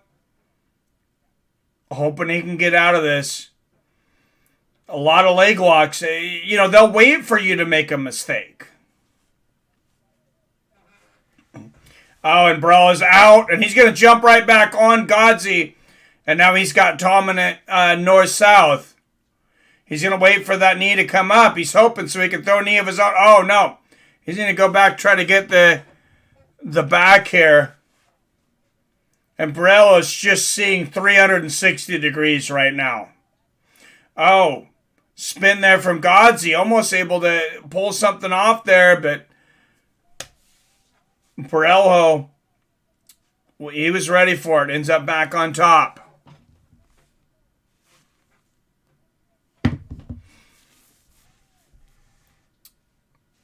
And Borralho. Oh, what a knee! Oh, no way! Oh, no! Oh. Oh, his hand was on the ground. I thought it was just the knees in Vegas. No. What a dumb fucking rule to have your hand on the ground as a downed opponent.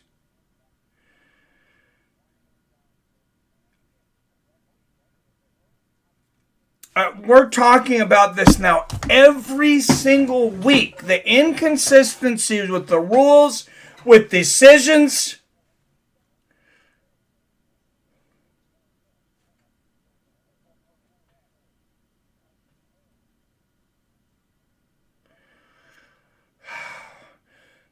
These guys have to have consistency in the rules in every state. It's making a joke out of the sport. It's so frustrating. What up, Mike? Who you got in the main? I got Luque. Dan spoke too soon, says Phil. Well, and is Gadzhi going to be able to continue?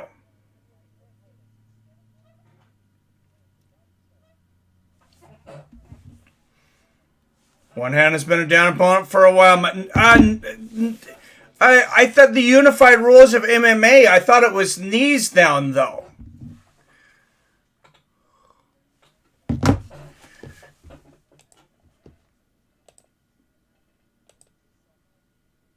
Why was I not aware of that? Why did I think it was knee in some places?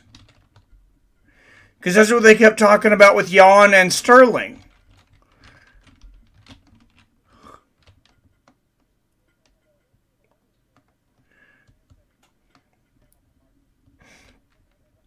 This could be a disqualification.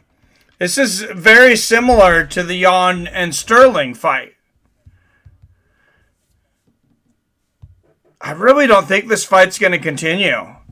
That's a concussion. That's why fighters make sure they always have one hand down. Yep, one hand pretty sure. I don't know why I was off on that. I thought for sure they had changed it to a knee.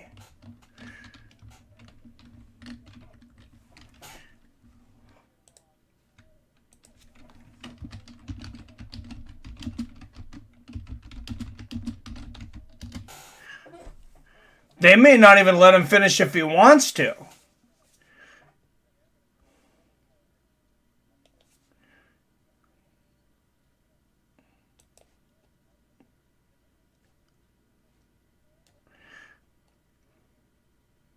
Oh, I think they're going to say he can continue.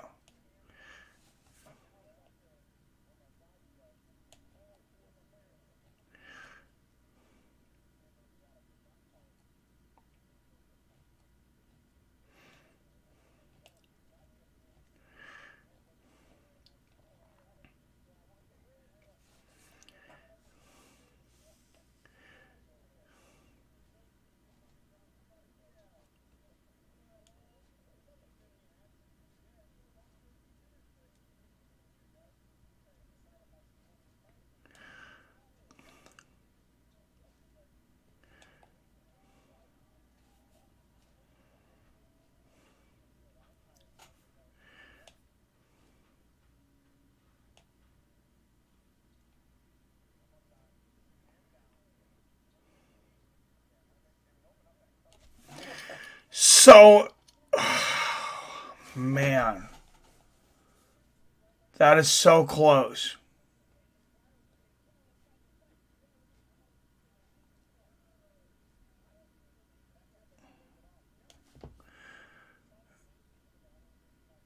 Okay, guys. So I have just brought up the unified rules of MMA, and I have a question here. You guys tell me what you think of this.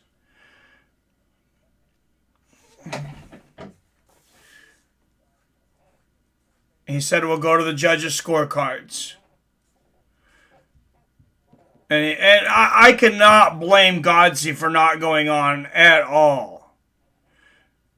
Oh, it isn't the slight differences with every commission. Texas difference in Vegas. Should probably stand up, take the win, keep your undefeated record. Maybe change it to risk. So here, this is what we call the unified rules of MMA under the WBC. I'm going to bring this up for you guys, and I don't understand. If it's unified, why is it different everywhere else? All right. So this is the unified rules of MMA, 28-28 draw. Yeah, that was a hard knee. And I've gone to this. I'll take it up to the top just so you guys can see. Unified rules, MMA 2019 PDF. This is the last time they were updated. It is still under the Boxing Commission, which I know is weird. But this is supposed to be what's the unified rules of MMA. As of 2019, unified rules. Now I'm going to go down to the part kneeing and or kicking the head of a grounded opponent. A grounded fighter is defined as any part of the body, other sole of the foot touching the fighting area floor. So that sounds like anything, a finger or anything. But then it says to be grounded, the palm of one hand, a flat palm, which technically that's a fist, must be down and or any other body part must be touching the fighting area floor.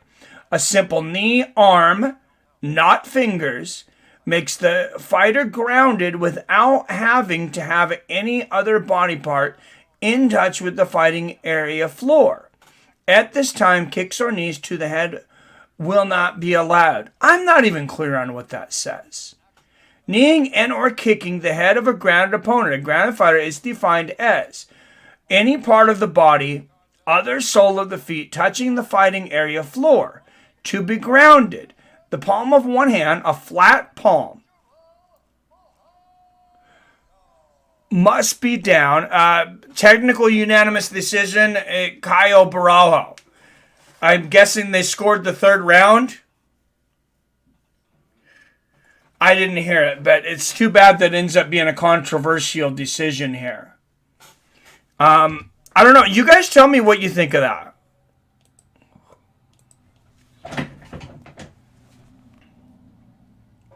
I'm still not sure what to think. Called unified, but it varies by states. It's a mess. Hey, yeah. And he says, I did not want to win by this. I was dominating the entire fight. I don't feel like he was dominating every minute, but I think he definitely won the first 2 rounds. He was dominating most of the time. Yeah.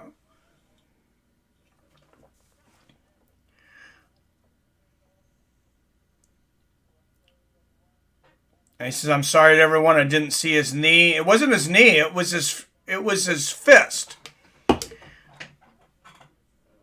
Okay. I'm gonna put some volume on this. I thought he was with just the tip of his finger and without the knee on the ground. So I don't know what to say. So I didn't see at all. I'm sorry for Gadzhi and his team and for the UFC and everyone. I didn't want to win like that, but I was dominating him, that's for sure. And DC, I'm a big fan. I'm so happy to be here talking to you. You are heavyweight champion, light heavyweight champion, so I inspire a lot on you, man. And yeah, what a cluster. It's like, I mean, I know I sound like a broken record, but I mean, I'm just tired of having the same conversations every week about these messes in the sport that could be easily cleaned up. They would never put up with this crap in the NFL. technical decision. What the hell? Should be no contest. Shouldn't affect God's record. That's bullshit. Illegal is illegal. Almost got to pull a Sterling. Well, and here's the thing, Robert. We've seen 3 different kind of decisions in similar situations. So you don't know what's going to happen. Yes, with the Sterling yawn, basically the same situation. It wasn't knee down, but a rule is a rule. That was a disqualification, and this wasn't. We've also seen a no contest, which John Jones's only loss when he was dominating Matt Hamill lands the 12-6 elbow. Could have easily been a no contest. We had a behind the back of the head elbow earlier today that went to a decision. And then you have this illegal knee that goes to a decision. The only thing I can say about the consistency on this is we had an illegal strike, an elbow behind the back of the head, and they took that one to decision. And then we had an illegal knee, and we took that one to a decision. Thought that if it was illegal, then it was forfeited if it had to be stopped. So I have no idea at this point. There's no consistency. I have no idea. I almost feel like Dan Mergliotta had 3 decisions he could have made there on his own discretion. He could have called it a disqualification. I could be wrong on this. I don't even know, like I said, but I believe he could have called it a disqualification. He could have called it a no contest. And he could have taken it to the scorecards, which is what he chose to do. I just think there should be one. I think I know sometimes there needs to be referee consistency, but how is that fair to Dan Mergliotta either and the other referees when you're saying, hey, yeah, choose one of these 3 things. And the career of these fighters are in your hands. We don't really care which one you choose. So, whichever fighter you like better, make it look better for them. I know I'm adding words to that, but that's what a lot of people are going to read into that. It's just, it's shady. What we have here is a failure to communicate. You ain't joking, Robert. What we have here is a failure to communicate.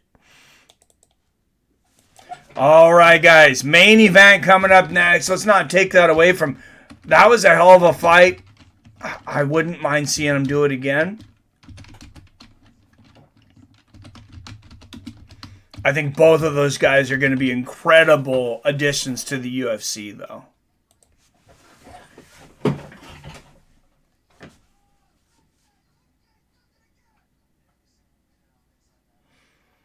Hale says, yep.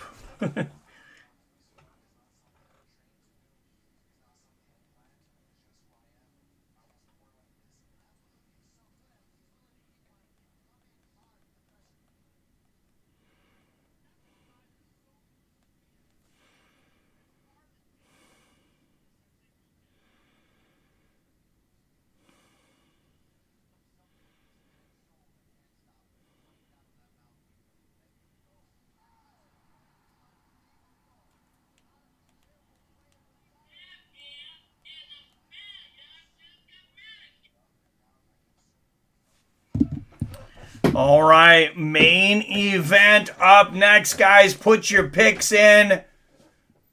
Vicente Luque, Belal Muhammad. The winner's going to be right there in line for a title. They probably need to win one more, like I said, because you have, you have kind of a blockade there at welterweight. You have Leon, who's getting his shot. You have a Hamzat that would be before these two if he gets past Colby. And then I think one of these guys gets the decision. They're third in line. So you get through Leon and Usman. Khamzat wins his fight. Should he win his fight, Khamzat faces the winner of Usman and Edwards. The winner of this fight, I believe, most likely faces the winner of that fight. Should Khamzat not get by Colby, the winner of this fight, I think, probably fights the winner of Leon and Usman. So, I mean, this fight has huge title implications.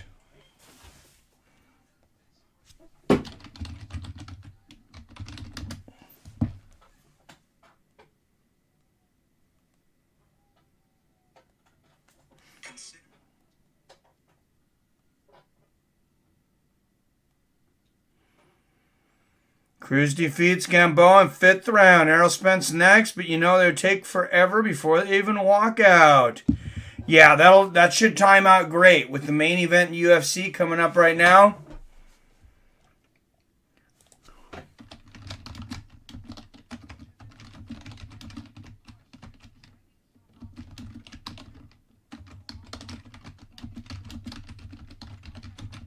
And will the training during Ramadan affect Belal Muhammad?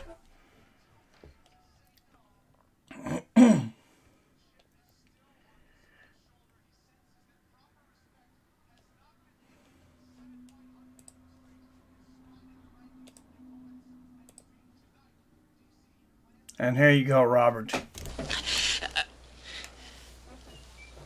What we've got here is failure to communicate.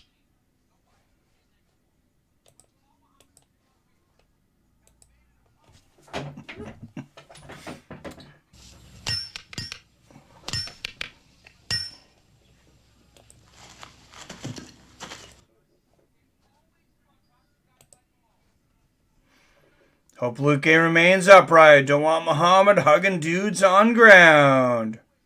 Yep, Guns N' Roses, Civil War, Justin Carroll. You're right. Originally from the movie Cool Hand Luke.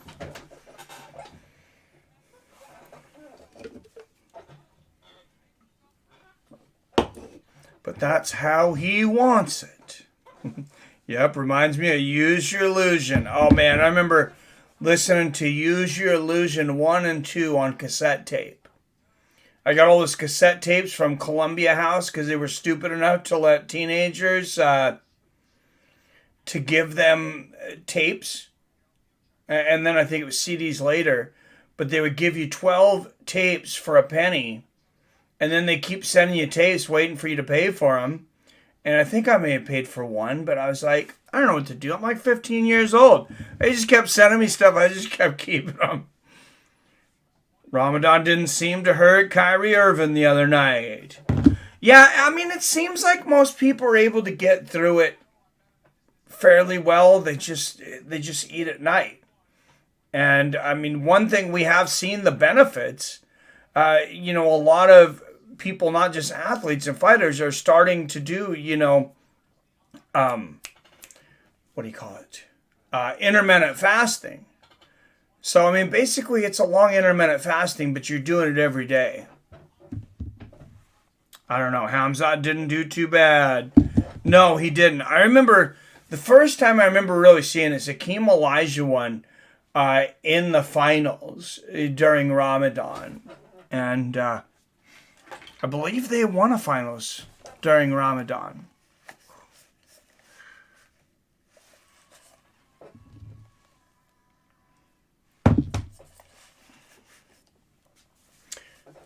All right, here he comes. The number 5 ranked welterweight in the world, Vicente Luque.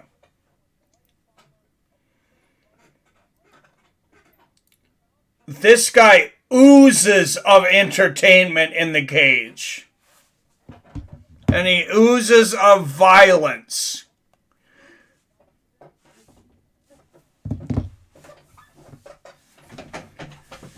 Vicente's going to have up to 5 rounds, and Belal Muhammad, he's not an easy guy to take out, though. Only one guy ever has taken out Belal Muhammad in a fight. It was by knockout, and it happened to be Vicente Luque. Like we talked about, that was November 12th, though, of 2016. Both men are very much different fighters right now. Luque on a 4-fight win streak. He has the second most finishes in welterweight history. 13 finishes in the UFC. That's a lot in any division. Especially at this age. I mean, Luque is still a pretty young fighter.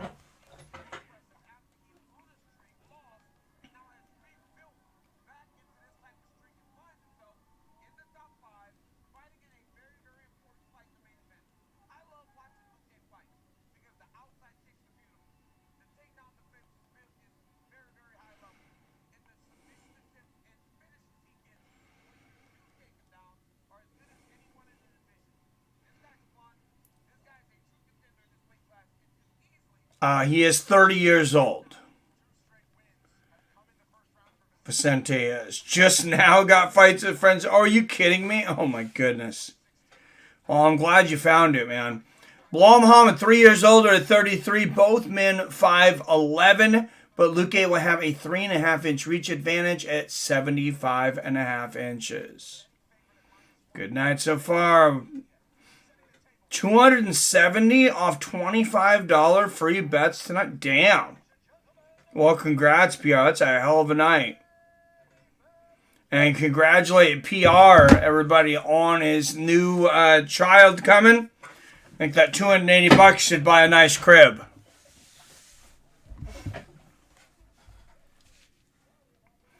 Our Derek Cleary, Sal D'Amato, and Chris Lee will be the judges. Referee for this will be Herb Dean. All right, guys, from Las Vegas, Nevada via Seattle, Washington. It is the main event of the evening. 5 rounds in the welterweight division. Let's get it on!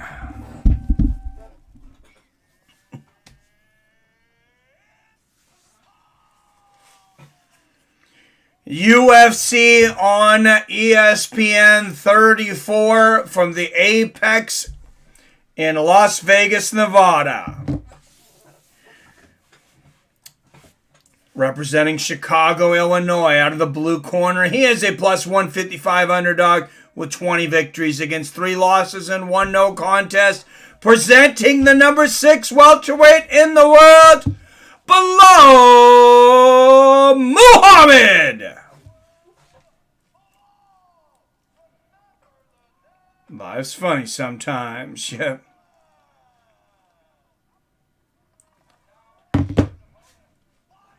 And out of the red corner, he is a minus 180 favorite. Representing Brasilia, Brazil. 21 wins against 7 losses and 1 no contest. Presenting the number 5 ranked welterweight in the world, Vicente Luque.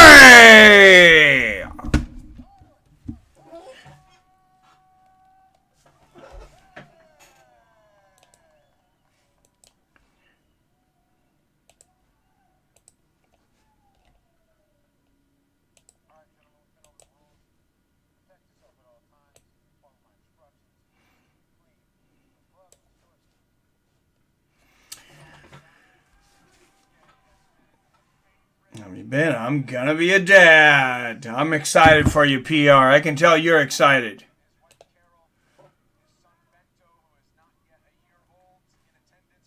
All right, Muhammad. Luque. Here we go. No touch of gloves here. And Luque immediately getting inside. Flicking that jab out there. Big body kick from Luque. Nice left hand there from Luque. Luque's got to watch out for the takedowns of Muhammad. And there he goes for one. Luque. Yeah, I think he changed his mind on the way out.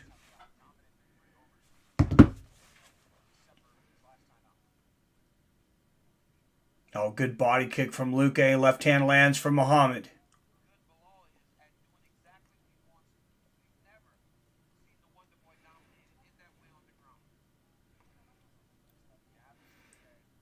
Luque cutting off the cage. A nice left hand from Muhammad, or Luque, excuse me. This is not where Muhammad wants to be, I believe. Nice outside leg kick from Luque.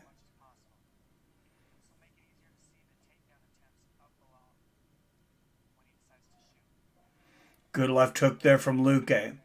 And, I mean, a good thing for Luque here, it's hard to take somebody down when you're backing up. It's even harder to take somebody down when you're backed up into the cage.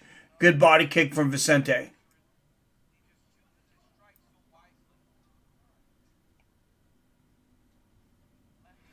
I'm trying to figure out, nice body kick from Muhammad. I'm trying to figure out why so many fighters recently have started to shuffle around along the outside of the cage.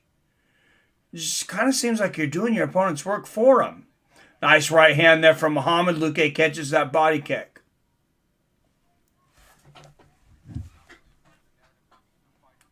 Good right hand from Luque.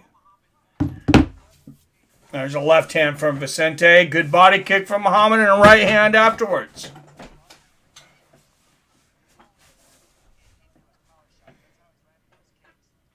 Good right hand gets through from Muhammad. Luque, good conservation of energy here. Good low leg kick. In the past, he would have went wild here possibly. This is a more patient Luque. Oh, Muhammad just about ran out of room to run there for a second. They exchange leg kicks. Good body kick from Muhammad.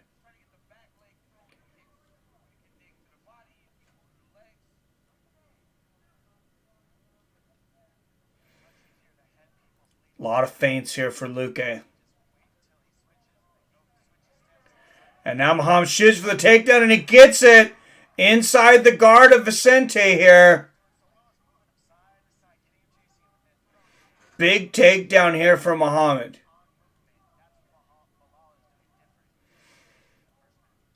And Luque's got some great jiu-jitsu off his back, but I really don't think he's going to submit Muhammad. Muhammad's a stud on the ground. He's not a big finisher. He's more of a grinder.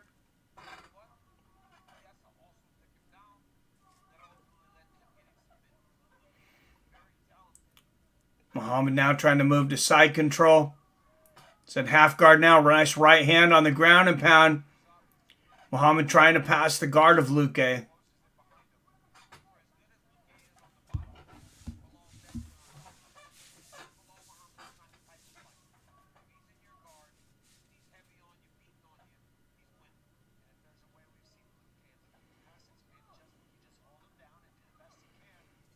Yeah, and Muhammad just body head here.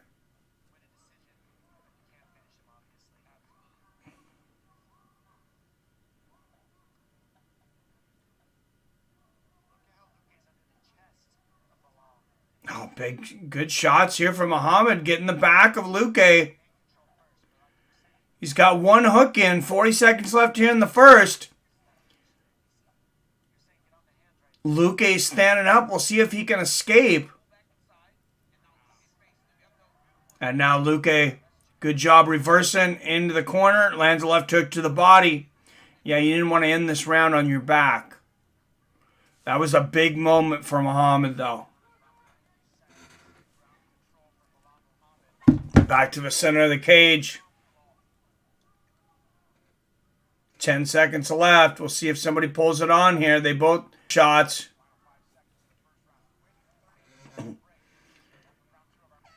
And nothing landed. They do touch gloves at the end of the first.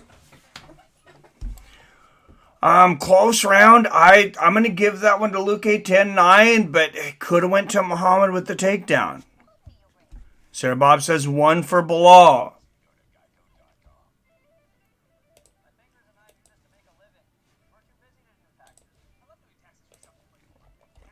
I mean, I just don't like that he didn't do any damage when he went to the ground.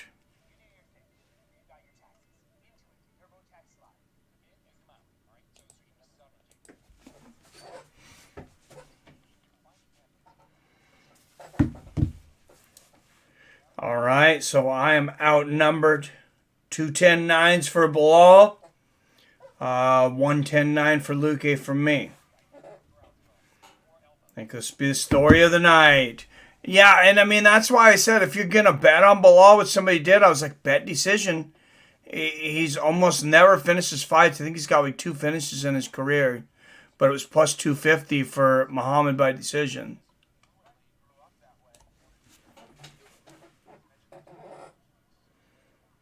Good straight right for Luque. And live odds now are even, minus 115 apiece. So that tells you probably the odds makers aren't really sure who won that first round either. Good body kick for Luque. Left hand upstairs. Good right. Left hand gets through from Muhammad. Oh, nice low leg kick there from Luque.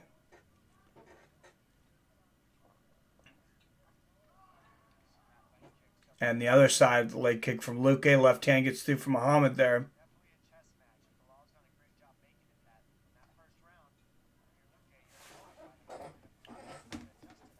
Oh, good low leg kick there for Luque.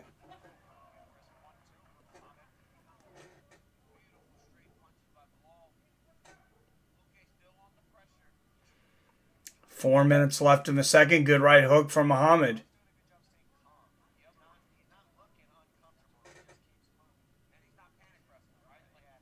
Good body kick from Vicente. And yeah, Muhammad just a master of controlling the cage. And just, landing shots here and there. Eventually getting that takedown. Nice right hook. Good one, too, from Muhammad. Typical Muhammad. Take guys down. Hold without damage. Ugas walking to ring now. Oh, Yordenis Ugas is walking down? Oh, shit. I got to... Alright, I got to leave the UFC.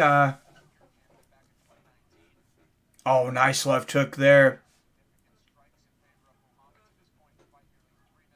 From Luque. God, why did they have to do that to us? Why did they have to do that to us, Robert? Just why? It's boxing too, but not as damaging. All right, you guys keep me updated on the UFC. I'm going to switch over to Errol, Spence, and Yordenis Ugas.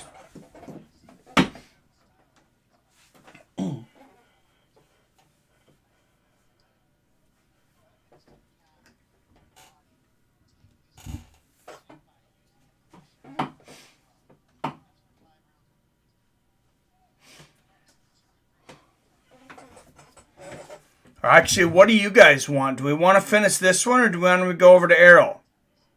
Errol fight is going to start before this finishes. All right, you guys, let me know in the comments what we want to do. Boxing won't start for another 10 minutes, King James. Are they singing national anthems and stuff? Oh, nice left hook and a right hand from Belal.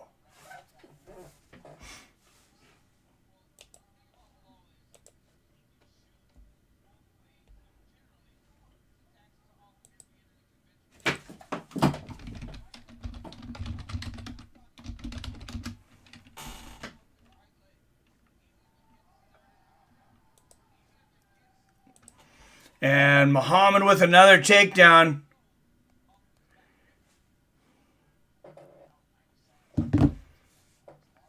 Well, I guess maybe we'll just enter boxing when this ends. If it's already started, we'll just flip over there. Hate when they do. They try listening and watching 3 screens at once, and my drunk brain is tired afterwards. I hear you, man. Head, body, ground and pound here for Muhammad.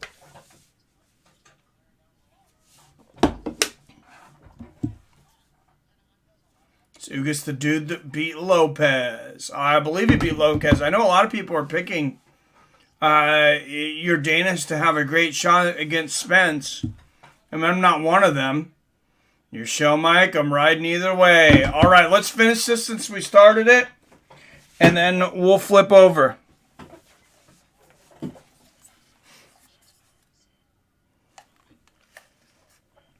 Ugas just beat Pacquiao. Ah, that's right.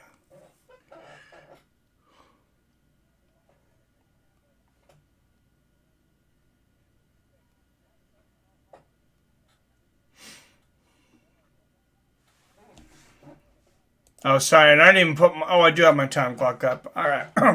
And Luque's up, but it looks like a good round for Muhammad.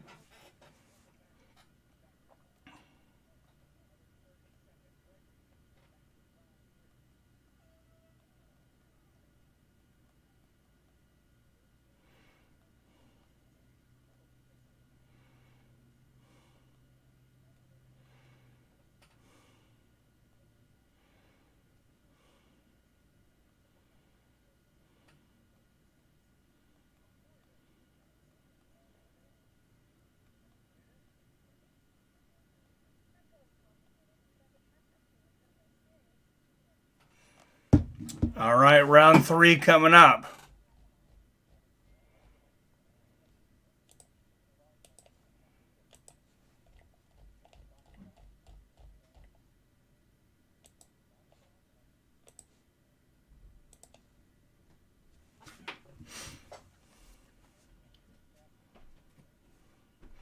I got Errol Spence. He is not human. He's a robot. Errol Spence walking to the ring now. Anyone got Ugas winning? King James to Spence. All right. It's hard to bet against Errol Spence Jr. Until he fights Terrence Crawford. I don't see him getting much challenge.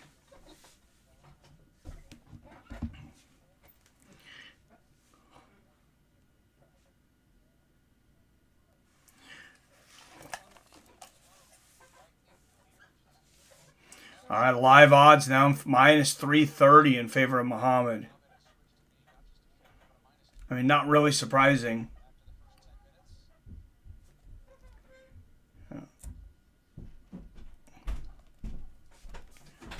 Oh, thank you. That's what I thought. Thank you. Appreciate it. Awesome.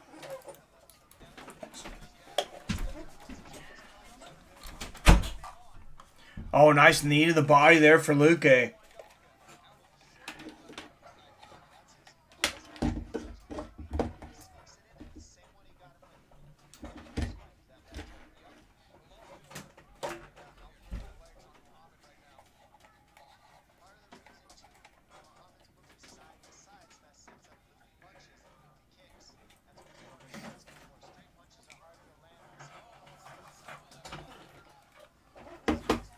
Oh, big shots there for Luque. Good combination. Big elbow from Muhammad. And Muhammad shooting for the takedown. Good defense here from Luque.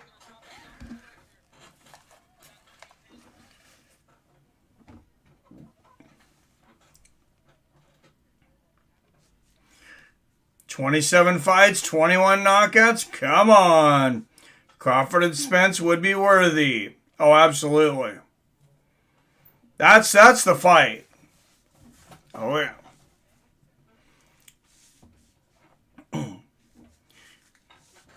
Oh, good job from Luque to keep Muhammad from taking him down.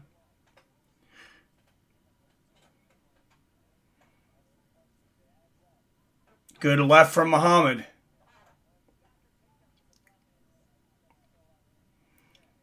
Oh, nice left hook. Good uppercut from Luque. Right hand from Muhammad. Big left hook from Luque. Oh, nice left hook to the body from Luque. Halfway through the third. Good jab there from Muhammad. And good leg kick there from Luque.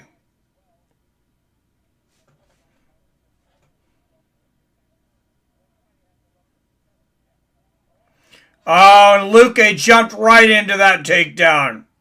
I was just about to say Luque needs to start pushing some takedown himself to throw Muhammad off balance. And I honestly think that all fighters, when they're fighting good wrestlers, need to start going for more takedowns themselves. Just because you're not the dominant wrestler doesn't mean that you throw that one part of the game plan out the window. That's my opinion. If I'm going to face a great wrestler, and I know I have pretty good wrestling at least, I'm going to shoot those takedowns too, at least to mix things up.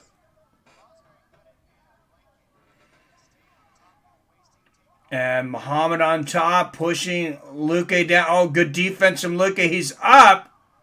Oh, he's all the way up now. Here we go. 120 left here in the third.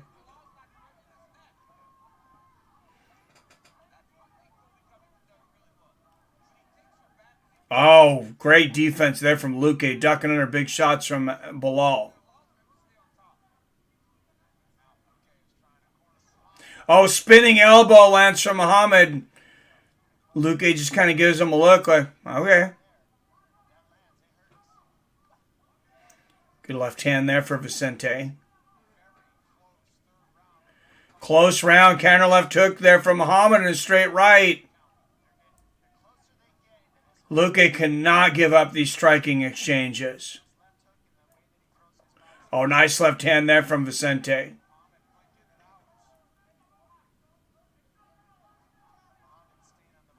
Oh, good left hook. Jumping left hook to the body. Good elbow there from Luque. 20 seconds left in the round. Body kick for Vicente.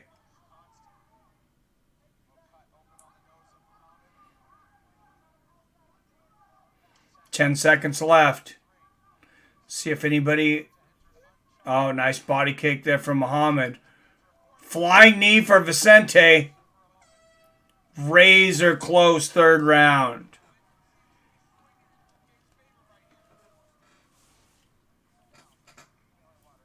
Always thought same, Mike. Nice. All right, going into the fourth.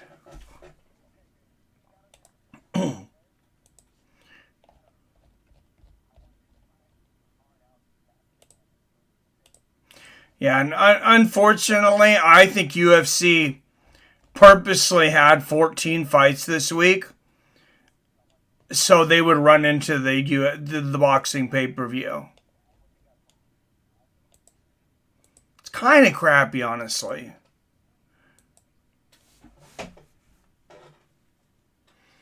$29.28 below.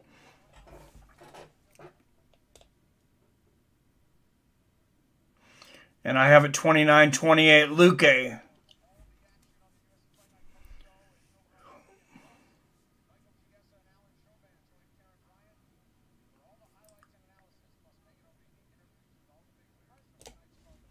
All right, here we go.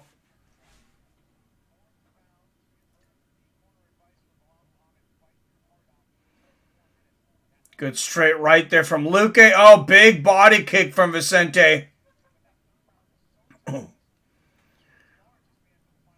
Yeah, I got to imagine it's likely that third round was split among the judges. Good leg kick there from Vicente. Good straight right from Luque. Nice left hand from Vicente and good right there. 4:20 left in the fourth.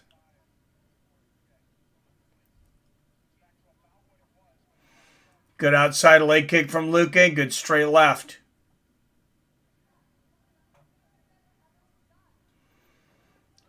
Live odds now slightly favoring Luque.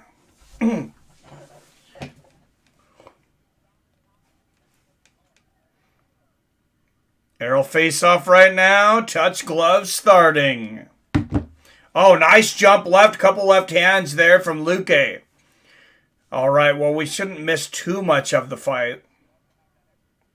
Oh, good right hook there from Muhammad. Oh, Muhammad shoots for the takedown. He gets it. Big takedown from Muhammad.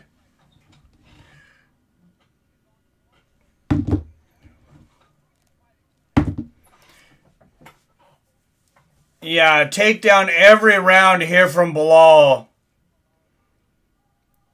And Belal landing some busy ground and pound here. Head body. He's not landing anything hard, but he's scoring. And, I mean, I'm not looking to hate on Belal, but Vicente's a fighter. Belal Muhammad is a action sports athlete. Vicente's looking to beat you up in a fight. Belal Muhammad is looking to win points inside the rules of the sport of MMA.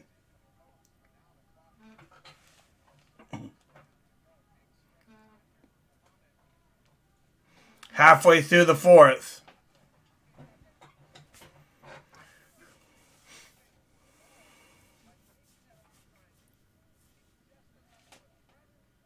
.220 left.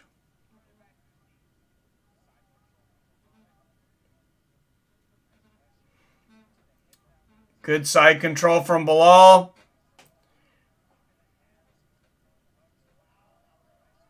Oh man, he's looking to get the back, and Luque throws him off and gets up. Good low leg kick from Luque. Oh, big left hook from Luque. Right hand from Muhammad.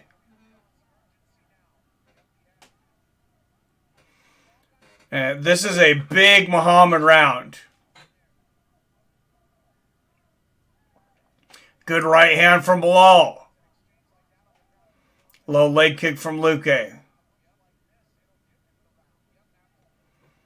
Good straight right from Vicente. Good 1-2 from Muhammad.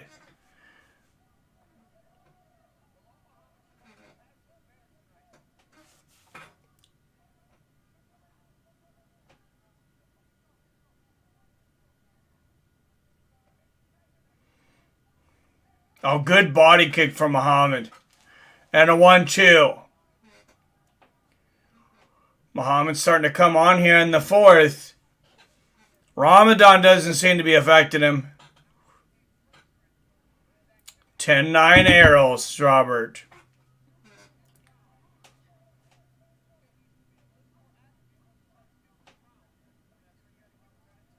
Good jab from Belal.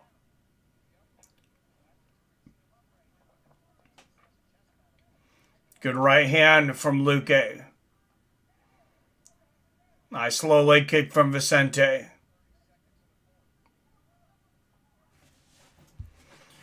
I swear, I think if Vicente just shot one takedown and got him down here, Muhammad would not expect it and he could win this round. Oh, good right hand from Luque and a right hand from Belal.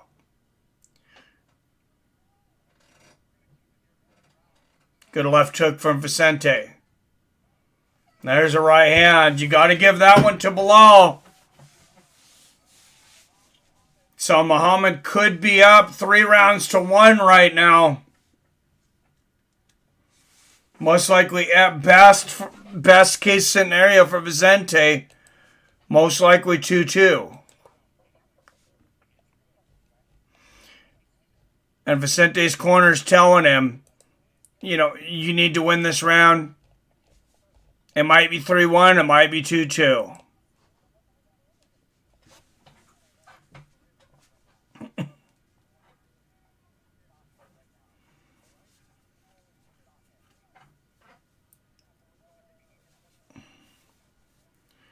So Vicente's corner saying put it on him at the beginning. Muhammad's corner saying he knows he's losing, so he's going to come out strong. And Muhammad is a great counter fighter. This is going to get very difficult for Vicente.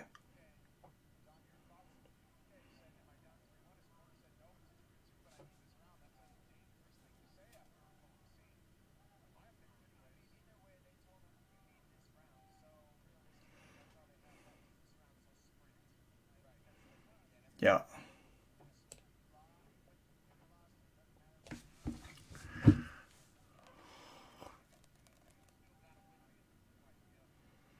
$39-37 Belal. Spence working Ugas' body early.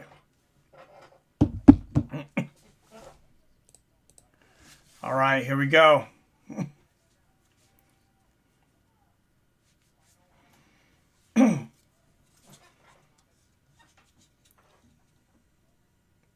Good straight right from Vicente. Oh, nice right hook from Belal. Jab and right hook from Belal. Oh, good left hook from Vicente. Oh, and look at the takedown attempt from Muhammad. Luque seen that coming and stopped it. Oh, nice right hook in the clinch from Muhammad.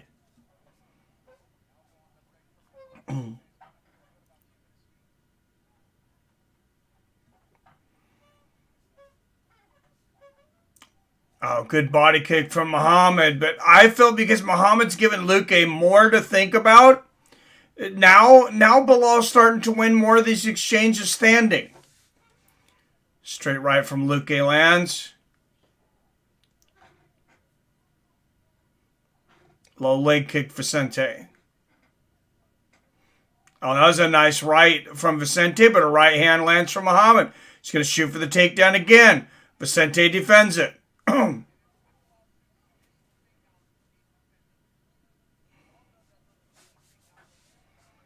Good left from Vicente. Problem here for Vicente is that he's not even winning the striking battle in this round. He's maybe staying even with Muhammad. 2018 Errol. There's a nice left hand from Vicente.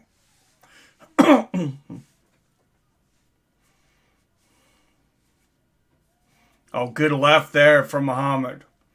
Low leg kick Vicente. And there's Muhammad shooting again. Luque looking for a guillotine here.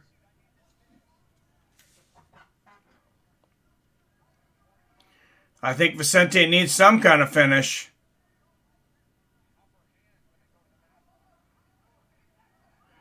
Oh, and a right hook from Muhammad as they get up. Halfway through the fifth. And Belal shooting for the takedown.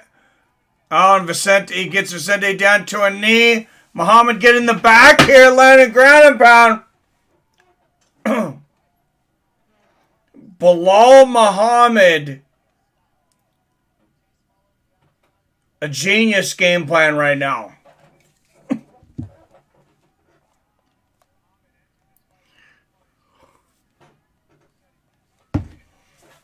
Two minutes left in the fifth.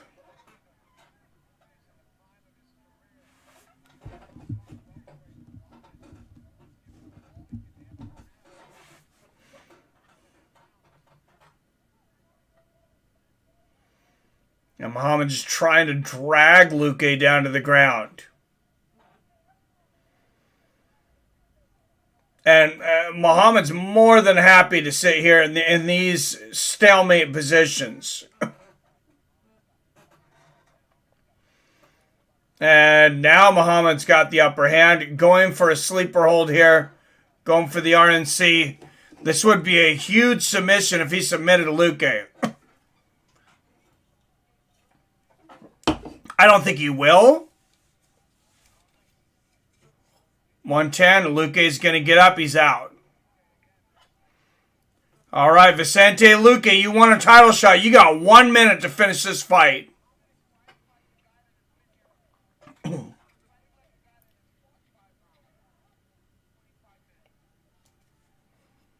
Luque breaks free. What has he got left? 45 seconds. Left hand lands for Muhammad. Muhammad knows this is a battle of survival now. 1-2 for Muhammad. And a left for Belal. 30 seconds left.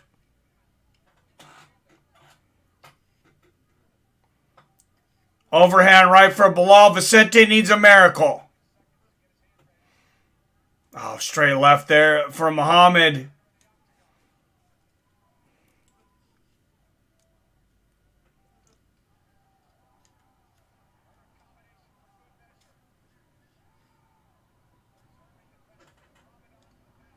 Body kick lands for Belal.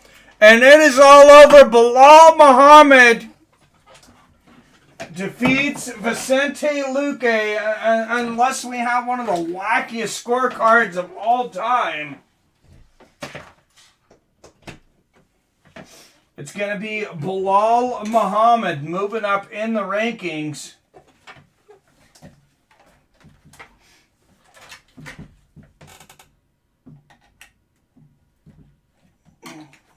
Now, is that the kind of performance that's going to make the UFC want to give him a title shot? That's debatable. Ugas won for holding Errol head down. Ref isn't playing tonight. It's only round 4. All right, Luque was garbage. Yeah, he was tonight. Be shocked if Muhammad attempted ground and pound or sub. All right, guys, we are switching over to boxing.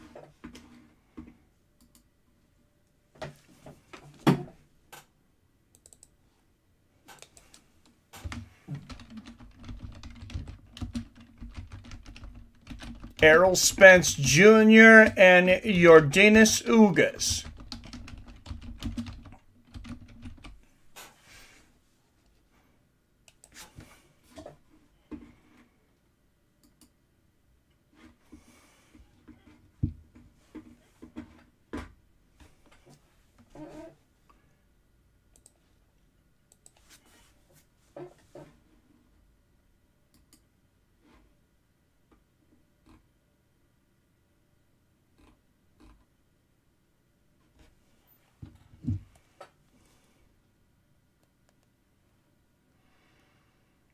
$49.46 Belal. Sure.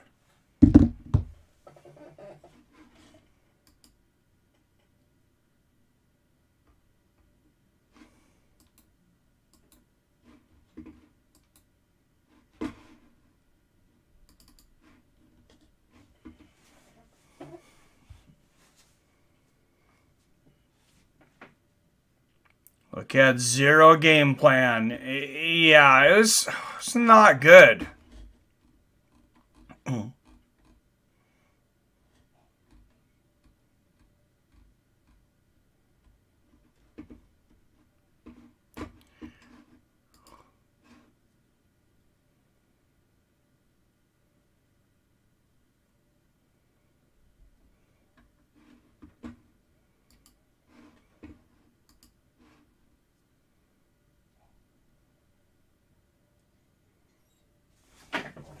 All right, guys. Looks like we are in round 4. 131, 130 here, Spence and Ugas. I'm just going to trust the judging. We'll go with the judging of Robert Kerrigan. Since I wasn't here, we'll start the time clock up at round 5. But round 4, 113, 112, 111, 110. Left here, Errol Spence Jr. and Ugas. Thought Luque was going to win that. I thought he was too, man.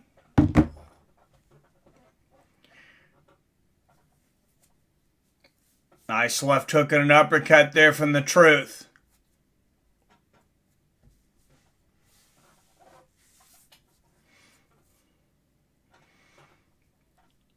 And Spence looking in control here. Nice left hook there from Spence. Good right hook to the body from Ugas.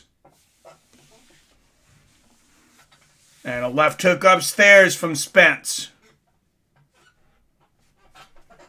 And this is the thing we see in combat sports. You see the OnlyFans on the trunk of Errol Spence. You're not going to see that in the NFL or the NBA or Major League Baseball. And seconds left here in the 4th. Spence making Ugas hit mostly air here. And give us a scorecard after 4, Robert. 40-36 Spence. All right, there you go. Our drunken charge.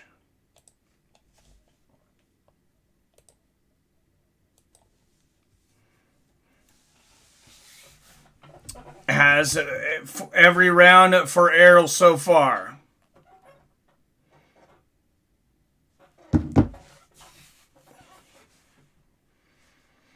And the corner of Errol Spence Jr.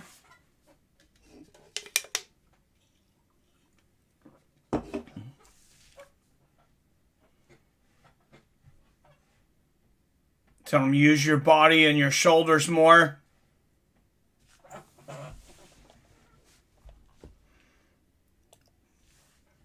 All right, here we go. Round 5 of 12.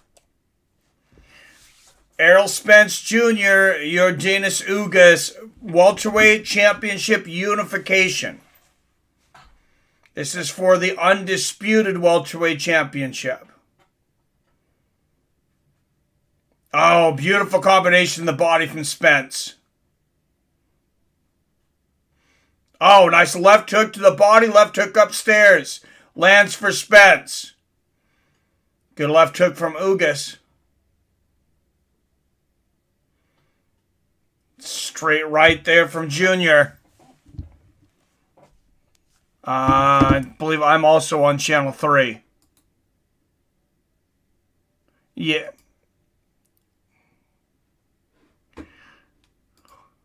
Yes, I'm on 3 as well. Oh, nice combinations here from Errol.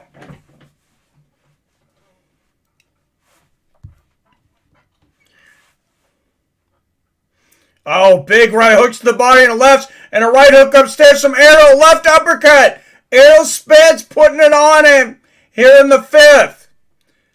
Straight left and a double left from Errol Spence Jr. The left uppercut. A left hook, Errol Spence landing almost everything here in the 5th.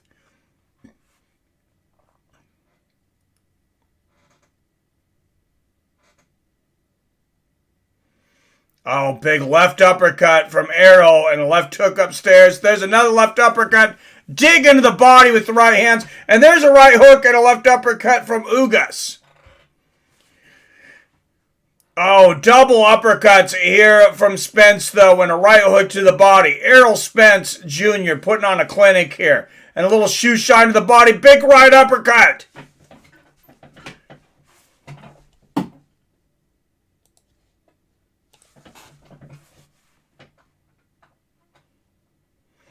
Good left hand there from Spence and a left hook to the body.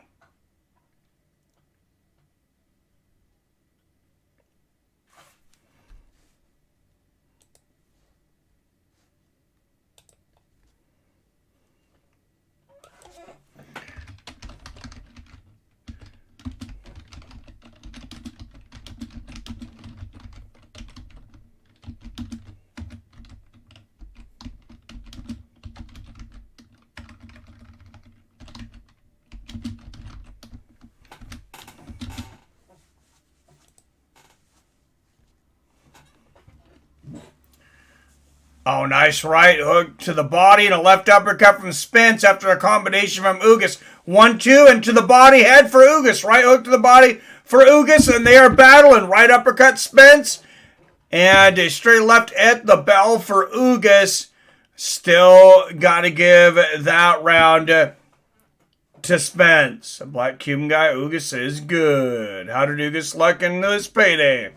No one else available. Yeah, I follow boxing. I started out watching boxing, Torin, years before, before MMA even got out. I was watching boxing as a kid.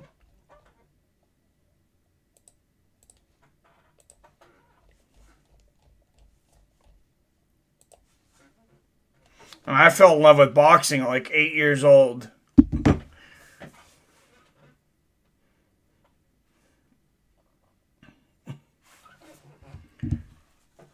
Remember, folks, I win 42. Spence finishes Ugas, so let's go Spence Jr.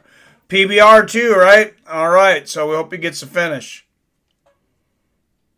All right, here we go. The halfway point. Nice right hook to the body. There's a left hook from Errol Spence Jr. Oh, big left hook from Errol. And a left hook to the body from Ugas. But, oh, Spence digging to the body. Right hook, left hook, right hook upstairs.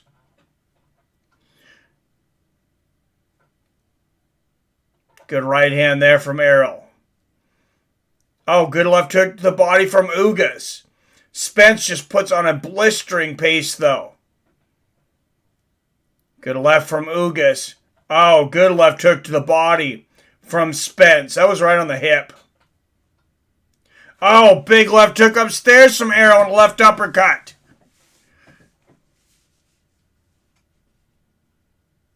Oh, big left hook from Errol. Oh, nice right hand from Ugas. That was big one too from Ugas! Spence goes into the ropes! Spence is hurt! A right hook from Ugas! This crowd is going nuts! And there is a smile from Errol Spence Jr., but Ugas knocked Spence into the ropes. That should have technically been a knockdown because the ropes held him up. And I think the referee's going to call it. Oh, no, they're going to give him...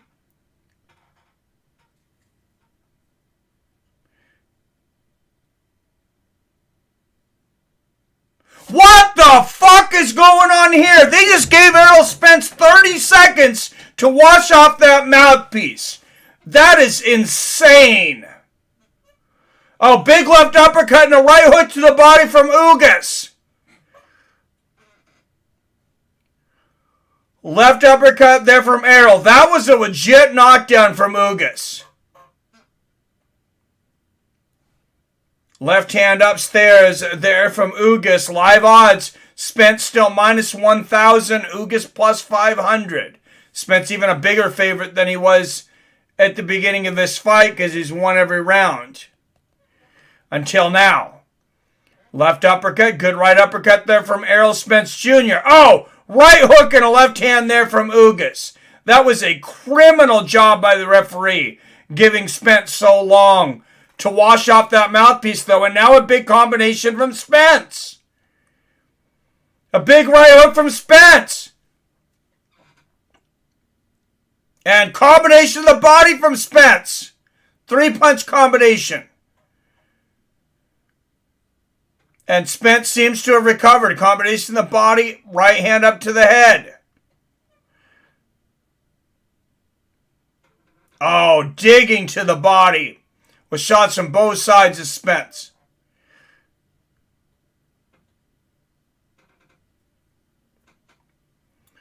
Good left hand for Errol. There's a left hand from Ugas.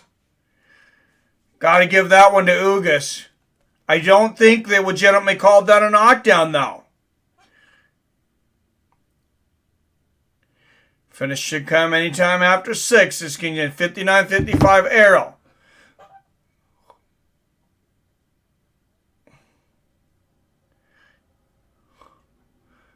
Oh. Yep. There's the 1-2 from Ugas. Defend yourself at all times. So this is what happened. Errol loses his mouthpiece. He's calling for the referee to give him the mouthpiece. Ugas knocks out on an uppercut. Errol starts to go for the mouthpiece. Big 1-2 there from Ugas. That's a knockdown because the ropes hold him up. Errol Spence, you got to defend yourself at all times. The rules say that the referee, when he sees it, will try to get the mouthpiece during a break in action. And a veteran like Errol Spence knows that.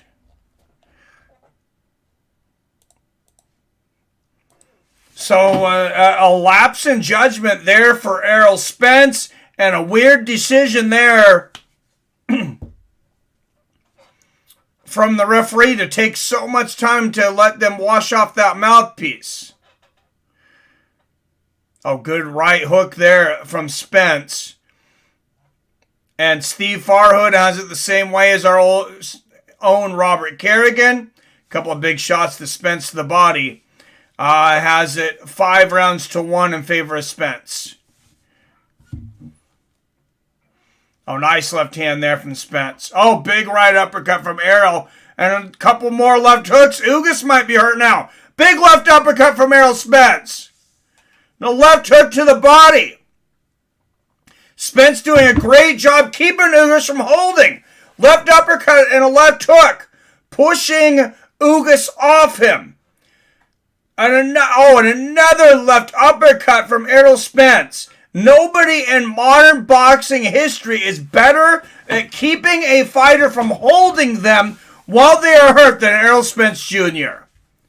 Beautiful left hook upstairs from Aaron. A left uppercut, right hook from Ugas lands to the body.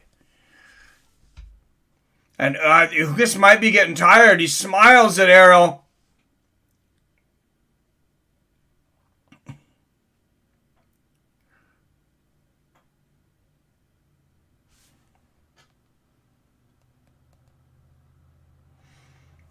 Versus Ugas is hurt. I think he was too.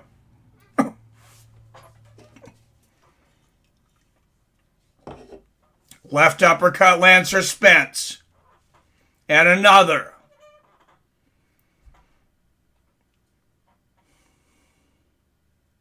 Oh, nice right hook around the guard there from Spence. And a left hand now dig into the body with a double right hook and an uppercut. Oh, Spence dig into the body. And there's a combination from Ugas. A huge right hand from Ugas lands again on the chin of Spence. Left hook to the body, right hook upstairs for Spence. Oh, Spence loading up with that right hook and a left uppercut there. Ugas hit Spence with some good shots, but Spence took it and came back and gave his own. There's a 1-2 from Errol and a big right hook to the body. And the left hook to the body and a left uppercut from Spence almost floors Ugas. Blood coming from the jaw of Ugas. Another big uppercut from Errol. And there's the left hook to the body. Right hand from Errol Spence Jr. And Yordenis Ugas is really starting to show a mess on his face at this AT&T Stadium. Tell me Errol Spence isn't a star. He's got AT&T Stadium. This is a football stadium.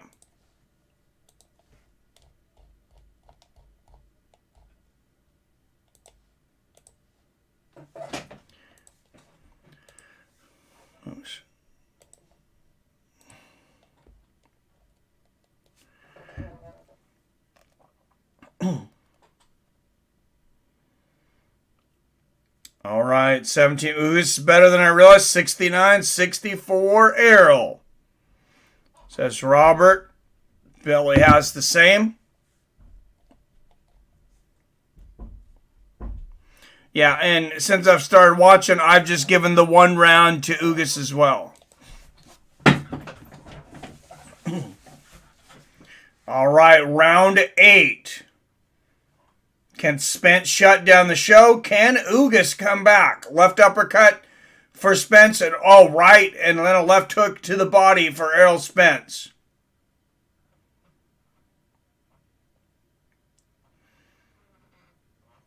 And Errol Spence learned a valuable lesson tonight, though. Defend yourself at all times. Oh, big uppercut from Errol. Almost thought Ugas was going to take a knee on that left uppercut. Another big left uppercut. Yeah, Ugas is just getting battered here. Oh, big shots to the body for Spence. Live odds have moved to minus 2,500 in favor of Spence. Oh, big combination from Spence. Big right hook to the body. Referee going to give Spence a warning saying low blows. Yeah, that last round was a heck of a round. Left hook upstairs for Spence. Left uppercut and right hand upstairs.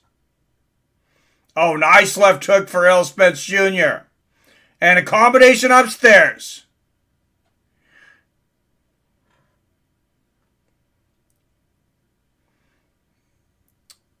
Wow, another big left hook from Errol Spence Jr. And a left hook upstairs. Left hook, uppercut. And now dig into the body. This guy might be the best pound-for-pound fighter in the world. Oh, wow. What a combination from Errol Spence. Left uppercut, right hook to the body. The referee's he's gonna warn him again. For low blows, though. Oh, no, he's going to look at the eye. They want to look at the eye of Ugas. Ugas is shaking his head. No, no, no. Oh, he's trying to make sure that he can see out of his right eye. I'm not sure he can or not. From looking at his eye from this angle, it might be completely closed. I don't think it's quite completely closed. But they're covering up one eye and asking him if he can see out of his right.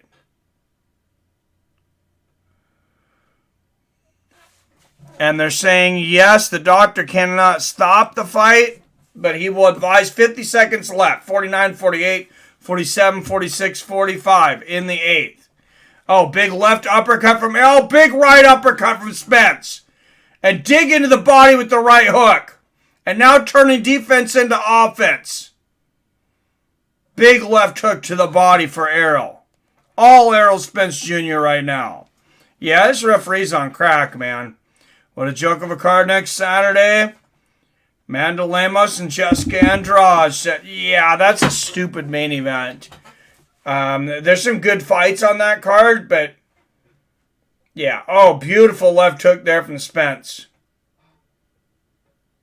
And a straight right hook lands for Ugas finally. Left uppercut from Spence, and Yordenis Ugas, he's starting to learn, hey, there's levels to this game and you're not on it.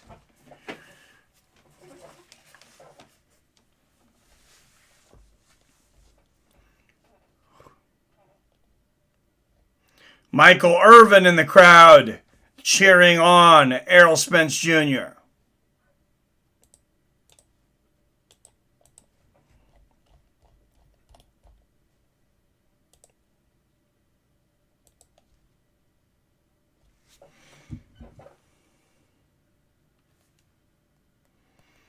And Yordenis' corner asked him, are you feeling okay? Sound like Ugas is done if Spence don't get stupid, right? Yeah, 79-73 Spence. Then after that card, we have another card I'm interested in. Chito Vera and Rob Font. Yeah, that's a good fight, man. That's a big fight for Chito, too, to show that he belongs in the top echelon.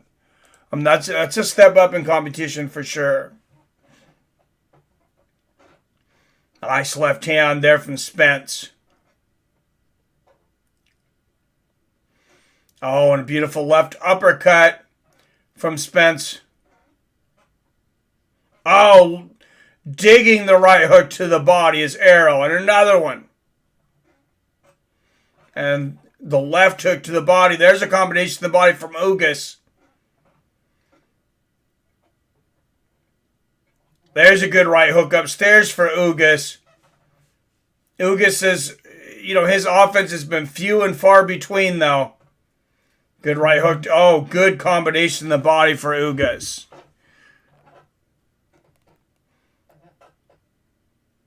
Next week is a great card, actually. I hate this ref. I do, too. Did you notice we only got 2 more cards to UFC 274?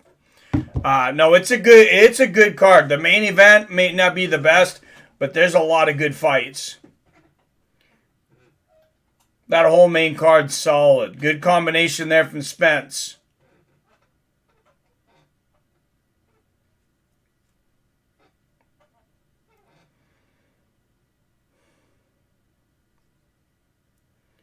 Oh, good left hand there from Spence.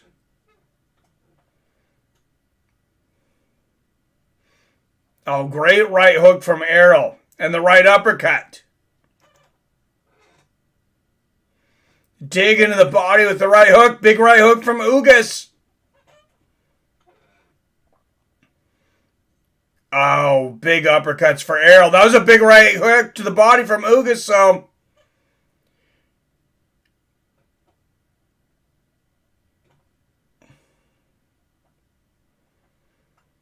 Good left from Spence, and Ugas, he'll land a big shot, and it's just one. There's another big right hook to the body for Ugas, but he's not following him up.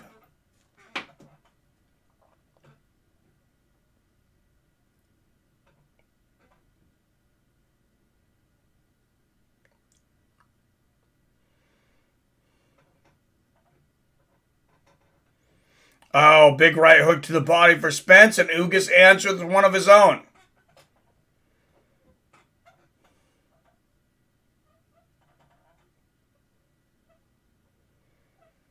Oh, beautiful right hook to the body from Ugas. And this referee's going to tell him to keep it up. This guy doesn't even know what a low blow is. Oh, nice right hand on the chin there from Ugas. I mean, Ugas has got the power. His offense is just anemic. Yeah, I agree, Billy. Main event's weak. Rest of the card is good. Cuban ref? I'm not sure. Kind of noticed what the UFC is doing. They put on weak cards to lead up to the big card.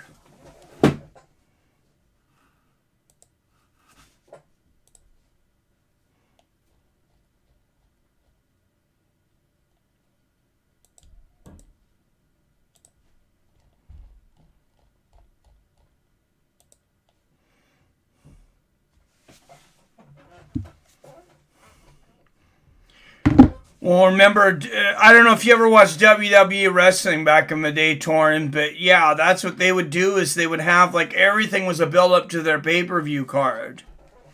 UFC at least has, good fights all the way up, I think. I mean, not every fight might not be a great fight, but...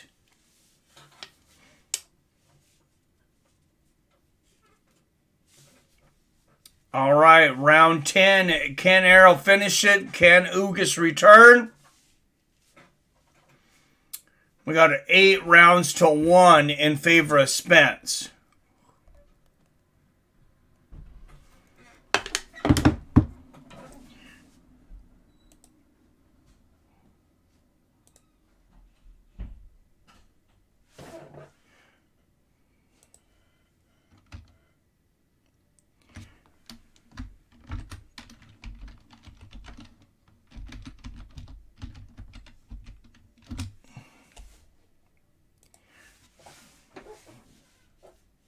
Oh, he's hurt again. Ugas is hurt again. Left uppercut from Errol.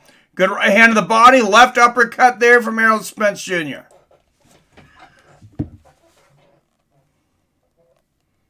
Oh, big uppercut. Ugas is hurt there. He wants to lay down after that. Another big left uppercut. His knees buckled on that one. Errol chasing him down. Right hook there from Spence. Ugas turtling up now.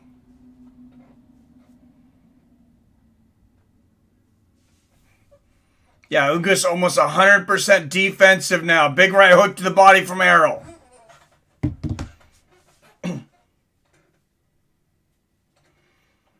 And this referee again is going to, I don't know what he's doing. He's going to take away a point.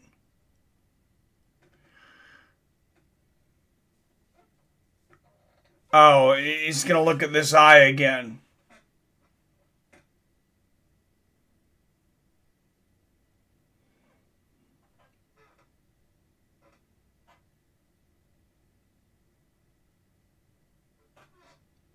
And they just called it off. They said he cannot see through the right eye. Tells the referee, Errol Spence Jr. winner by technical knockout.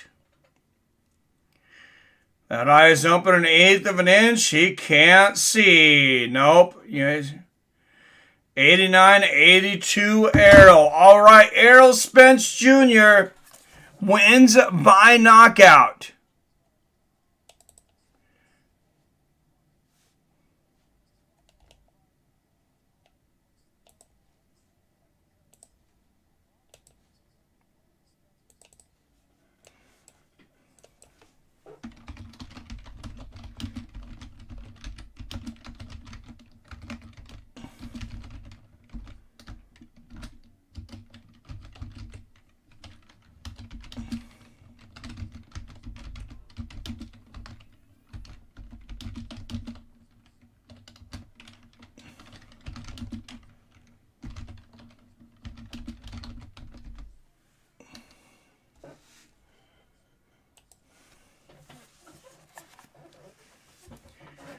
All right, there it is. The referee puts an end to this one. And when UFC champions only fight once a year, and a lot of guys hesitant to engage.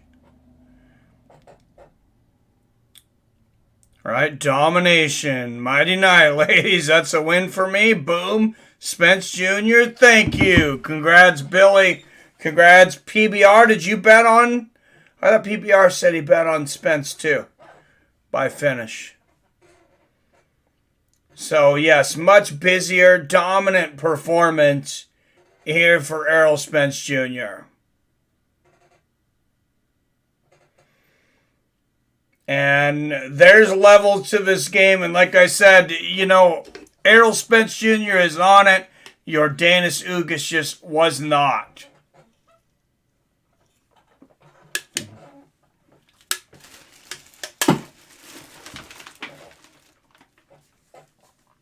And all eyes now are on Terrence Crawford. Terrence Crawford versus Errol Spence Jr. is the only fight to make at this point.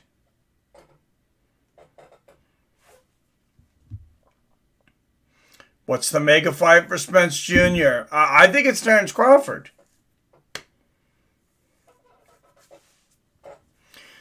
Let's bring up the boxing, let's bring up boxing's welterweight division.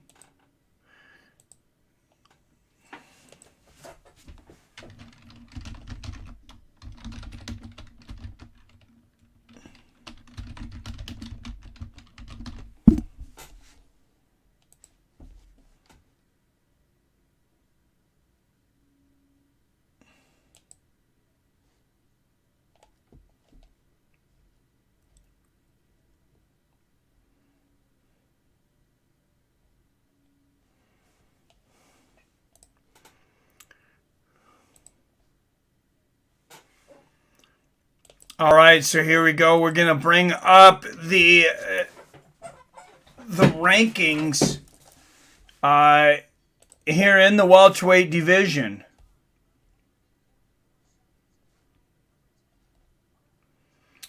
Ring welterweight rankings are really the only ones that matter.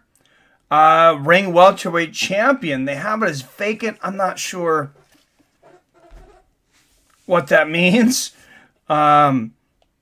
Ugas was the number 3. Keith Thurman at number 6. That's maybe a big fight.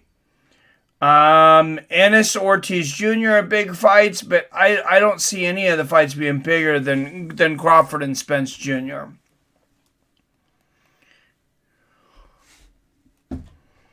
All right, have a good one, King James. Spence and Crawford super fight. I agree.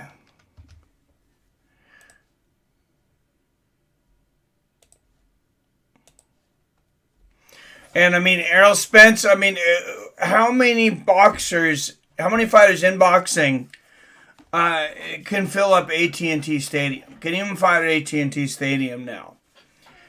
There's only a handful. Canelo Alvarez, of course, has done it. Manny Pacquiao can still do it. I don't know if he can after the last loss. Obviously, Errol Spence, because he just did it. Who else has been here? Has Terrence fought here? Fury and Wilder. Both of those guys, I feel like, can. So, yeah, pretty much 5. I can't think of anyone else that's active. Spence is from Texas. Oh, and that makes a huge difference, obviously. And shake of hands, Ugas coming over and shaking the hand of Spence. He knows he was beaten by the better man tonight. Really was never competitive. It's just the one mental lapse of Spence when he went down to get his mouthpiece. The referee didn't see the mouthpiece because that referee sucked. Ugas,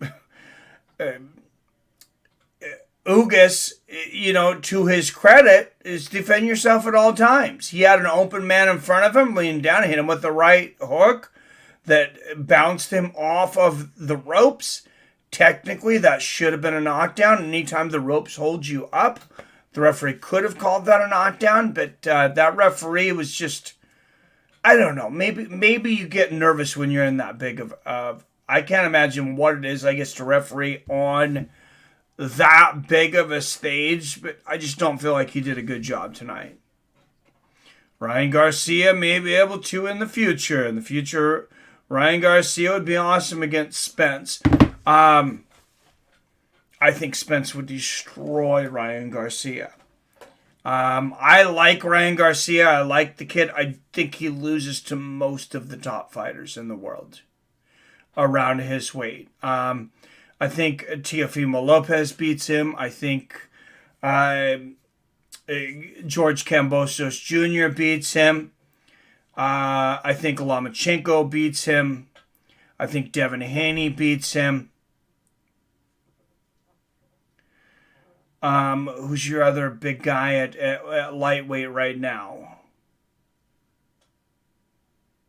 Gervonta Davis. I think Gervonta Davis also beats him. I don't think he gets past any of those guys. And people hate, but it's true. Jake Paul could fill the stadium for a big fight, too. That's true.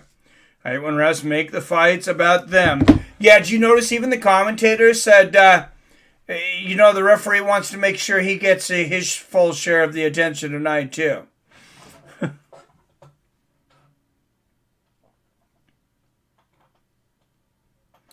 So, all right, guys, thank you for joining us.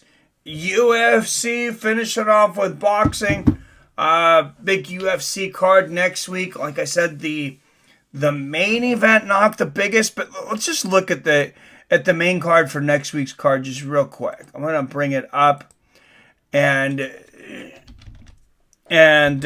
we'll show you guys. I think this is a good card. I don't care for the main event so much. And they could surprise us. I'm not going to lie, I'm surprised it's the main event.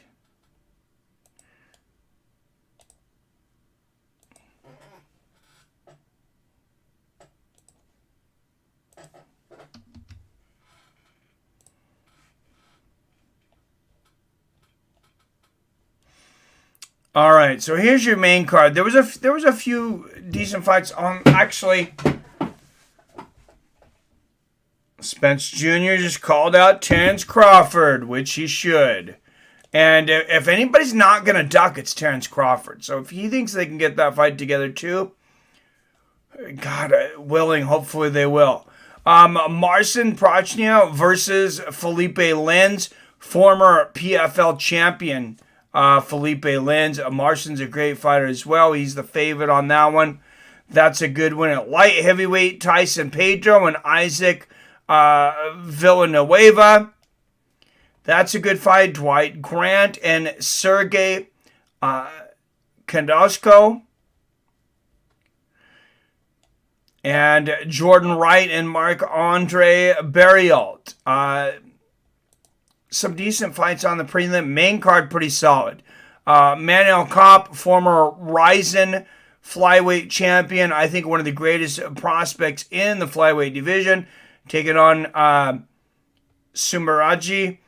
I'm taking Manuel Kopp. I'm betting on Manuel Kopp. I'm going straight to the casino to bet on Manuel Kopp. Macy Barber returns against Montana De La Rosa. That might be another good one to bet. I think Macy's going to beat the shit out of Rosa.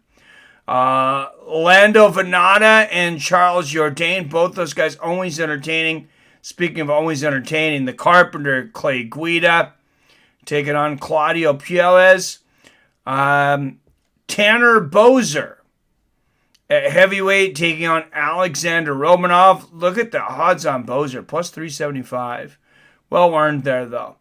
And then the main event, Andrade, number one contender, comes in a minus 170 against Amanda Lemos. Just real quick, any of you guys, Robert, Billy, or anybody, does Amanda Lemos, what do you guys think her chances are of beating Jessica Andrade? I'm kind of legitimately asking because I'm not sure if I want to pull the trigger on that bet, but I think there may be something there. I think maybe Andrade should be a bigger favorite. She has no chance as Bella. That's kind of what I was thinking. I just wanted to get a second opinion. See y'all after we talk about next card.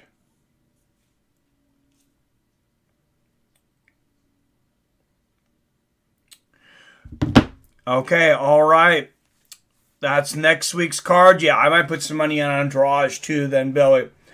All right. Thank you, everybody, for joining in. Billy says, night, family. Everyone, as always, I love you. I respect you. And I'll see your fine asses next time.